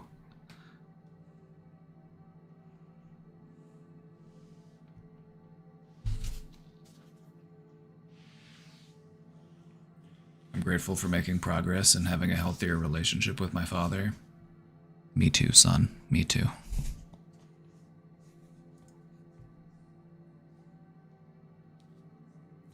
Embrace the role as both the narrative, or as both the author and the protagonist in shaping your narrative. You're not just the main character, you're also the director. You're also the writer. The way that you perceive things and the way that you apply your intention can actually help to change the ways that you feel about your life.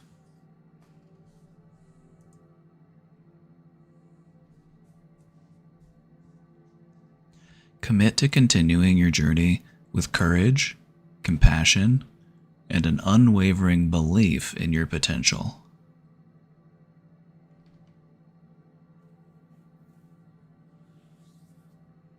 That last one, that's me. Unwavering belief in your potential.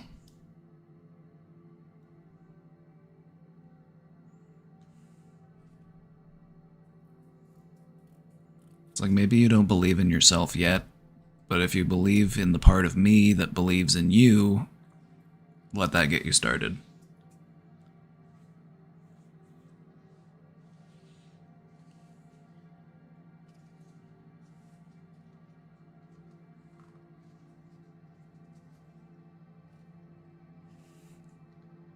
So I'm here saying that you have potential. Do you want to prove me right, or do you want to prove me wrong? It's like, ooh, he said I have potential. I'll show him.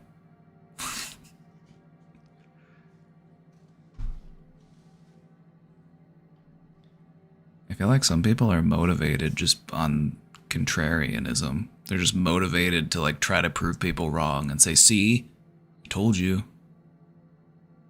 It's like, I told you my life would be miserable. I told you my life would suck. I'm like, you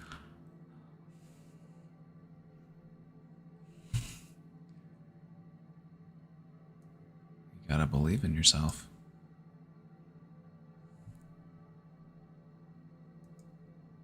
Well, that's it. That's the slides. Thank you. Thank you. That's the slides. Thank you. Give yourselves a round of applause. You did great.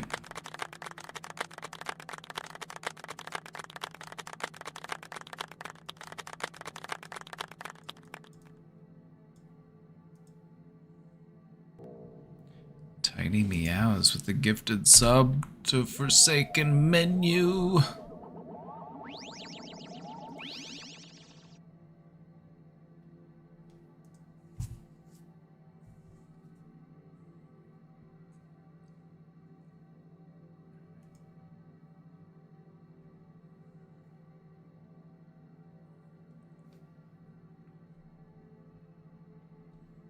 Casey said if I don't have 300 subs, she's gonna... She said if I don't hit 300 subs, I have to sleep on the floor.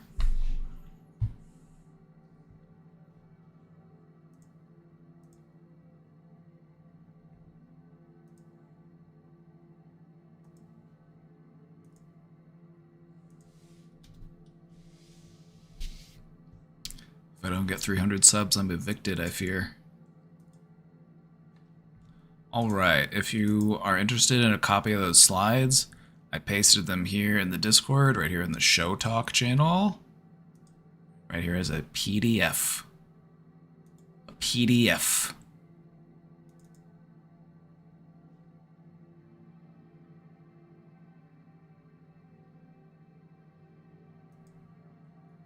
Yeah, if I don't hit 300 subs, I have to sleep with the dogs. I have to sleep on the floor, in a dog bed.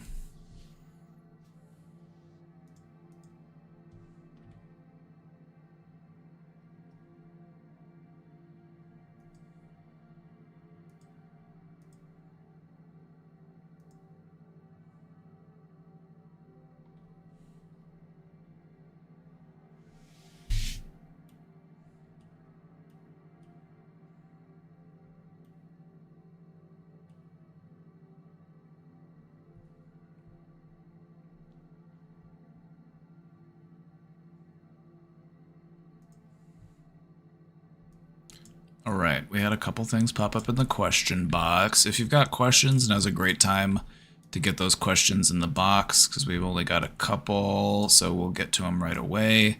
If you dropped one in earlier and we're just now getting to it, I appreciate your patience.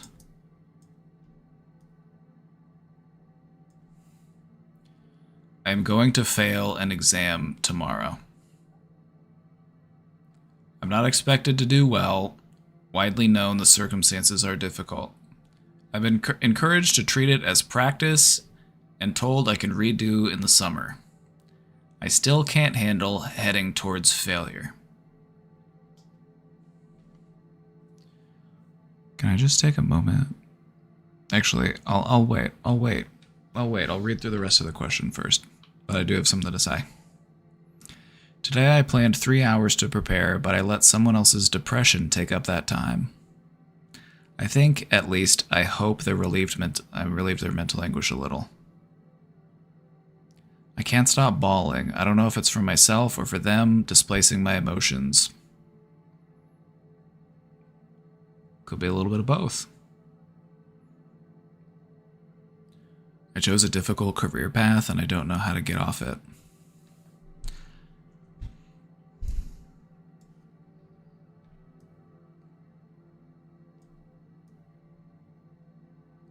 How do I forgive myself? How do I accept failure? How do I learn to put myself first when I need to? How do I become more selfish? Are these even the right questions? Why am I here? Why am I like this? How could I return to childhood and choose differently? I want to start a new save file. I don't know, this one could have been just getting good. This one, you could have just been getting good. You could have just been heating up. The thing is, you'll never know unless you stick around.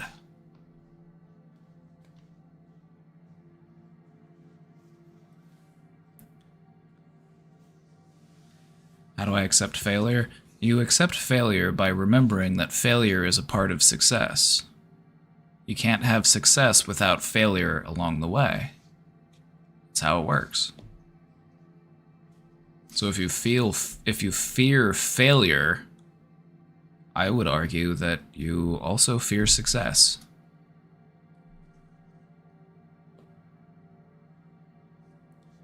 We accept failure by looking at it as an opportunity to learn something. Say, okay, here's what I did right, here's what I did wrong, here's what I need to do differently next time.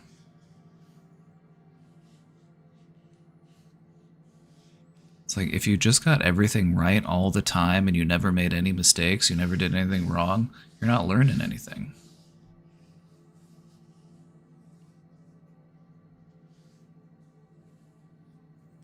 How do I forgive myself? It can be hard to forgive ourselves sometimes. What I've found to be helpful for people who have a hard time forgiving themselves, I would start off with this. Forgive yourself for being human. Just look out onto the world and look at all the things that humans do. You are one of them. You are a human. And so, if there's anything to forgive yourself for being human. Living a human life and making human mistakes.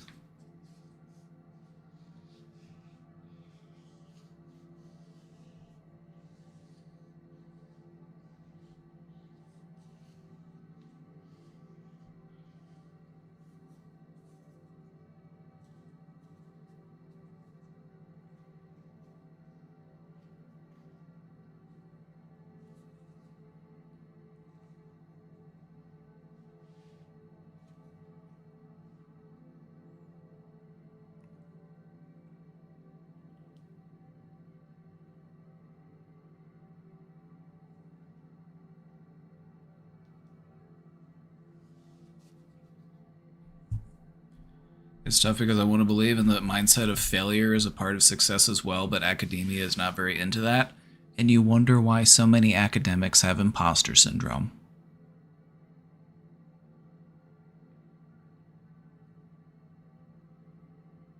I don't think it's a problem with the mindset, I think it's a problem with the nature of academia.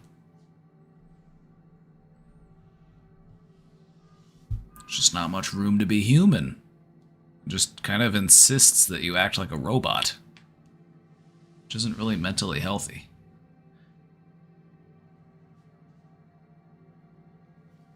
Unless you are a robot.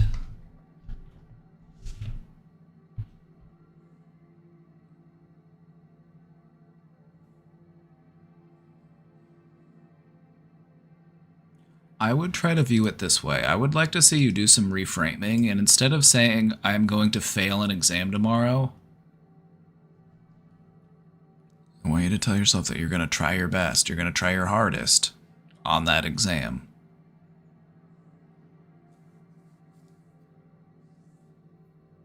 Do I still do call-ins? Sometimes.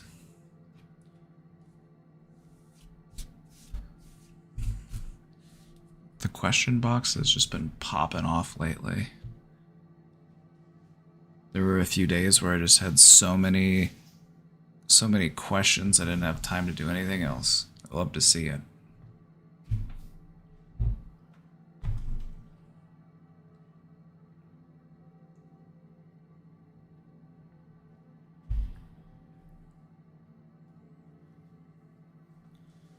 I'm so bad at formulating questions. Here, I've got you. Am I bad at formulating questions? Question mark. There you go. Reframed, turned into a question. Free. Free of charge.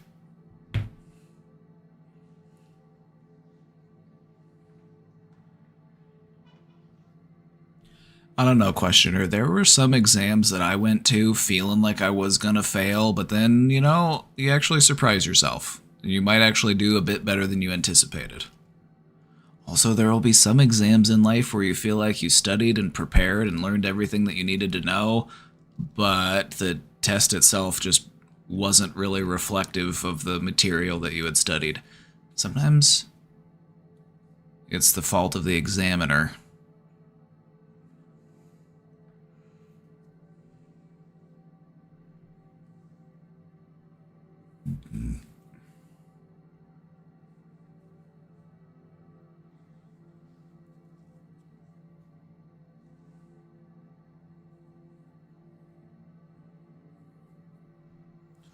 I've been encouraged to treat it as practice, and I'm told I can redo it in the summer. And there you go.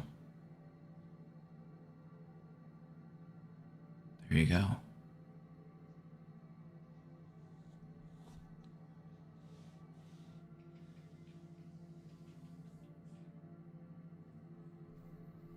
No one in the job market cares about your GPA either. It's true. It's true. It's true. Do you know what you call a doctor who got all C's in medical school?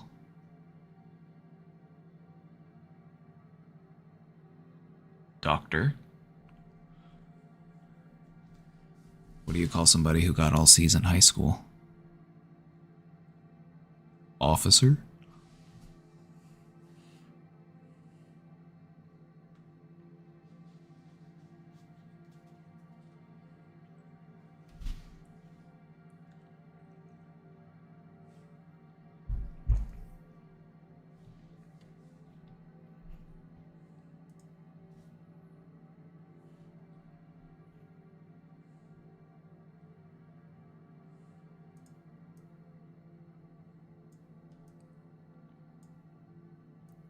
Were you aware that Swedish people...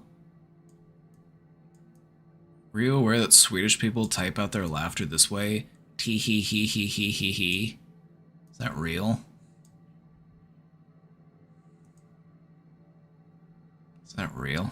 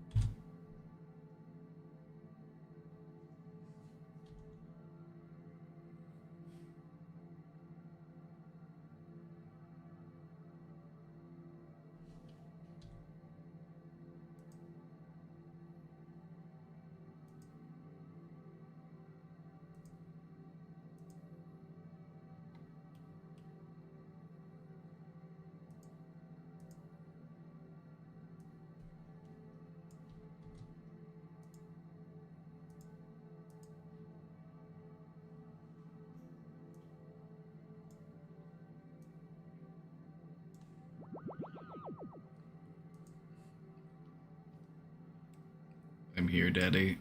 It's about time. It's about time.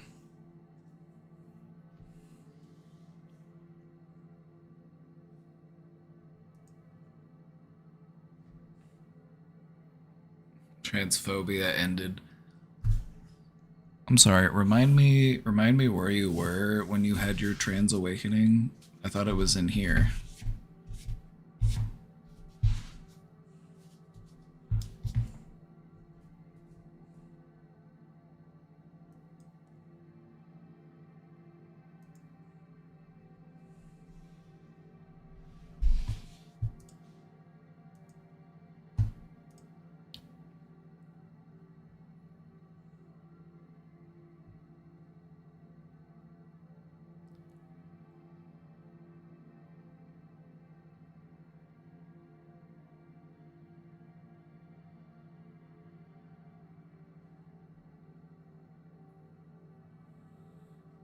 I need to start running. I need to start exercising more.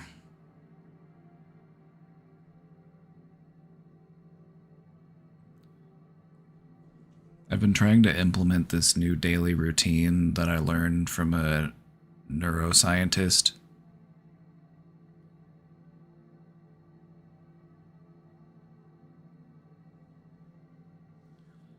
Currently watching Dune in preparation to see Dune 2 in 4D tonight, and I'm so confused. I'm like, it's 8,000 years in the future and the world got taken over by big-ass worms.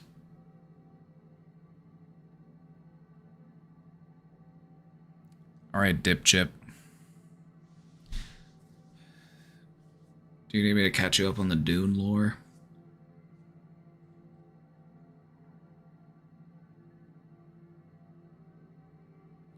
I still have an hour left of the first one.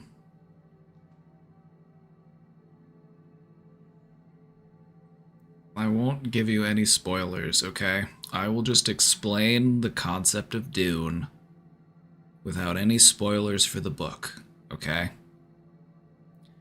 Dune takes place about 20,000 years in the future. In the movie, they say that it's in the year 10,000 something, but unless you actually read the book, you wouldn't realize that it's 10,000 years after the founding of the Spacing Guild, which happened in the year like 10,000 something. So the actual story takes place like 20,000 years in the future. So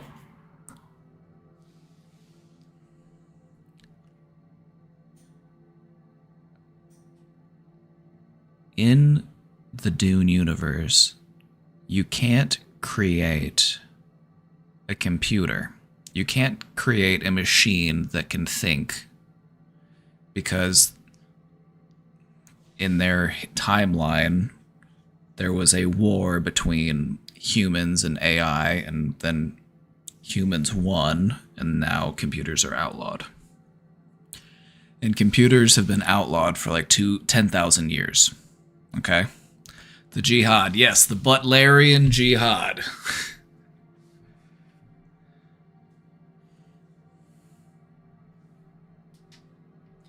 Anyway.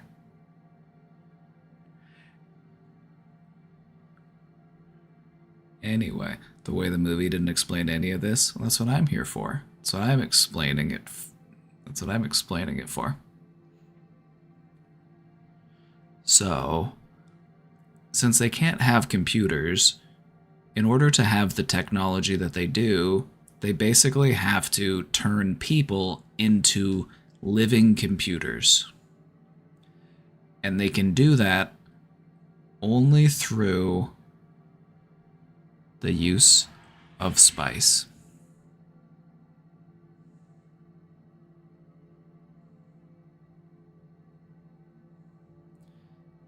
The hallucinatory psychoactive spice. It creates mental expansion.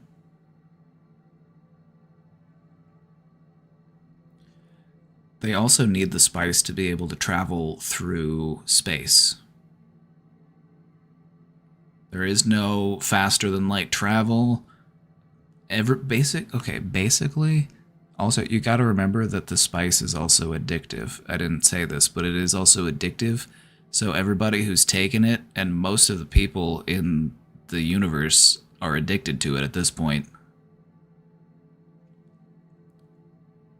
Everybody needs it, which is why it's so important. The only place that you can find it in the entire galaxy is on the planet of Arrakis, which is a incredibly harsh desert planet.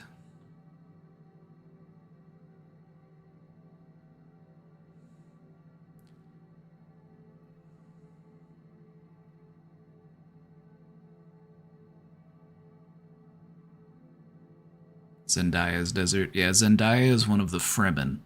The Fremen have been living on this planet for thousands of years. They are the indigenous people of this planet.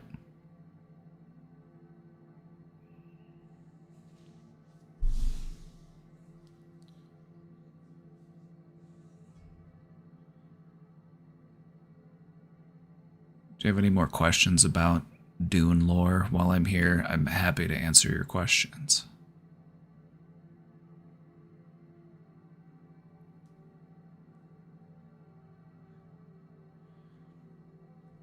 I mean, aside from that, like, the story itself is pretty straightforward. It's like there's some pretty clear ideas of like who the good guys are, who the bad guys are. Why is that one guy bald? That was just a director's choice. There's not really anything in the books that would indicate that the Harkonnens are all bald. That was just a choice from the director, which, I mean, it's fine. It looks cool. Gives them their own unique aesthetic.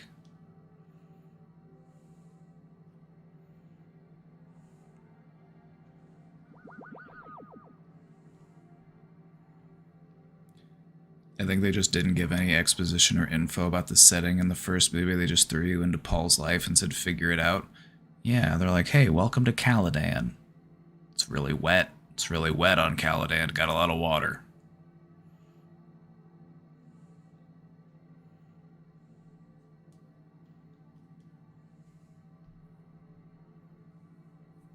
The thing about Dune, if you've never read the book, is that there's a whole glossary in the back of the book just to tell you what the hell they're talking about. I have been depressed lately. Gotta talk about it? What's going on?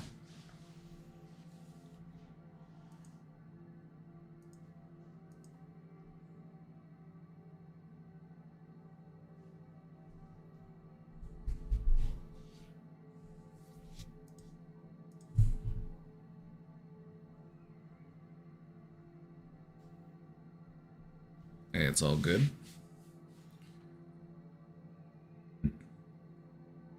How many books are there? The original author wrote 6 books.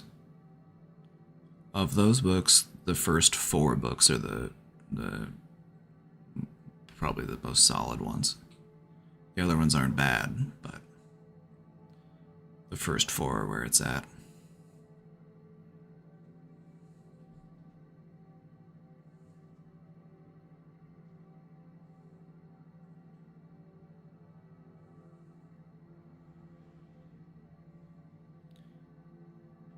Are they trying to make Dune the new Star Wars? Dune outsold Star Wars.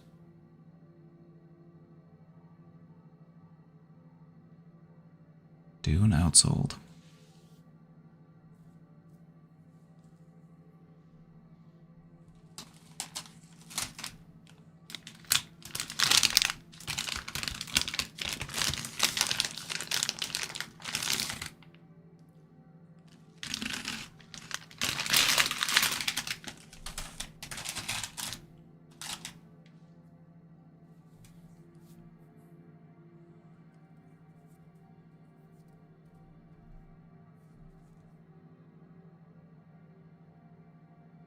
I can confidently say that I have enjoyed the 2 Dune movies more than I have enjoyed any Star Wars movie.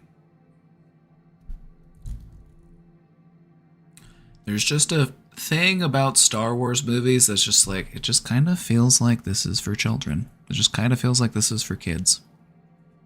Dune feels much more grown up.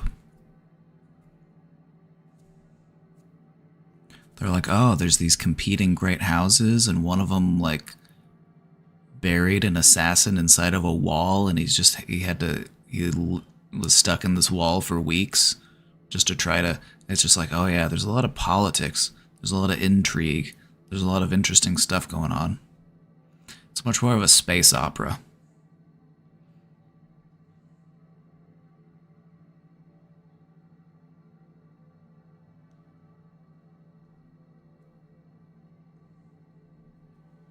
I love A New Hope. There's nothing wrong with liking Star Wars.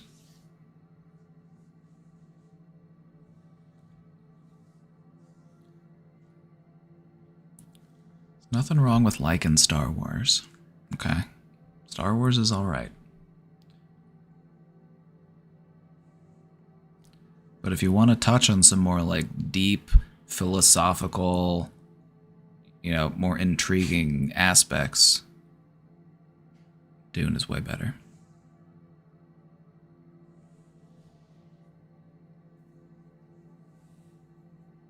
Anything interesting? Have you seen Dune? Have you seen Dune?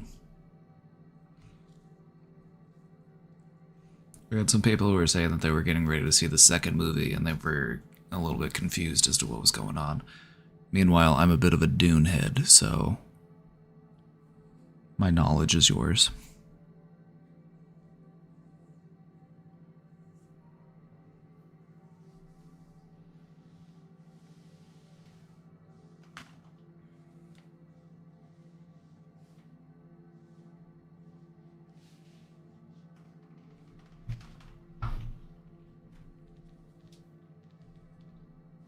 Still need to see Dune 2. We forgot to see it Sunday.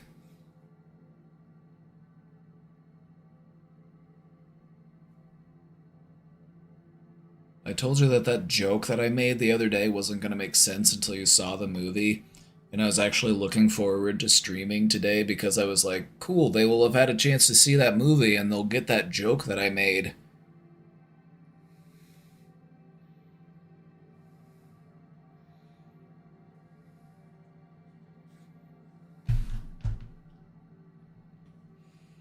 The director said he wouldn't make any films past the Messiah arc of Dune lore. That makes sense.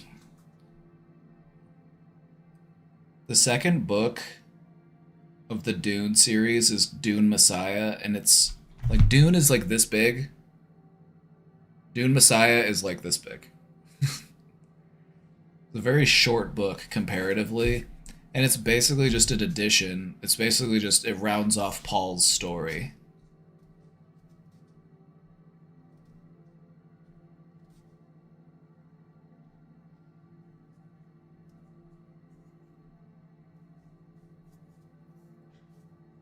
Have I read any Star Wars books? I've actually read some Star Wars books. I read the Star Wars Bounty Hunters collection, which was pretty sweet. It was a bunch of short stories based on different bounty hunters. And then I also read one that was about zombie stormtroopers. But there are tons of Star Wars books, actually.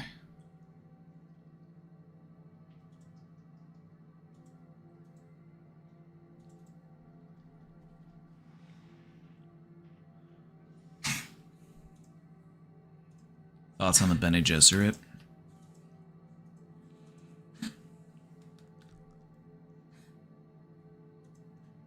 The Bene Gesserit was coincidentally what ended up getting me into Kundalini Yoga. The Bene Gesserit practice having complete control over their body and their mind. And one of the things that they practice is called Pradabindu. Total nerve awareness.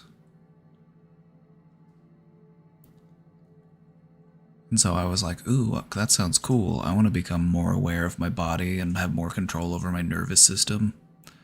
And so I started practicing it in real life, and then I found out it's an actual thing. It's called Kundalini Yoga. Interesting, huh?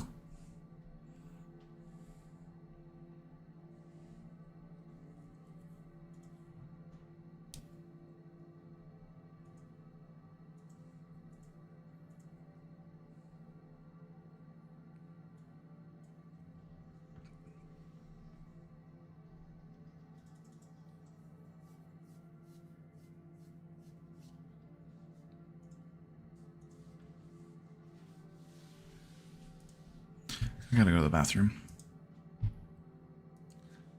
bathroom. Good morning. Sorry. Wait. Why did this video start 7 minutes in? We already started. Be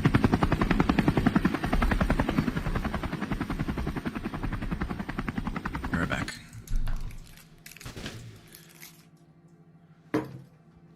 Final Dune questions. Was a big fan of the books. Was your impression of the first movie basically like, that was really cool, but if you didn't read the books, it made no sense? Not quite. My impression was they did a pretty good job of telling the story that they wanted to tell But there's some stuff there that you're gonna be like, what the fuck was that all about? Why'd they have that guy stick his hand in a box?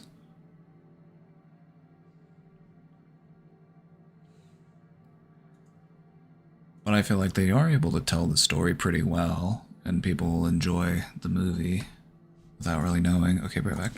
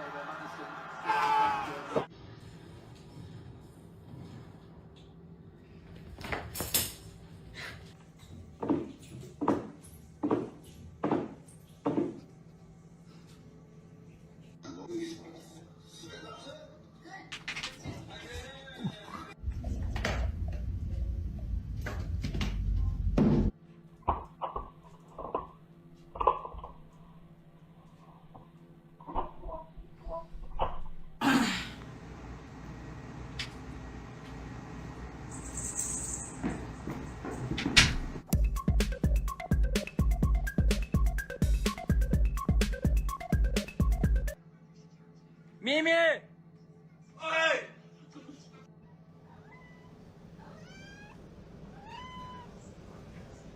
What are you doing? Hello, Phoenix.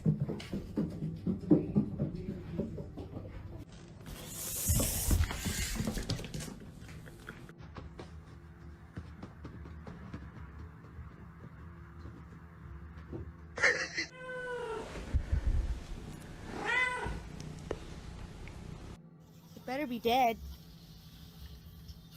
Is it dead? Frazzy? Hey. Hey! Come back here! Frazzy! Hey! Drop that thing. Is it dead? Oh my...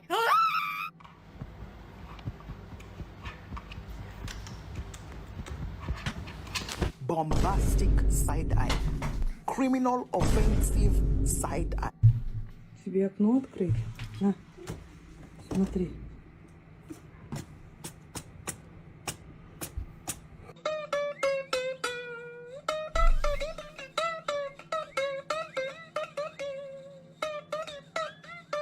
Сейчас. С головой в ладах, ты хочешь туда залезть? This chunky monster of a boy. He's not overeating. I know that. Look at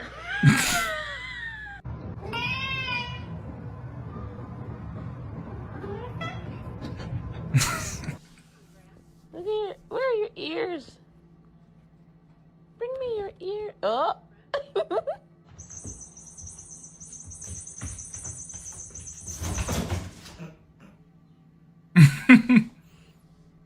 Like, who the fuck are you?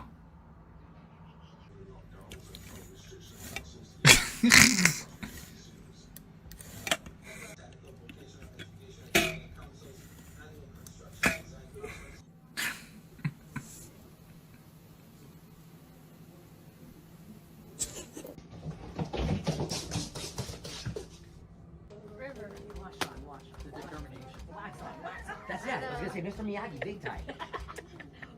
His ears are like... Little Mr. Miyagi.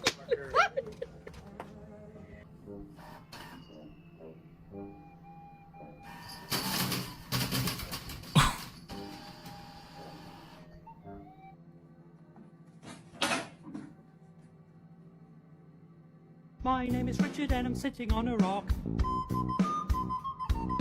Playing my recorder while sitting on a rock.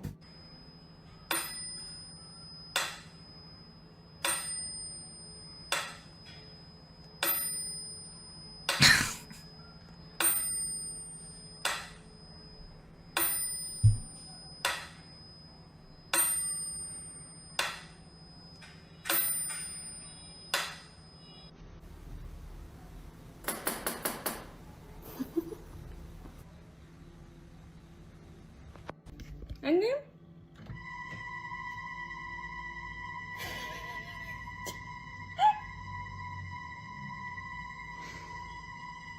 okay?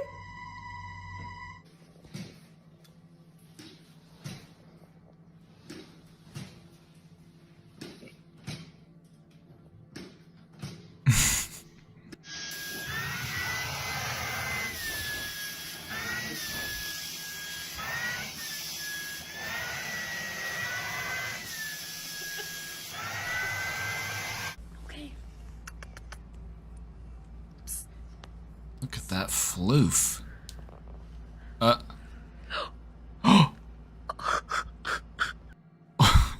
Piep, boep, piep, boep, piep. 01578810. Hallo? Miau, miau, miau, miau, miau, miau, miau. Ruf mich nie wieder an. No, not available.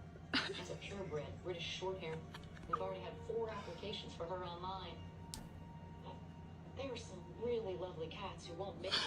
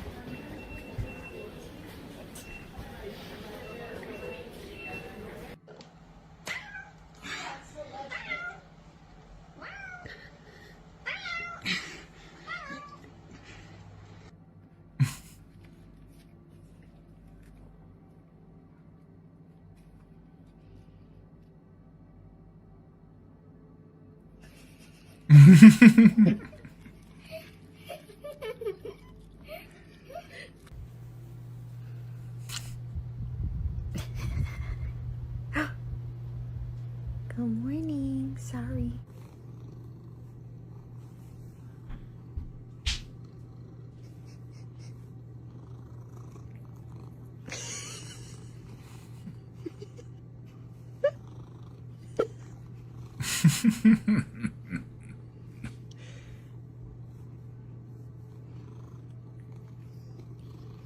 I don't really have any other stoner communities to ask. Does anyone know if edibles hit harder on an empty stomach or after you've eaten?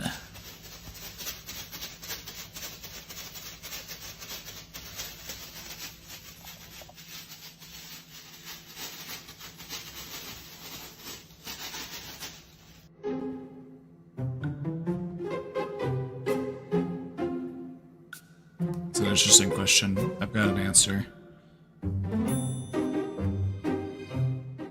Okay. Do edibles work better on a full or empty stomach?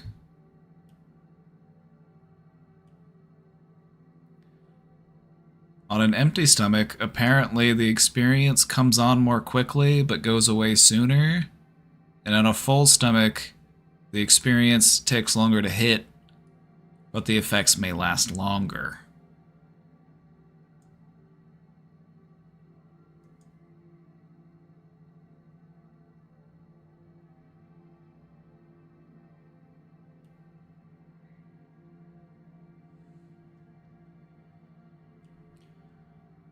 It seems like they hit harder after you've eaten something fattening. Well, THC does bind to, like, fat molecules. Hold on, let's look at some of the research here.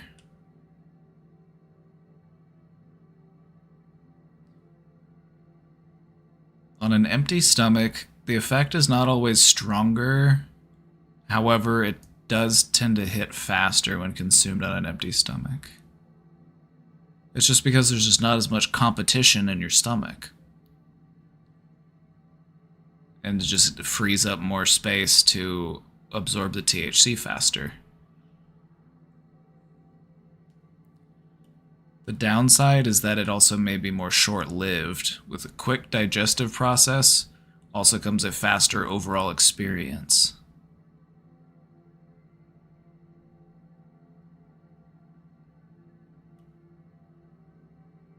When you're full, it can take longer for the THC to make its way into your bloodstream. THC binds to the fat from a meal and increases the absorption and bioavailability of cannabinoids. Basically, what that means is that if you eat something that can help to absorb and connect to the cannabinoids, basically it binds to fat cells, less of it will like be flushed out of your system. It's kind of like when you take any other like pill or vitamin or anything else that you're digesting. It's like you want something to bind to it so that it can last in your system longer, giving you more time to digest it.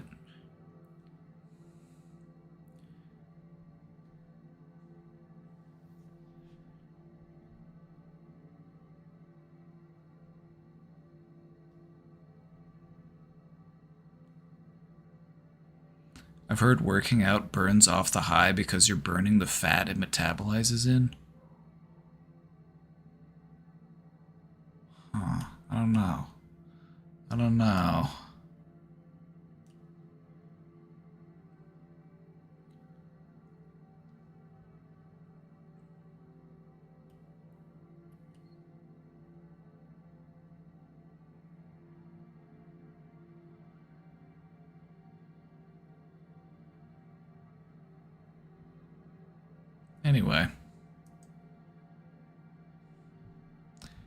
Anyway, that was that question.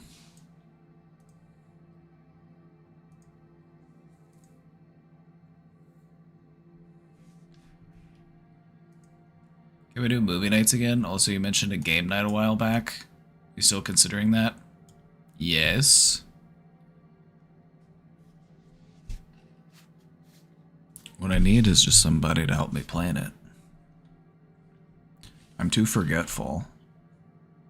I'm too spacey in my thinking, I fear.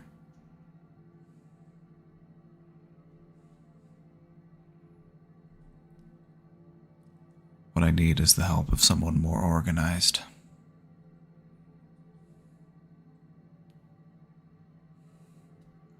So yeah, I would love to do movie nights again, and I would love to do a game night.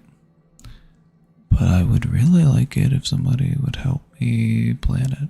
Somebody would help me put it together. I'm just too forgetful, I fear.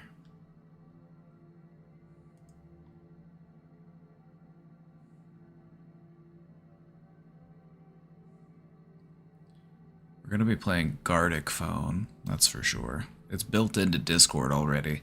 Discord has games that are built into it. So I was thinking, is one of these nights in the Discord, you know, we got the little game night channel here.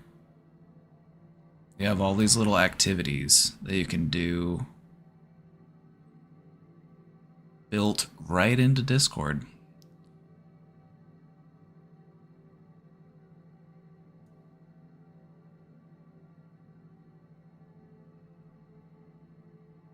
Looks like they added some new ones too. Bobble Bash.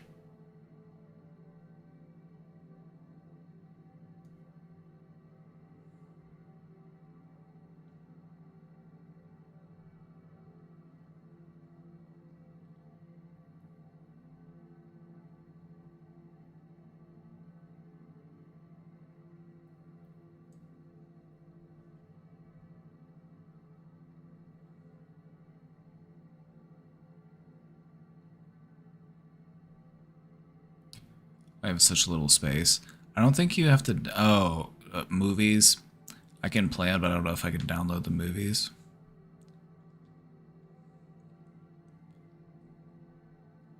Honestly, YouTube has some great free movies. Or just, you know, movies from your favorite streaming service.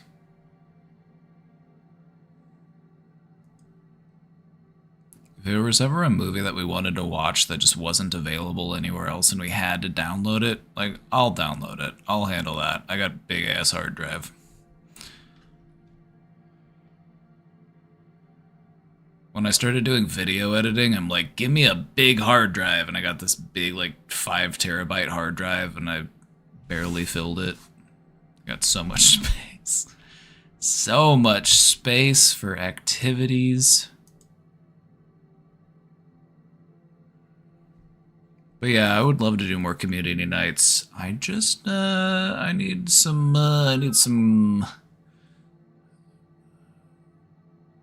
community members.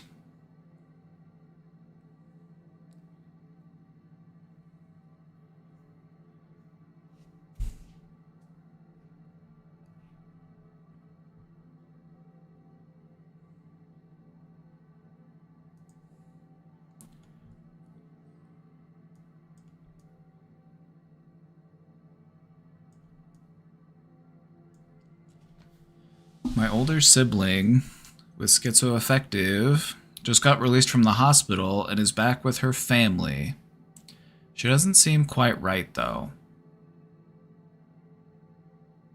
That's to be expected. They just got out of the hospital. It might take a little while before things feel normal again. Being released from the hospital and like going back to trying to live your life, it's like it can be weird. It can be an adjustment. It's like you're still like mulling over all of these thoughts and feelings that you were struggling with. You know, the situation that brought you to going to the hospital in the first place, the stuff that happened while you were in the hospital, and now you're trying to like hold it back to like put it back together and like get your life back in order. It's like it can be stressful. It can take some time to bounce back.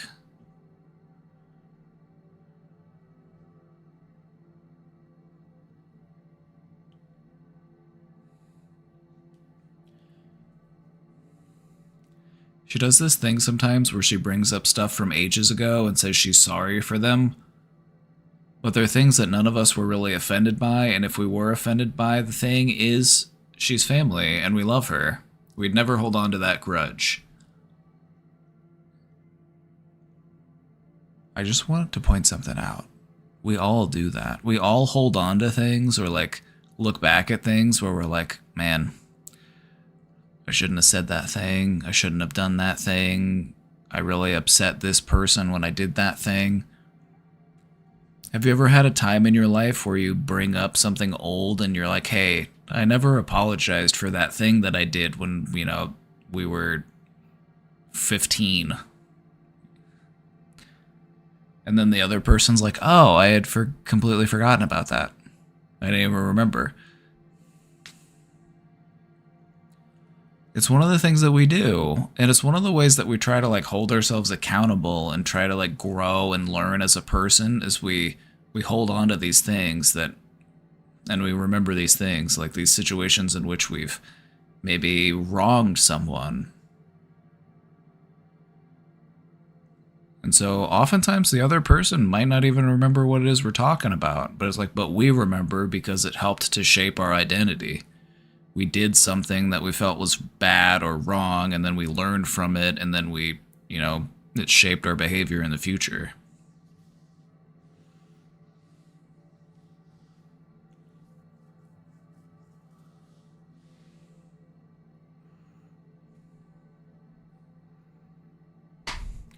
We tell her this, but I don't know if it ever sinks in. Why does she do this?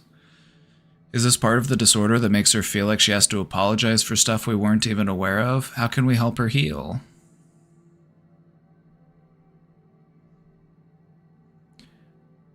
I'm glad to hear that you want to support her in this.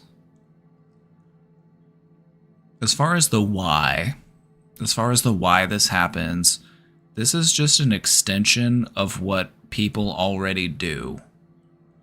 Most of what we would consider to be a symptom of any type of like mental condition or mental disorder is based on things that we already do as humans. It's regular human behavior. It's just more elevated, more ramped up, more pervasive, more severe.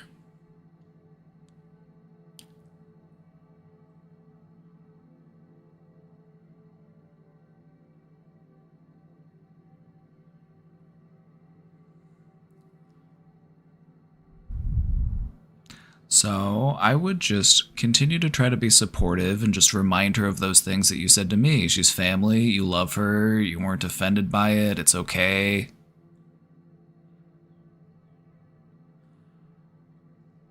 But I feel like, you know, when a person is dealing with schizoaffective disorder and they might be dealing with a lot of intrusive thoughts, they might be dealing with a lot of, you know, mulling over old memories. This is pretty common in this type of condition.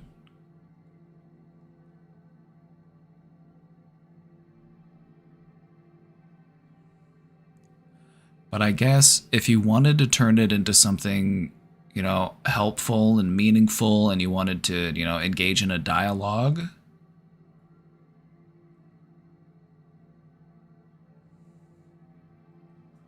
you know, you could ask her, why did you feel like you had to apologize for that? What made you think of that? What brought that up? You know, just talking about it. Just letting her know that it's not something that you're bothered by. It's not a grudge you've been holding on to. Just asking, what made you think of that? What brought that up? And just talking about it, getting an idea of how she's thinking. Odds are she probably holds on to a lot of guilt about these things, and that's why she feels the need to apologize.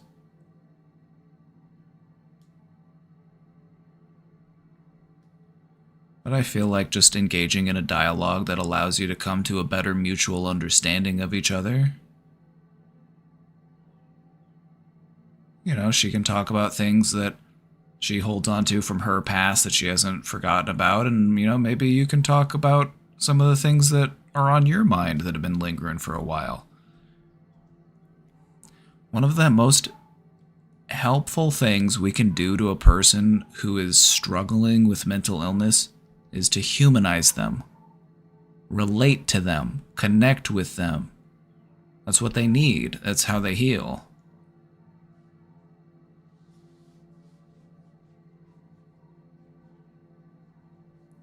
So if she brings something up and it feels like it came out of nowhere, I would just ask, what made you think of that?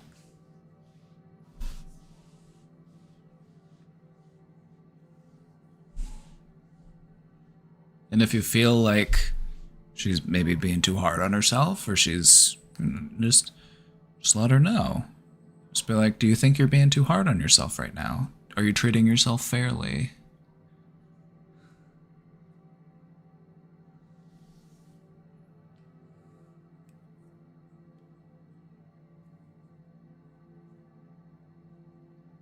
Just let her know she's your sister, she's family, you care about her.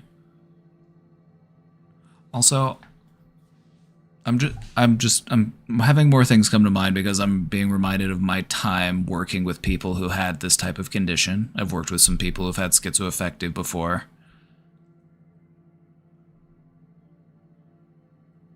Let me think. I lost my train of thought after I said that I had a thing to say.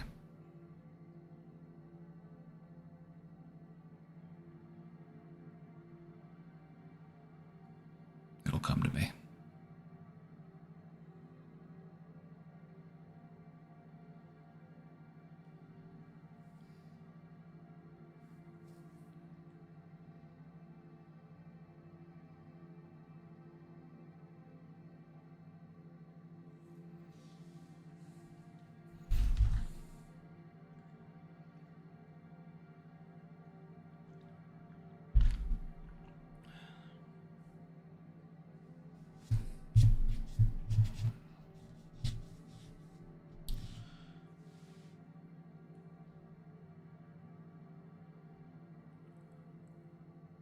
Thinking back to my time working with people with schizoaffective.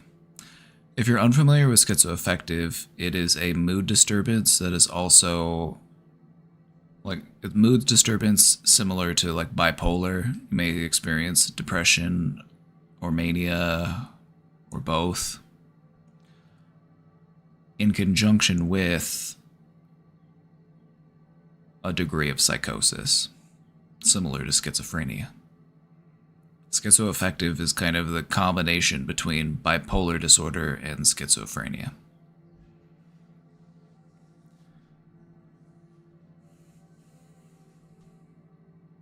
So let me think.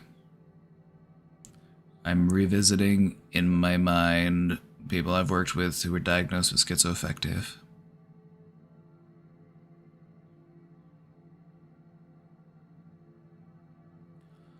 I think it's really helpful to just give them reassurance. Try to give them peace of mind, because that's what they're trying to find. When you're struggling mentally with both mood and thought, because it affects the way that you think. You're effectively dealing with psychosis, delusional thinking. Reassurance and support and comfort, those are really important.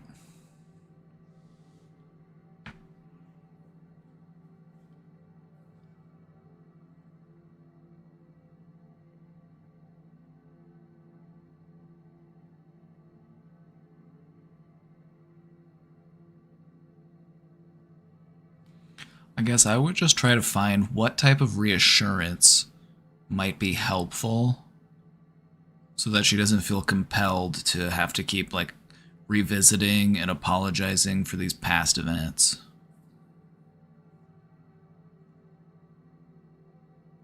I guess it would depend on what would work for her.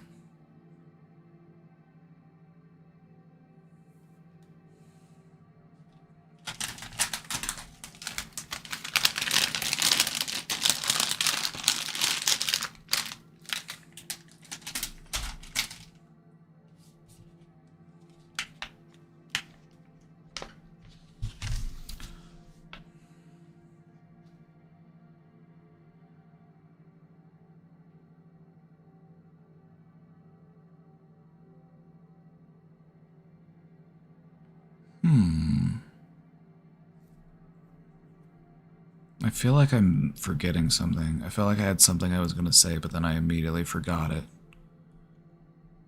Side effect of having my brain. Forget things as fast as I can remember them.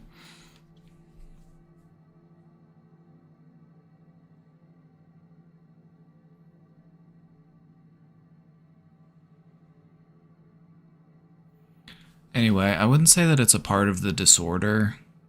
I would just say that part of her disorder is that she keeps revisiting old events. Part of her disorder is that she is still working through and processing things from the past.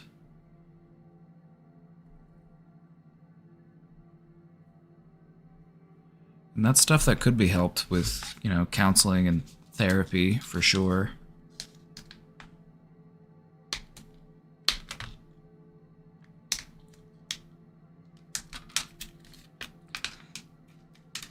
I guess what I would do, if you're looking for like my recommendation as far as how you can be supportive in this, let's say that hypothetically I was this person's therapist, and I noticed that they habitually kept apologizing for things or bringing things back up, and it felt like they were dwelling on things.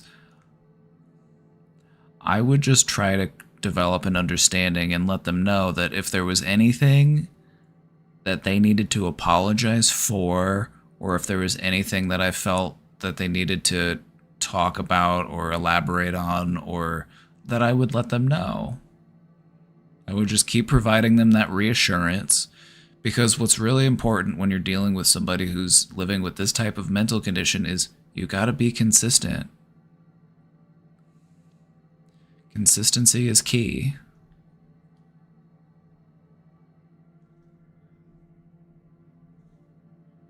You might not get it right away, you might have to do it a few times, but just keep doing what you're doing. Just keep trying to be supportive. Give it time to sink in.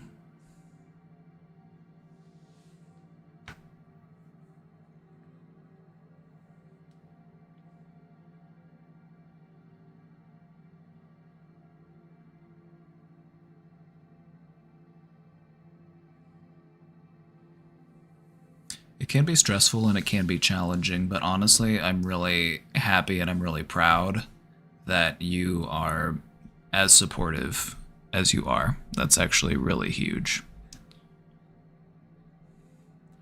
A prognosis for a mental illness gets way better if you have supportive family involvement.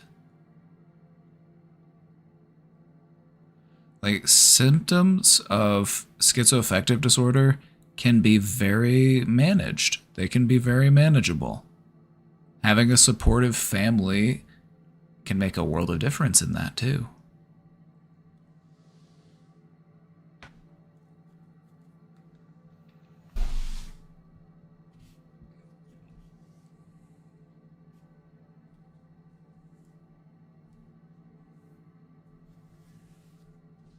If you maintain the trifecta, proper medication, proper counseling, and a supportive family environment, huge difference in a person's outcome, huge difference in prognosis.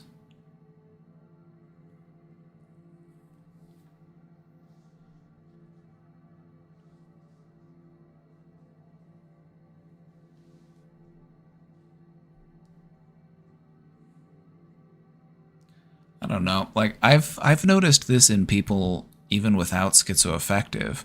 I've noticed that some people feel like they have to apologize and apologize and apologize, and I just keep saying, you don't have to apologize. You don't have to apologize. And sometimes I sound like a broken record, but I'm just trying to remain consistent.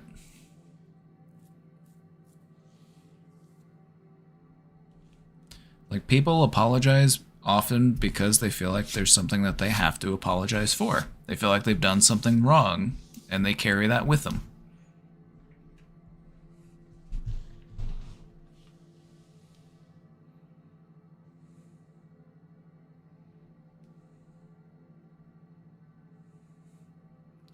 So just give her some time, give her some patience, and just keep being supportive. Things could be quite different a month from now or a few months from now, you know. These types of conditions, they're pretty manageable.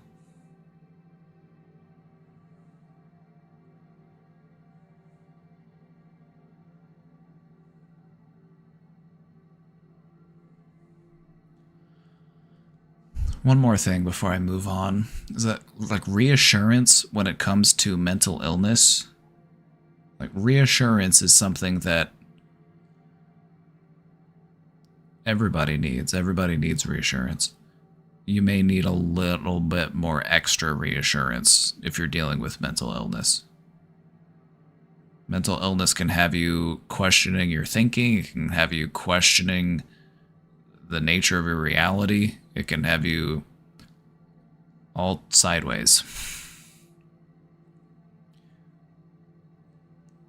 So just continue to be supportive and just continue to provide that reassurance.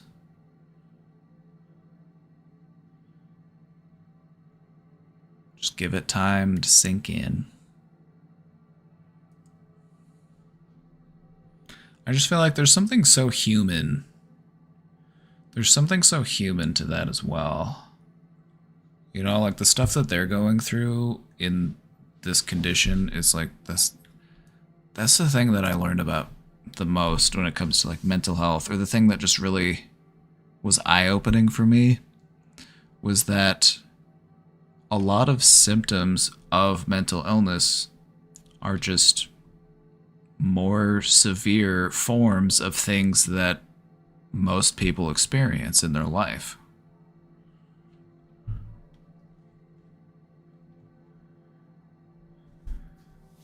So if we can really identify what these symptoms are and what it is they're challenged with, we have a great opportunity to help heal them.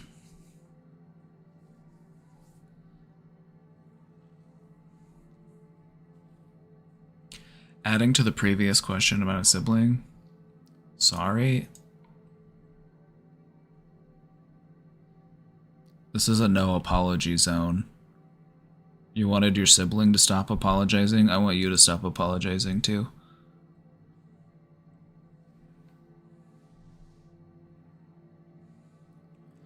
The first thing I heard from them when they got back home was they texted me a random Bible verse. I asked what caused them to think of that verse, and they just said, the truth. And then apologized for a random thing. This worries me. I'm worried about whatever goes on in their brain to make them do and say strange stuff. It's not normal for them. They were just in the hospital for several days. Shouldn't they have figured out her med situation? This is what I meant when I said, is it normal for psychiatric doctors to not get patients' meds right because this isn't the first time? How do we help?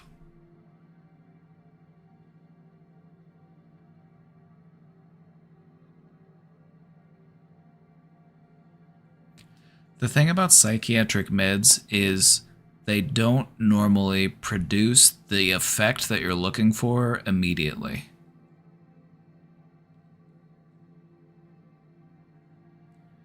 You don't normally get the effect that you're hoping for right away.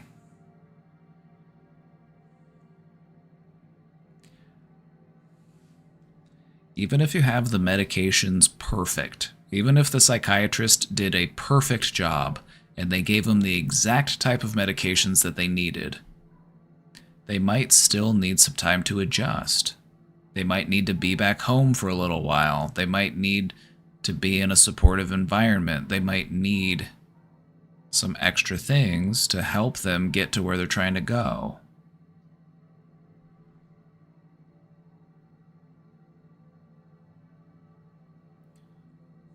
It makes sense that this is worrisome, especially if it's something that you're not used to seeing. It's always stressful to see someone that you know and someone that you care about mentally different from how you're used to seeing them. It's never easy to see that.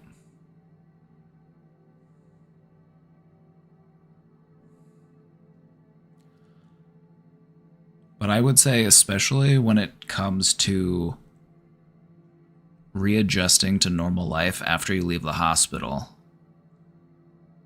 it can take a few weeks. It could even take longer. Having to go to a psychiatric hospital is a very stressful event. It's a very stressful event. Just to be in a position where you feel like you can't trust your own mind, to be in a position where your thoughts are confusing or disorienting and stressful.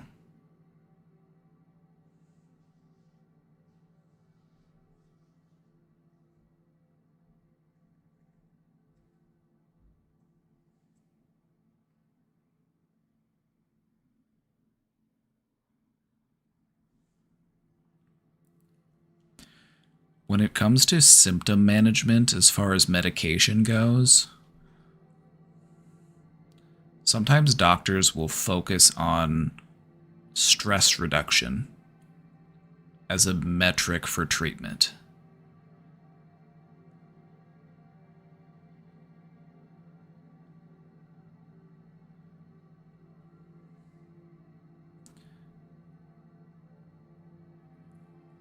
Mental illness can cause a lot of stress, and so sometimes, if you're able to reduce that stress, you're able to help to treat the condition. I would say this, though. When it comes to schizoaffective disorder, this is probably going to be something that is treated both medically and through therapy.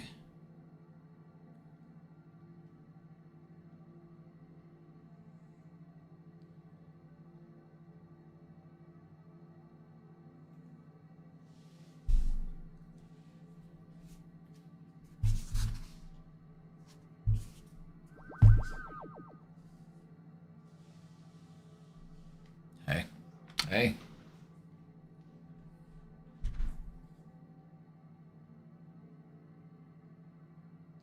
There are some mental conditions that you can treat pretty effectively with just one or the other, just medication or just counseling.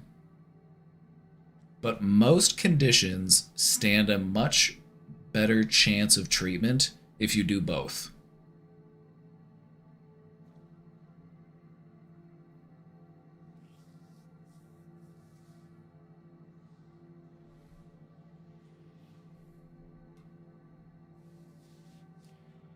I'm fucked in the head and it hurts. You want to talk about it? What's got you feeling that way?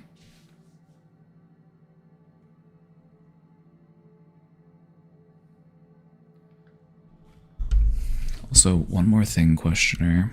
I just want to point out that if a person is going to a psychiatric hospital and they're actually being, inpatient treated, sometimes the medications that they focus on in that situation aren't for long-term treatment of the condition.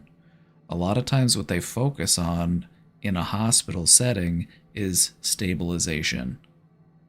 If they can get you to a point where they feel like you're not going to hurt yourself, you're not going to hurt somebody else,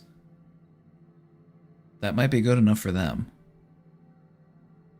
And so if you actually want to get on the correct medications, the correct dosages, and all of that, you're going to actually have to continue to visit with and meet with a psychiatrist.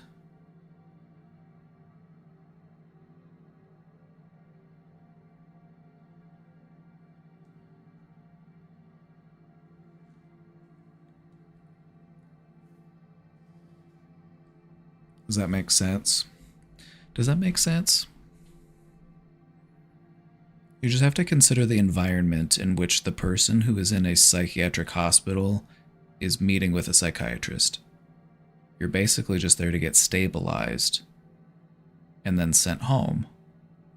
And they tell you, hey, go see a psychiatrist. Make sure you follow up with somebody. Seems like I'm busy. I'm good. I'm right here. You been thinking about it? What's come to mind? What's going through your head?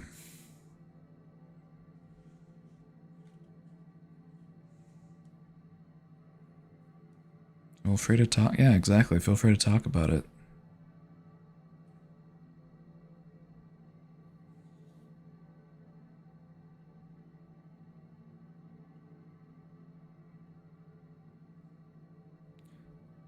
But anyway, what I wanted to say here was that sometimes a person can go into a psychiatric hospital and meet with a psychiatrist, and they might get a prescription for some sort of medication,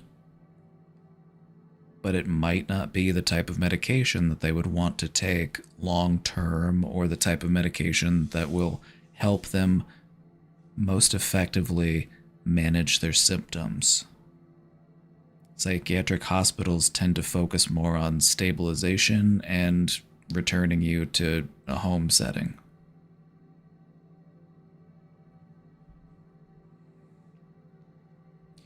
Can't talk to family about it because I'll get judged. I hear ya.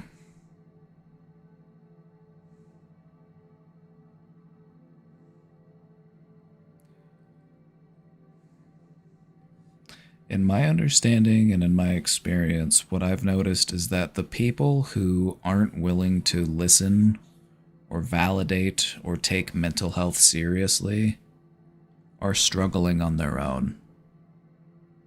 It's not normally the people that you see that are doing mentally well that go out of their way to tell you that mental illness shouldn't be taken seriously.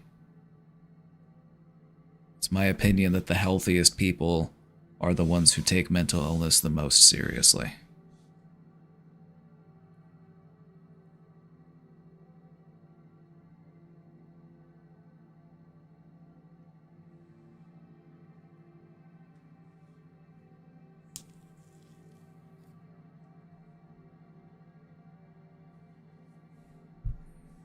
But we're happy you found your way here today.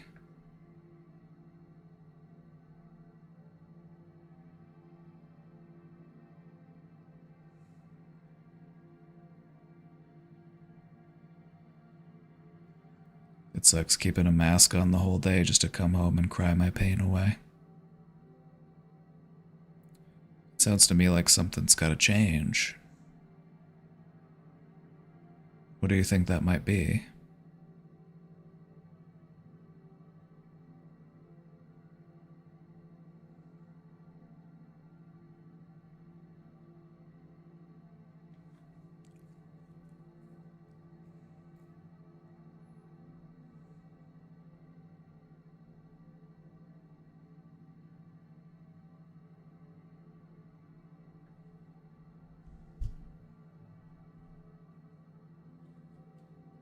No shit. I agree. No shit.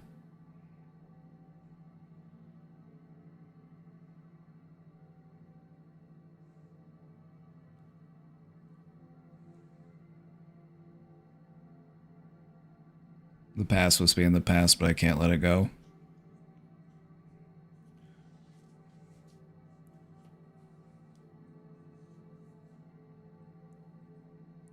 How do you begin the process of letting something go? When it comes to letting things go, sometimes it's something that we have to learn how to let go.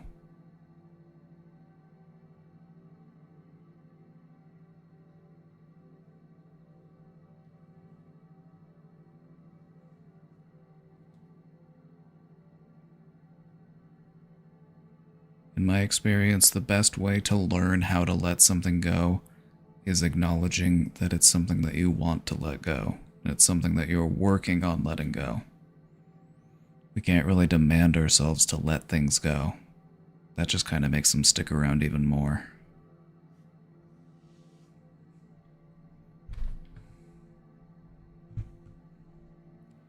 That's the problem. I can't.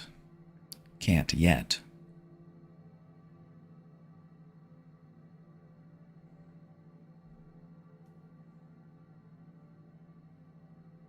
It's like saying I don't know how to juggle. If you want to learn how to juggle, you gotta practice juggling. If you want to let things go, you gotta practice letting things go. Why use the word yet? Because it acknowledges that it's something that you're working on. It's something that you're learning how to do. It's the only way to live, to learn and to grow.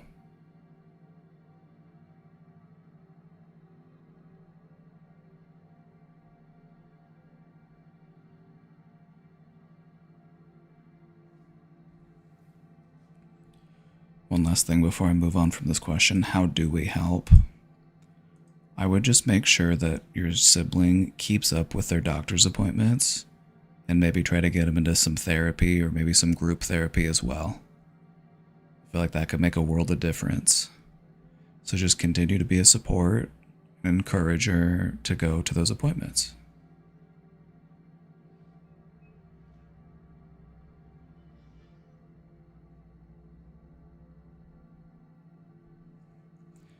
The reason why I added the word yet was because it's all about reframing. If you view something as impossible or something that you can't do, you're never going to be able to do it. If you want to learn how to do it, you have to recognize that it is something that you are in the process of learning how to do it.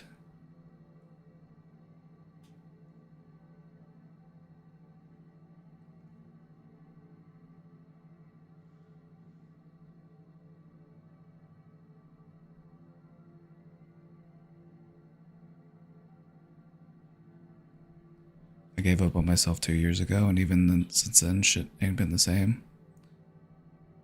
There's a part of you that's reaching out today for help. That's the part of you that we're here to celebrate. The part of you that's sick and tired of being sick and tired.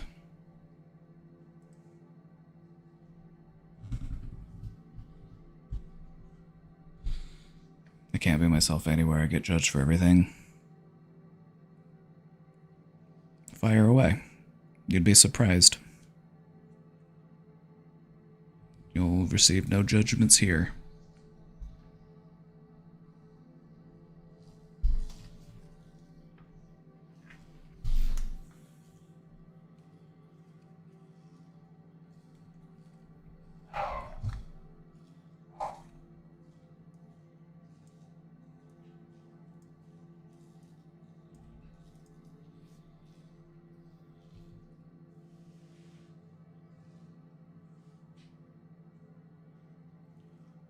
friend of mine had a mental breakdown recently. I never knew how to deal with crying friends. I want to support them, but all I know about dealing with bad feelings is distracting yourself and that they will get better eventually. At least, that's what I do. But I don't think my friends would want that. How can I support them?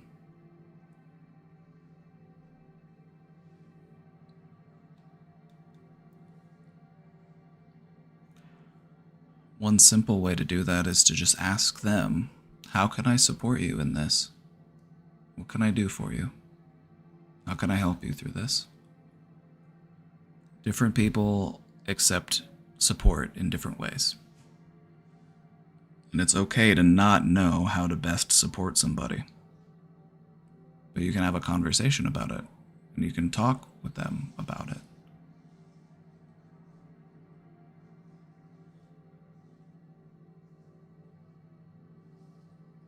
How would you tell someone who lost their best friend to calm down? I wouldn't tell them to calm down. It's not what I do. I tell people to feel whatever it is that they need to feel. You gotta feel it to heal it.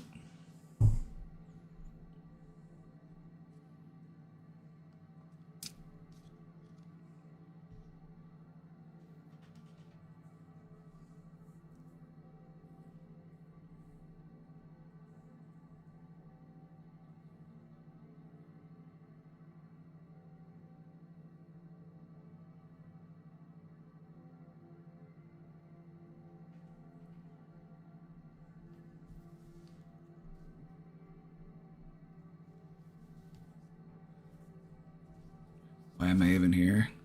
Because you want to feel better. You want to feel better, right? How do you want to feel? You've told me how you do feel. And I have a question for you. How do you want to feel?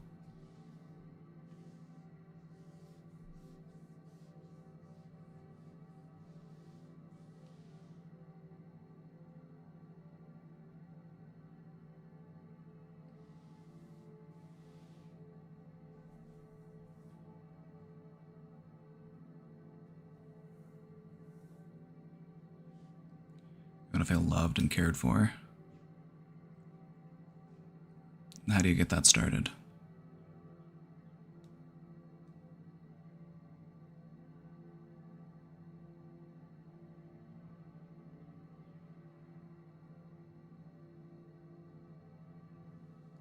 If we want to feel more loved and cared for, that starts from within. That starts by showing ourselves more love and showing ourselves more care. How can you communicate love and care to yourself? What are some things that you could do to show yourself love and care?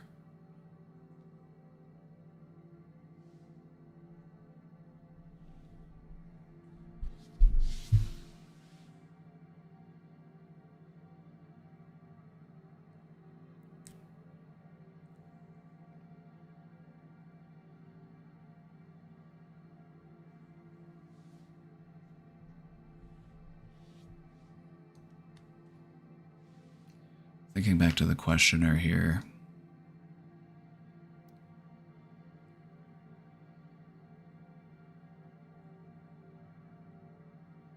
Five words that you can use in a time when somebody needs support.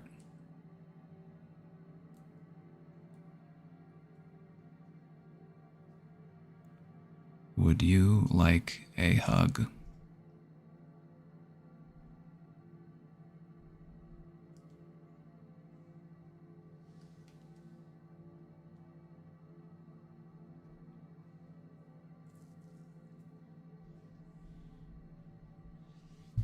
Hugs are vastly underrated when it comes to showing support to somebody who's going through it.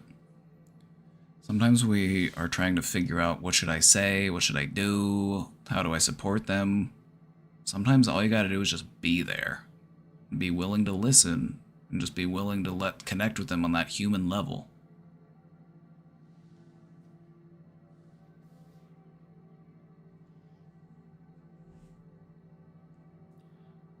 My soul is dead, my brain is fucked, and my anxiety gets worse every hour. But you're here, and you're trying to get some help with that, and you're opening up to support. And that, to me, that's self-care. That's self-love. Self-care and self-love when you're really going through it, when you're feeling really bad. It might not feel like it makes sense. Sometimes we have ourselves convinced that we don't deserve love and care and compassion, and so we just don't show it to ourselves.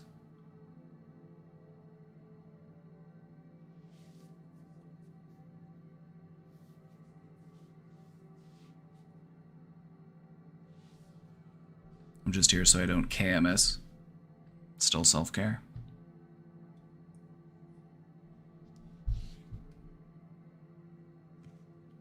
You might not realize it now, but it's one of those things that in time you'll be like, oh yeah, I reached out. I sought help when I needed it. That's a strength.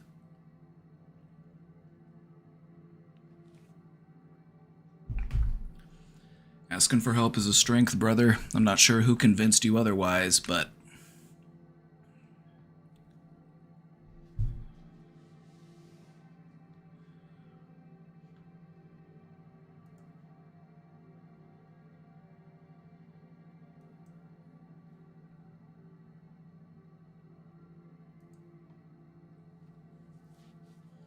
just thinking about that question in the question box, you know, we can help people in different ways. Just ask them what they need from us. Sometimes they just need to vent. Sometimes they just want somebody to listen. Sometimes they need help with distracting themselves, and that's okay too. So just ask them what they need. Ask them what you can give them with. Although self-care doesn't help.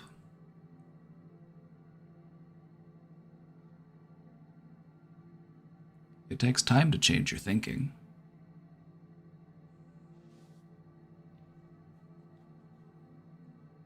If mental health was something that you could fix so quickly, I wouldn't have a job. I wish it was that quick, though.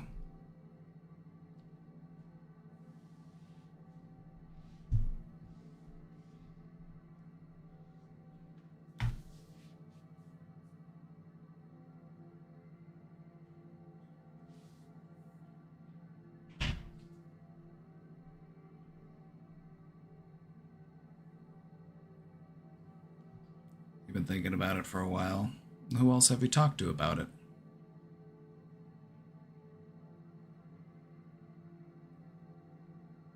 The last thing I would want for you to do is to have to deal with all those feelings on your own.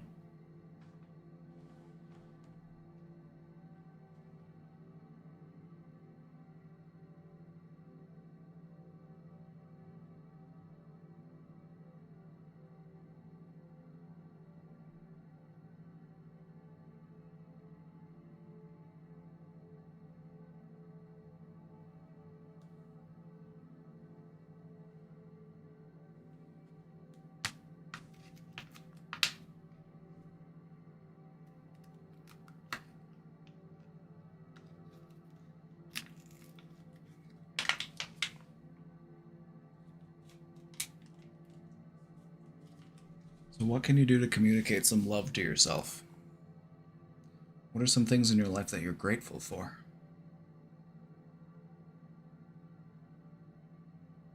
What brings you joy? I want you to tell me about it.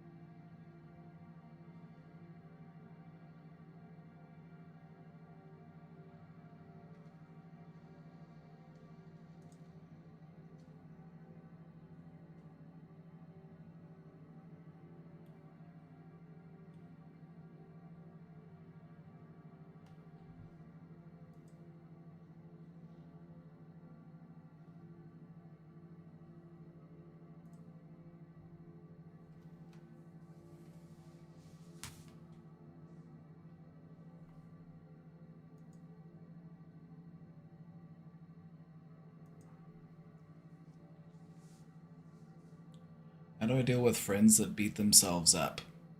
When I want to say something positive about them, they get angry and reject what I'm saying. It makes me sad to see them being so hard on themselves. Have you told them that? Have you told them how it makes you feel?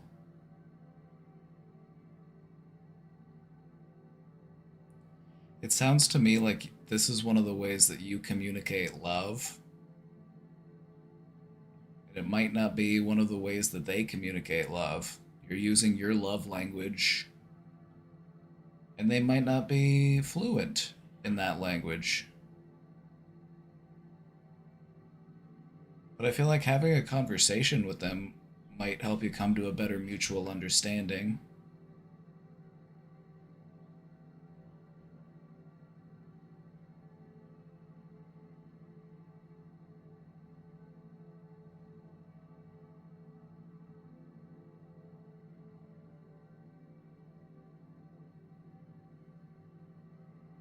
Sounds like they're just really hard on themselves. When people are really hard on themselves, it makes it really hard for them to accept compliments or positive things. I've been there. It's an extension of your self-image. It's tough, yeah. Yeah. So let's think.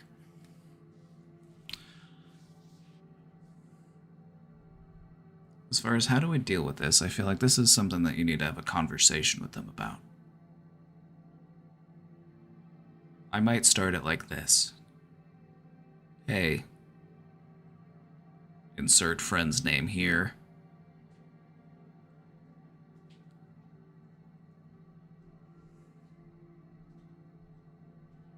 I feel sad. So you're communicating your feelings to them, that's important. Hey, friend, I feel sad when I say something nice or I try to be uplifting and you reject it. You're just letting them know how they are making you feel through their actions. I feel like this might open up a line of conversation between the two of you, and maybe they could talk about why it's so hard for them to accept compliments. And hopefully you can become closer and understand each other better and be more supportive to each other as friends.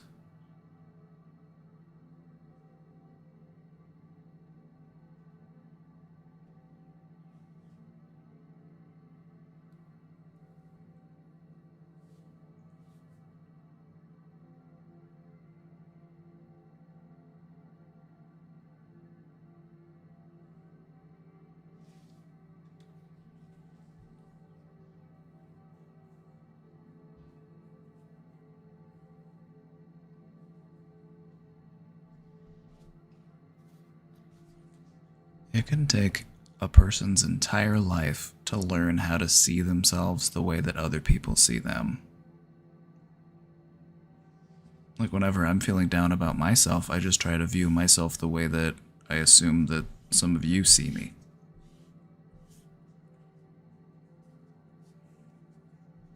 So I can't let the kids down.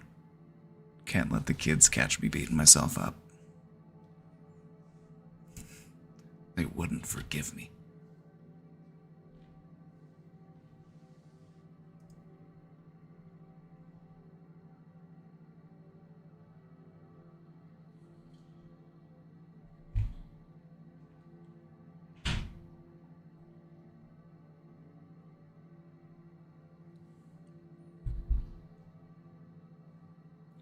Gotta keep up the good modeling, right? I feel like that's something that every therapist struggles with. Following all of their own advice. Like, we're all human, you know what I mean? We all have those flaws that humans have.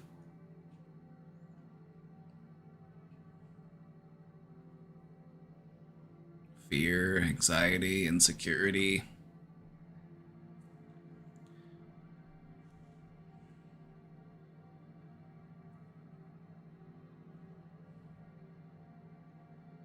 can't really change what happens to us. We can only change how we respond to it.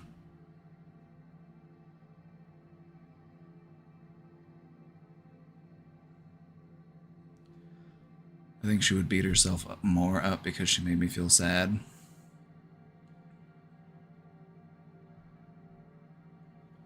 Not necessarily. Maybe initially, maybe in the beginning, but you want to think long term from this. You know, like sometimes when you start talking to somebody about this sort of thing, it's like you just have to, you know, just get your feelings out there.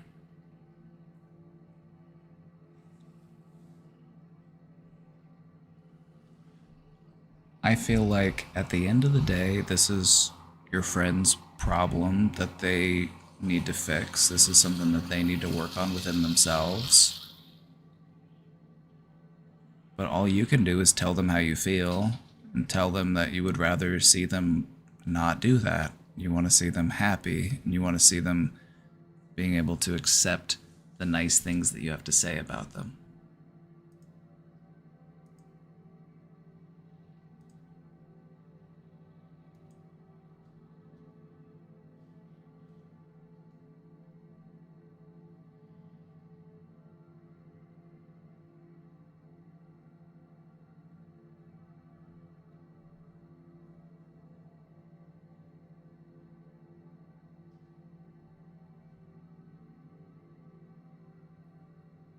If having this conversation and engaging in this dialogue with your friend helps you grow closer, helps you communicate love more clearly, then it's worth it. That's a win.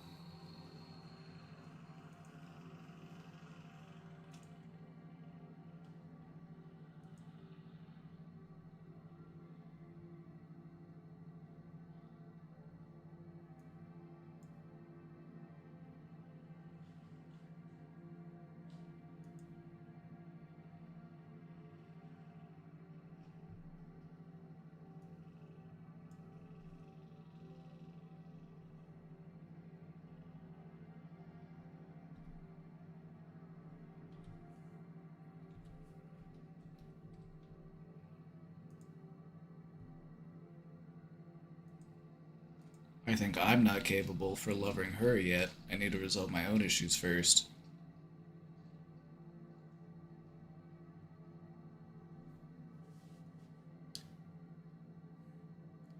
It just makes me think about love in general. I feel like when it comes to giving out love, it's something that we are reluctant to do because we feel like there's only so much that we have to give. Or maybe we put love into somebody in the past and they ended up hurting us because we were too trusting of them, or maybe we were just young and vulnerable.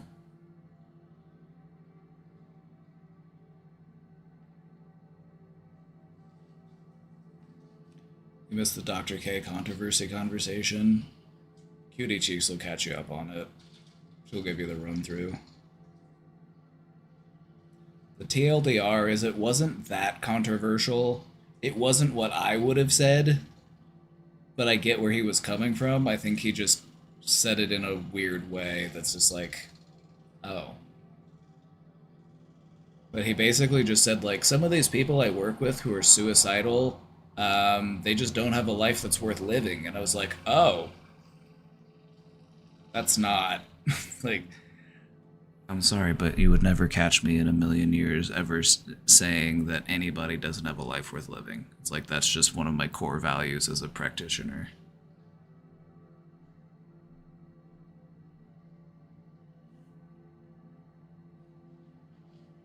And I think it's more of a conversation about how you have to be very mindful and very aware of what it is that you are saying whenever you're talking about mental health.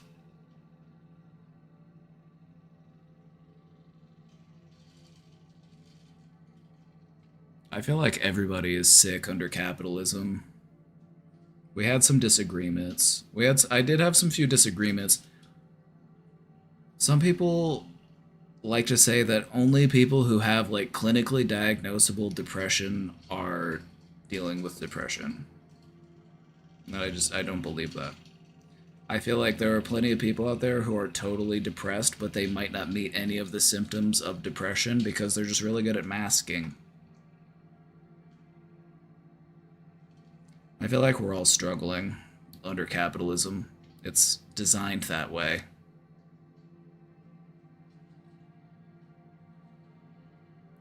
What do I think of the terminally ill and death with dignity in light of a life worth living? I support death with I support death with dignity. I don't feel like anybody should have to suffer unnecessarily.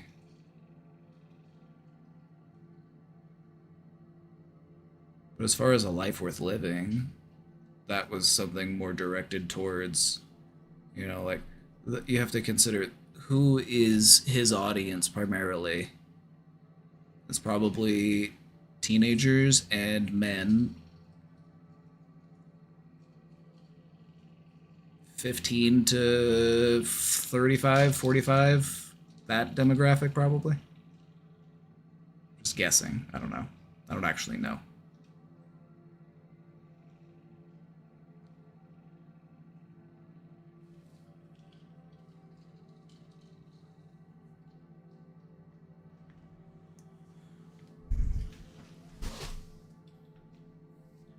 I understand that it's important to have a conversation with somebody if they feel like their life isn't worth living.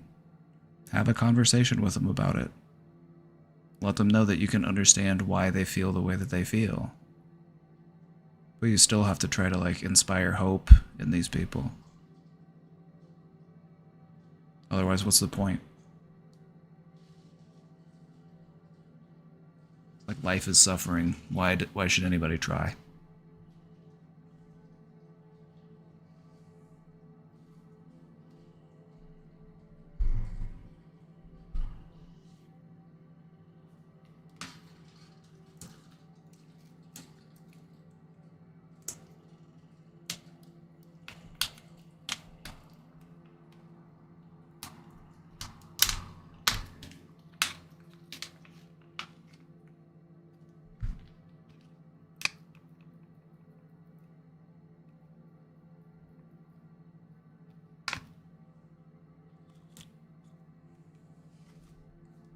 I'm a person who can't take a compliment. Well, now I want to compliment you. You got a good brain, and you know a lot of stuff, and you always have some insightful things to add. Do you have a problem accepting that compliment?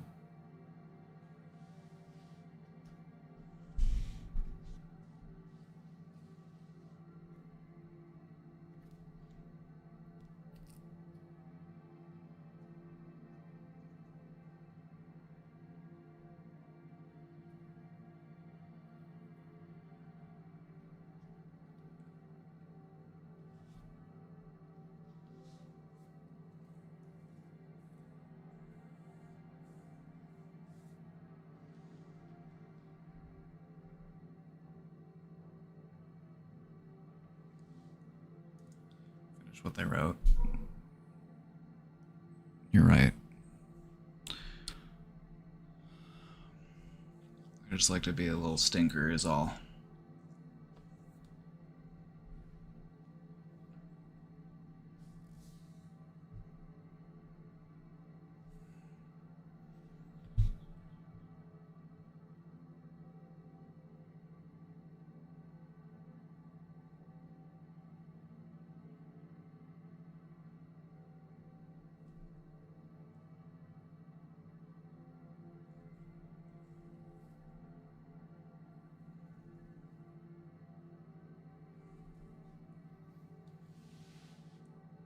I hate masking. I lived the majority of my life masking for the comfort of others, and I'm just now, the last 3 or 4 years, leading a life unmasked. It's difficult, but authentic.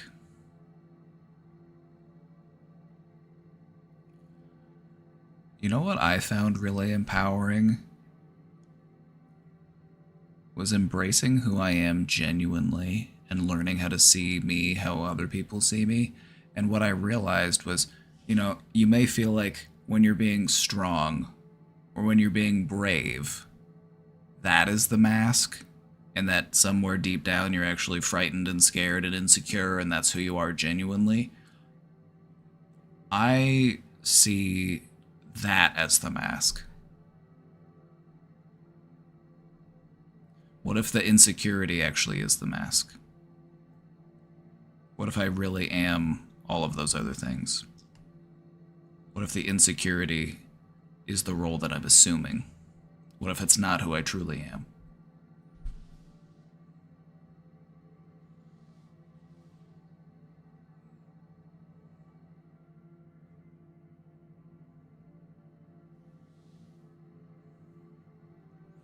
I think what I'm getting at here is that people tend to assume that their strong traits are their mask. You know, when they have to put on a brave face, or when they have to be kind or compassionate, they feel like that's the mask, and that the real them is actually insecure and scared. But what if that's actually the mask? What if the real you actually is confident and affirmed? Brave.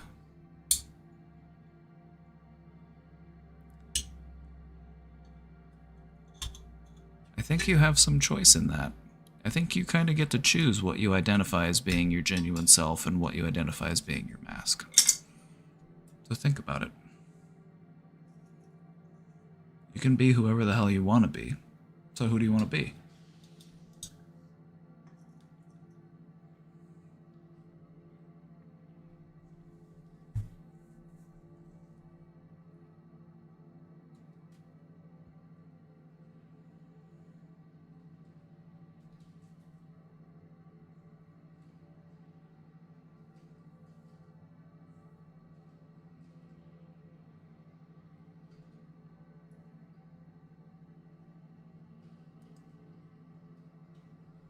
I need a wheel.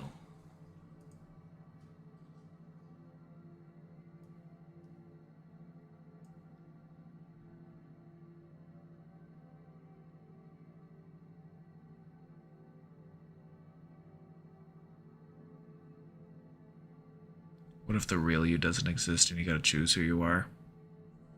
Try to pick something nice, I guess.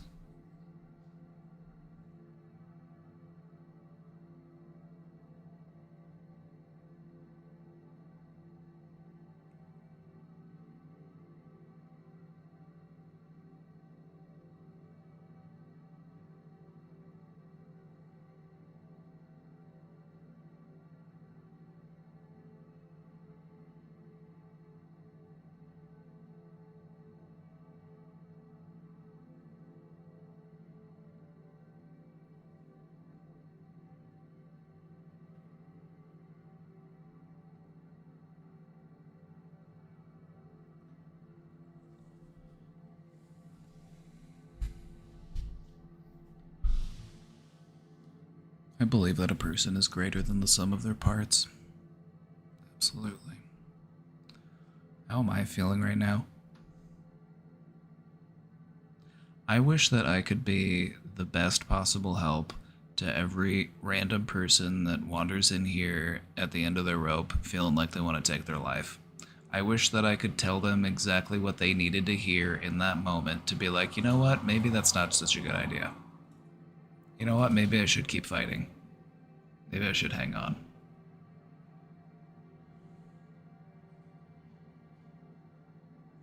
It's stressful to know that there will be people that do that I just can't help.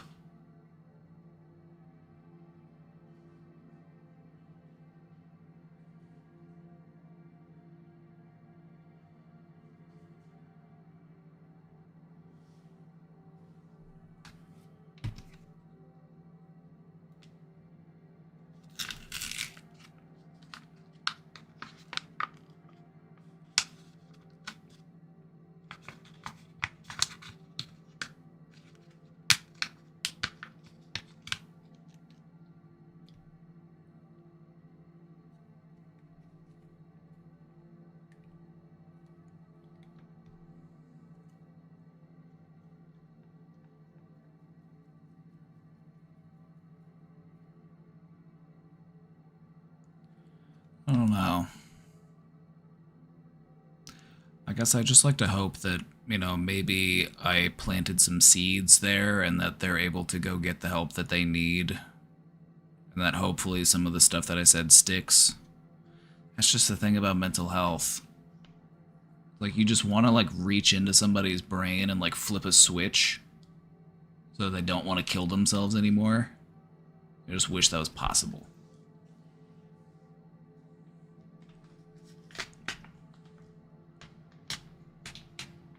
Like, how do you sell somebody on the idea that their life is worth living?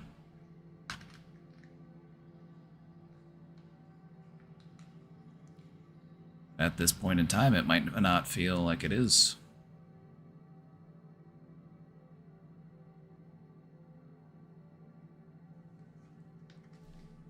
But if you're living a life that you feel like it isn't worth living, what do you want to change about it?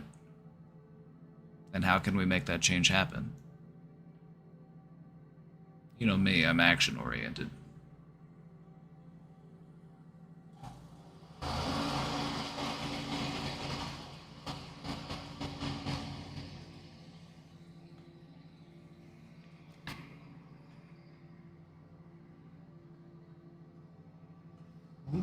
Who's out there mowing? Somebody's out there mowing.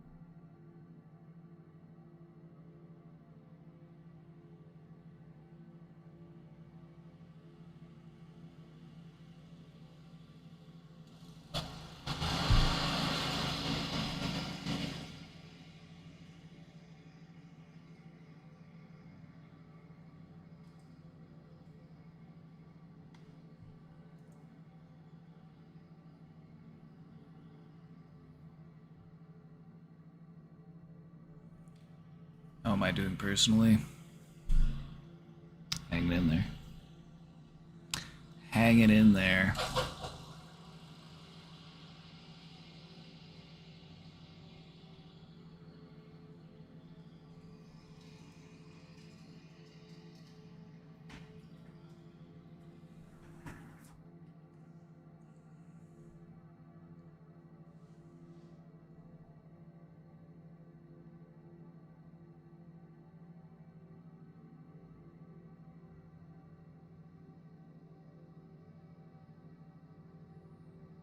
Mental health is hard.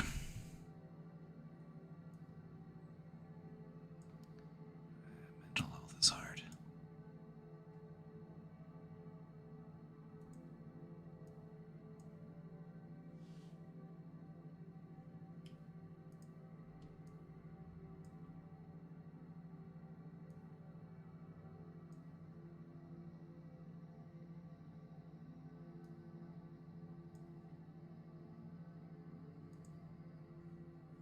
The universe is not for existing. I feel like the existence of the universe kind of goes against that point. You are the universe, experiencing itself.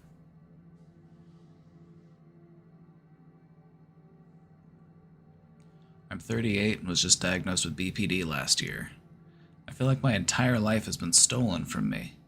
I feel like trying to get better is a waste of time because my life is already over.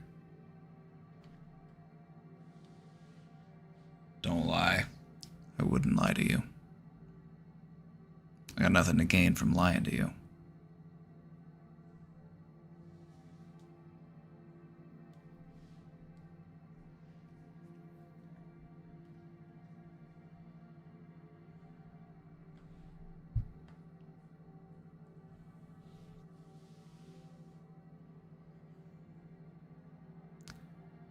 You were just diagnosed with BPD.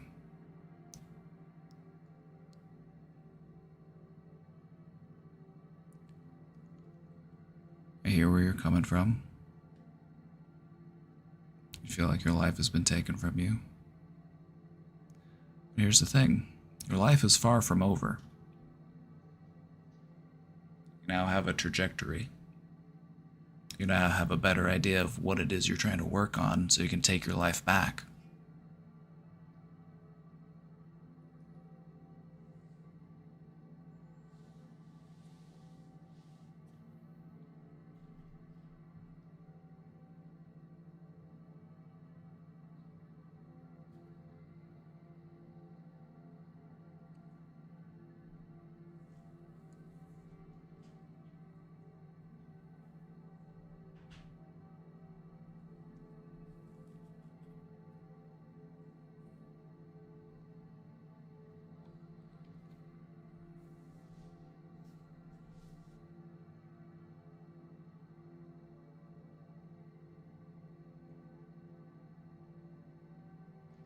You're in a position where you can now start to do something about it in a meaningful and sincere way.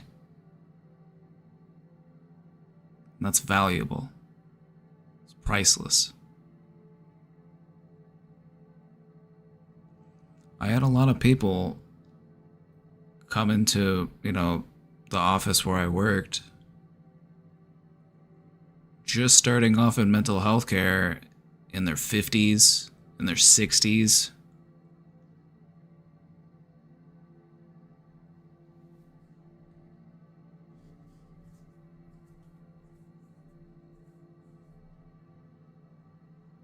Things can get better if you want them to get better. If you're going to do the work that can help them get better, your life can get better.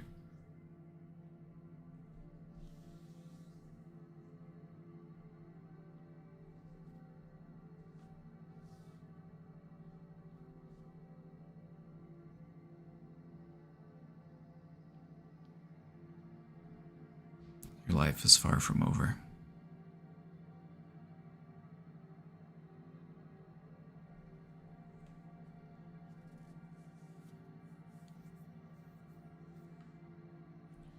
'40's the new 30.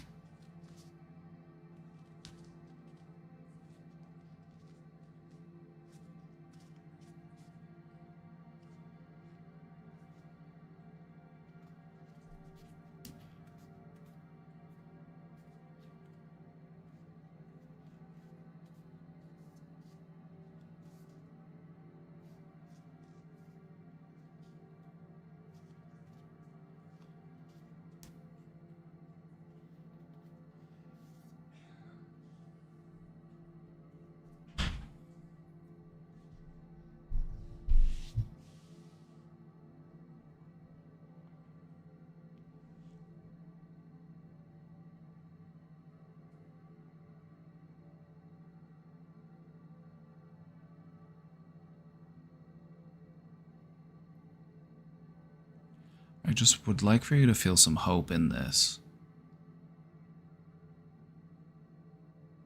Getting better isn't a waste of time. It's your life, and you want to make it better.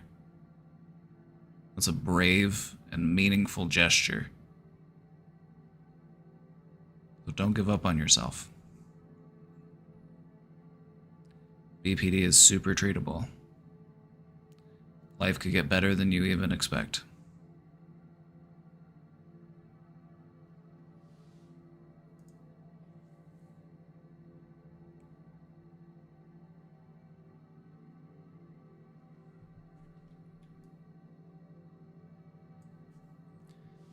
How do I control my anxiety? Sometimes I get into a really bad episode and it feels like the anxiety has control over me. What can I do during a scary episode? I feel as if I'm going to die or I'm crying. Sorry, that sounds dramatic. No apologies allowed. No apologies allowed. It sounds like you might actually be dealing with panic attacks. If you have those really intense episodes of anxiety where it makes you feel like you're going to die, we'd normally call those a panic attack. My favorite way of dealing with anxiety is through biofeedback. Calming your body so that you can calm your mind. Focus on your breathing. Focus on your senses. If you can breathe like a calm and relaxed person, it can help to relax your body, which will relax your mind.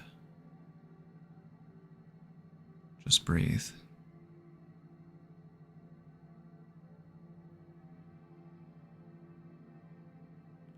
When it comes to dealing with this really intense anxiety, I would say just breathe until the storm passes.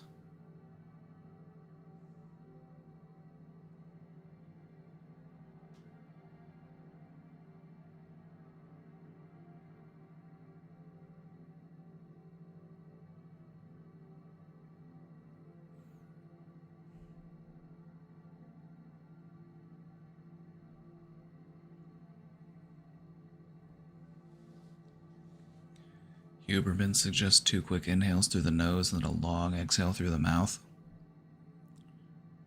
The science behind that is when you breathe in through your nose, the air gets whipped around in your sinuses and it can result in a more satisfying and relaxing breath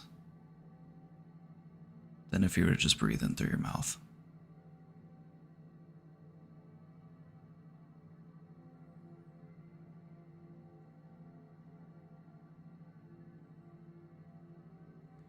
When it comes to exhaling, if we can breathe out very slowly, very calmly, like you're blowing on a candle, but you're trying not to extinguish the flame. It's very gentle, very slow.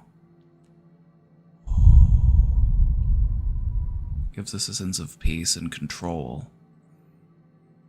When we feel really anxious and we're really overwhelmed by our anxiety, what we need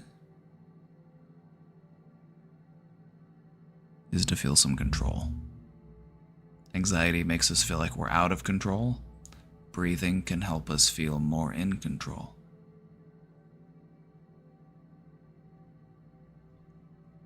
Nice, deep, slow, refreshing breaths. Anxiety sucks. I hate feeling this way. I get that. What I find helpful with anxiety is to invite it in. Try to figure out what it's wanting you to do. Anxiety exists within us because it's trying to protect us from danger. It's trying to get us thinking about, what can I do to prepare myself, to keep myself safe.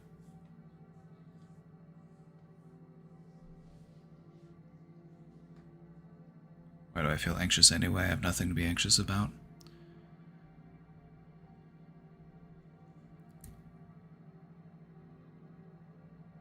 Anxiety asks us what could go wrong.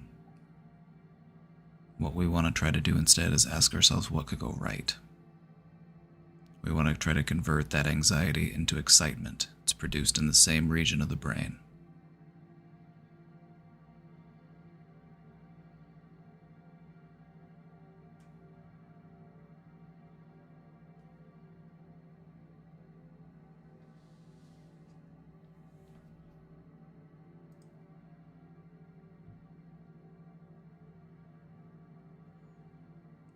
Meditation really helps for me.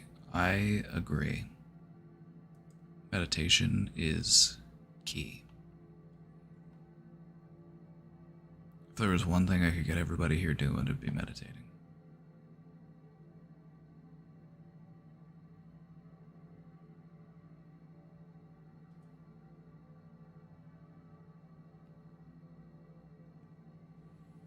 Went on my walk earlier, but now it's bright and sunny, which reminds me I should probably go for a walk. Been sitting at my computer.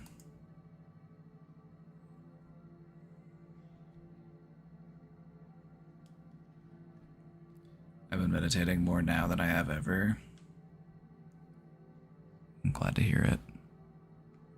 Just remember, you can achieve noticeable changes, positive effects in your brain structure in as little as 2 weeks of meditation.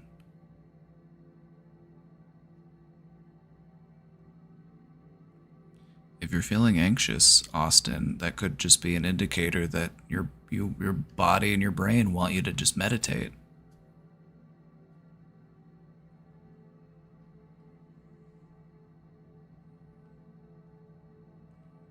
Is there any way I can get that segment alone?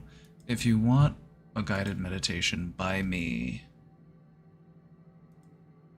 check me out on YouTube.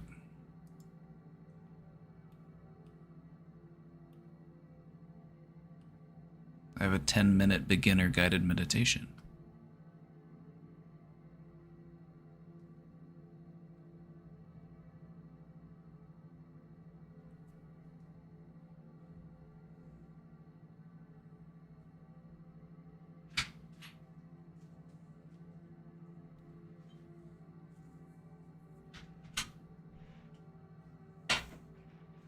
How's it going? Gonna go on a walk soon. It's nice outside and I need to get some fresh air.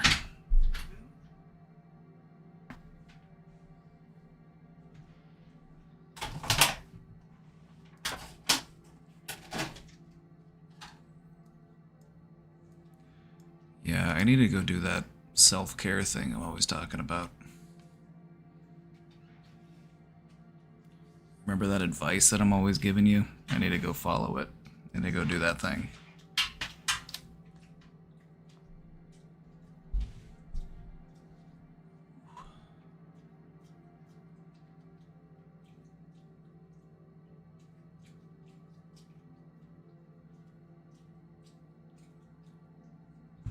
Yep, I need to go practice my self-care.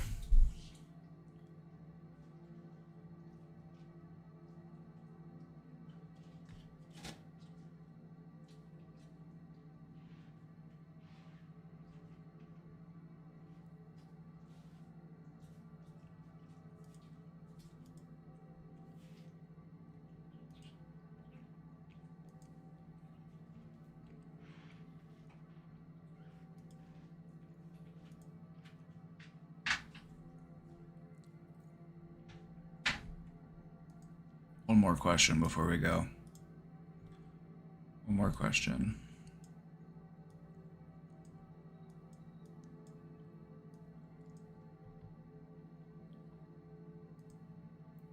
You're listening to a spine-chilling and disgusting story that happened in South Korea. That's what I'm telling people. It's like, we spend too much time listening to all this true crime and stuff, and then we wonder why we're anxious. It's like, maybe it's not normal to spend a bunch of your free time learning about all these new horrifying ways that you could get maimed and murdered.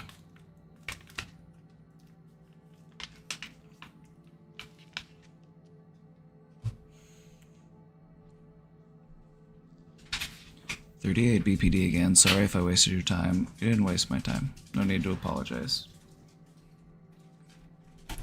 I'm in therapy and it's helped me a bit recognizing my trauma. My psychiatrist keeps adjusting my medication. That's stressful when you keep getting adjusted. I can't keep a job. I feel like I'm constantly making my partner walk on eggshells. I have so much debt. I'll never own a house.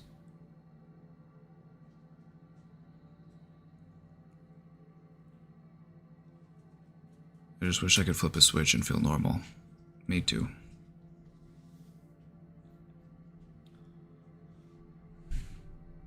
I wish we could do that. Just flip a switch and feel normal.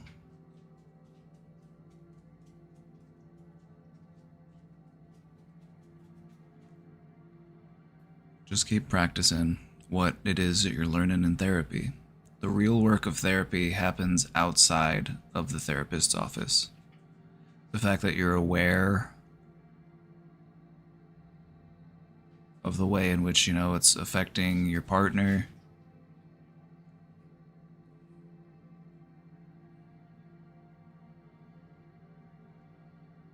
Just don't lose hope. You're getting the help that you need. Just keep with it. Just keep working it. That's all you can do.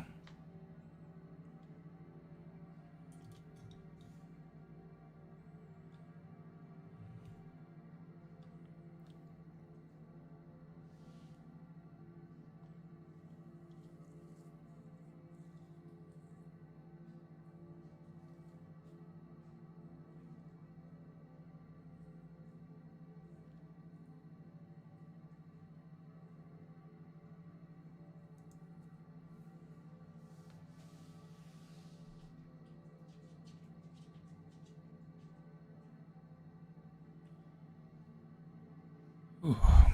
All right, I'm cooked. I'm toast. I'm tapping out.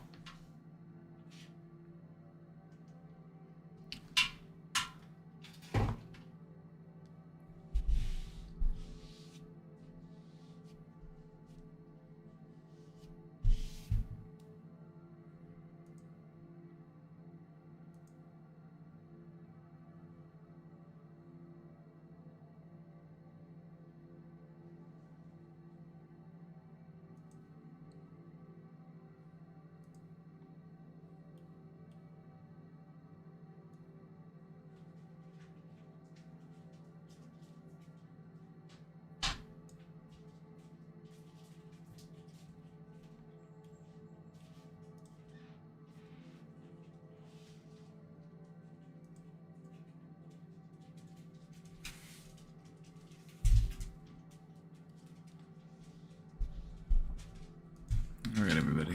I'll be back. Back tomorrow.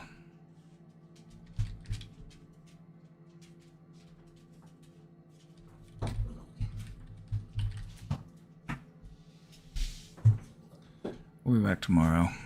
Try to have a good night. Hang in there.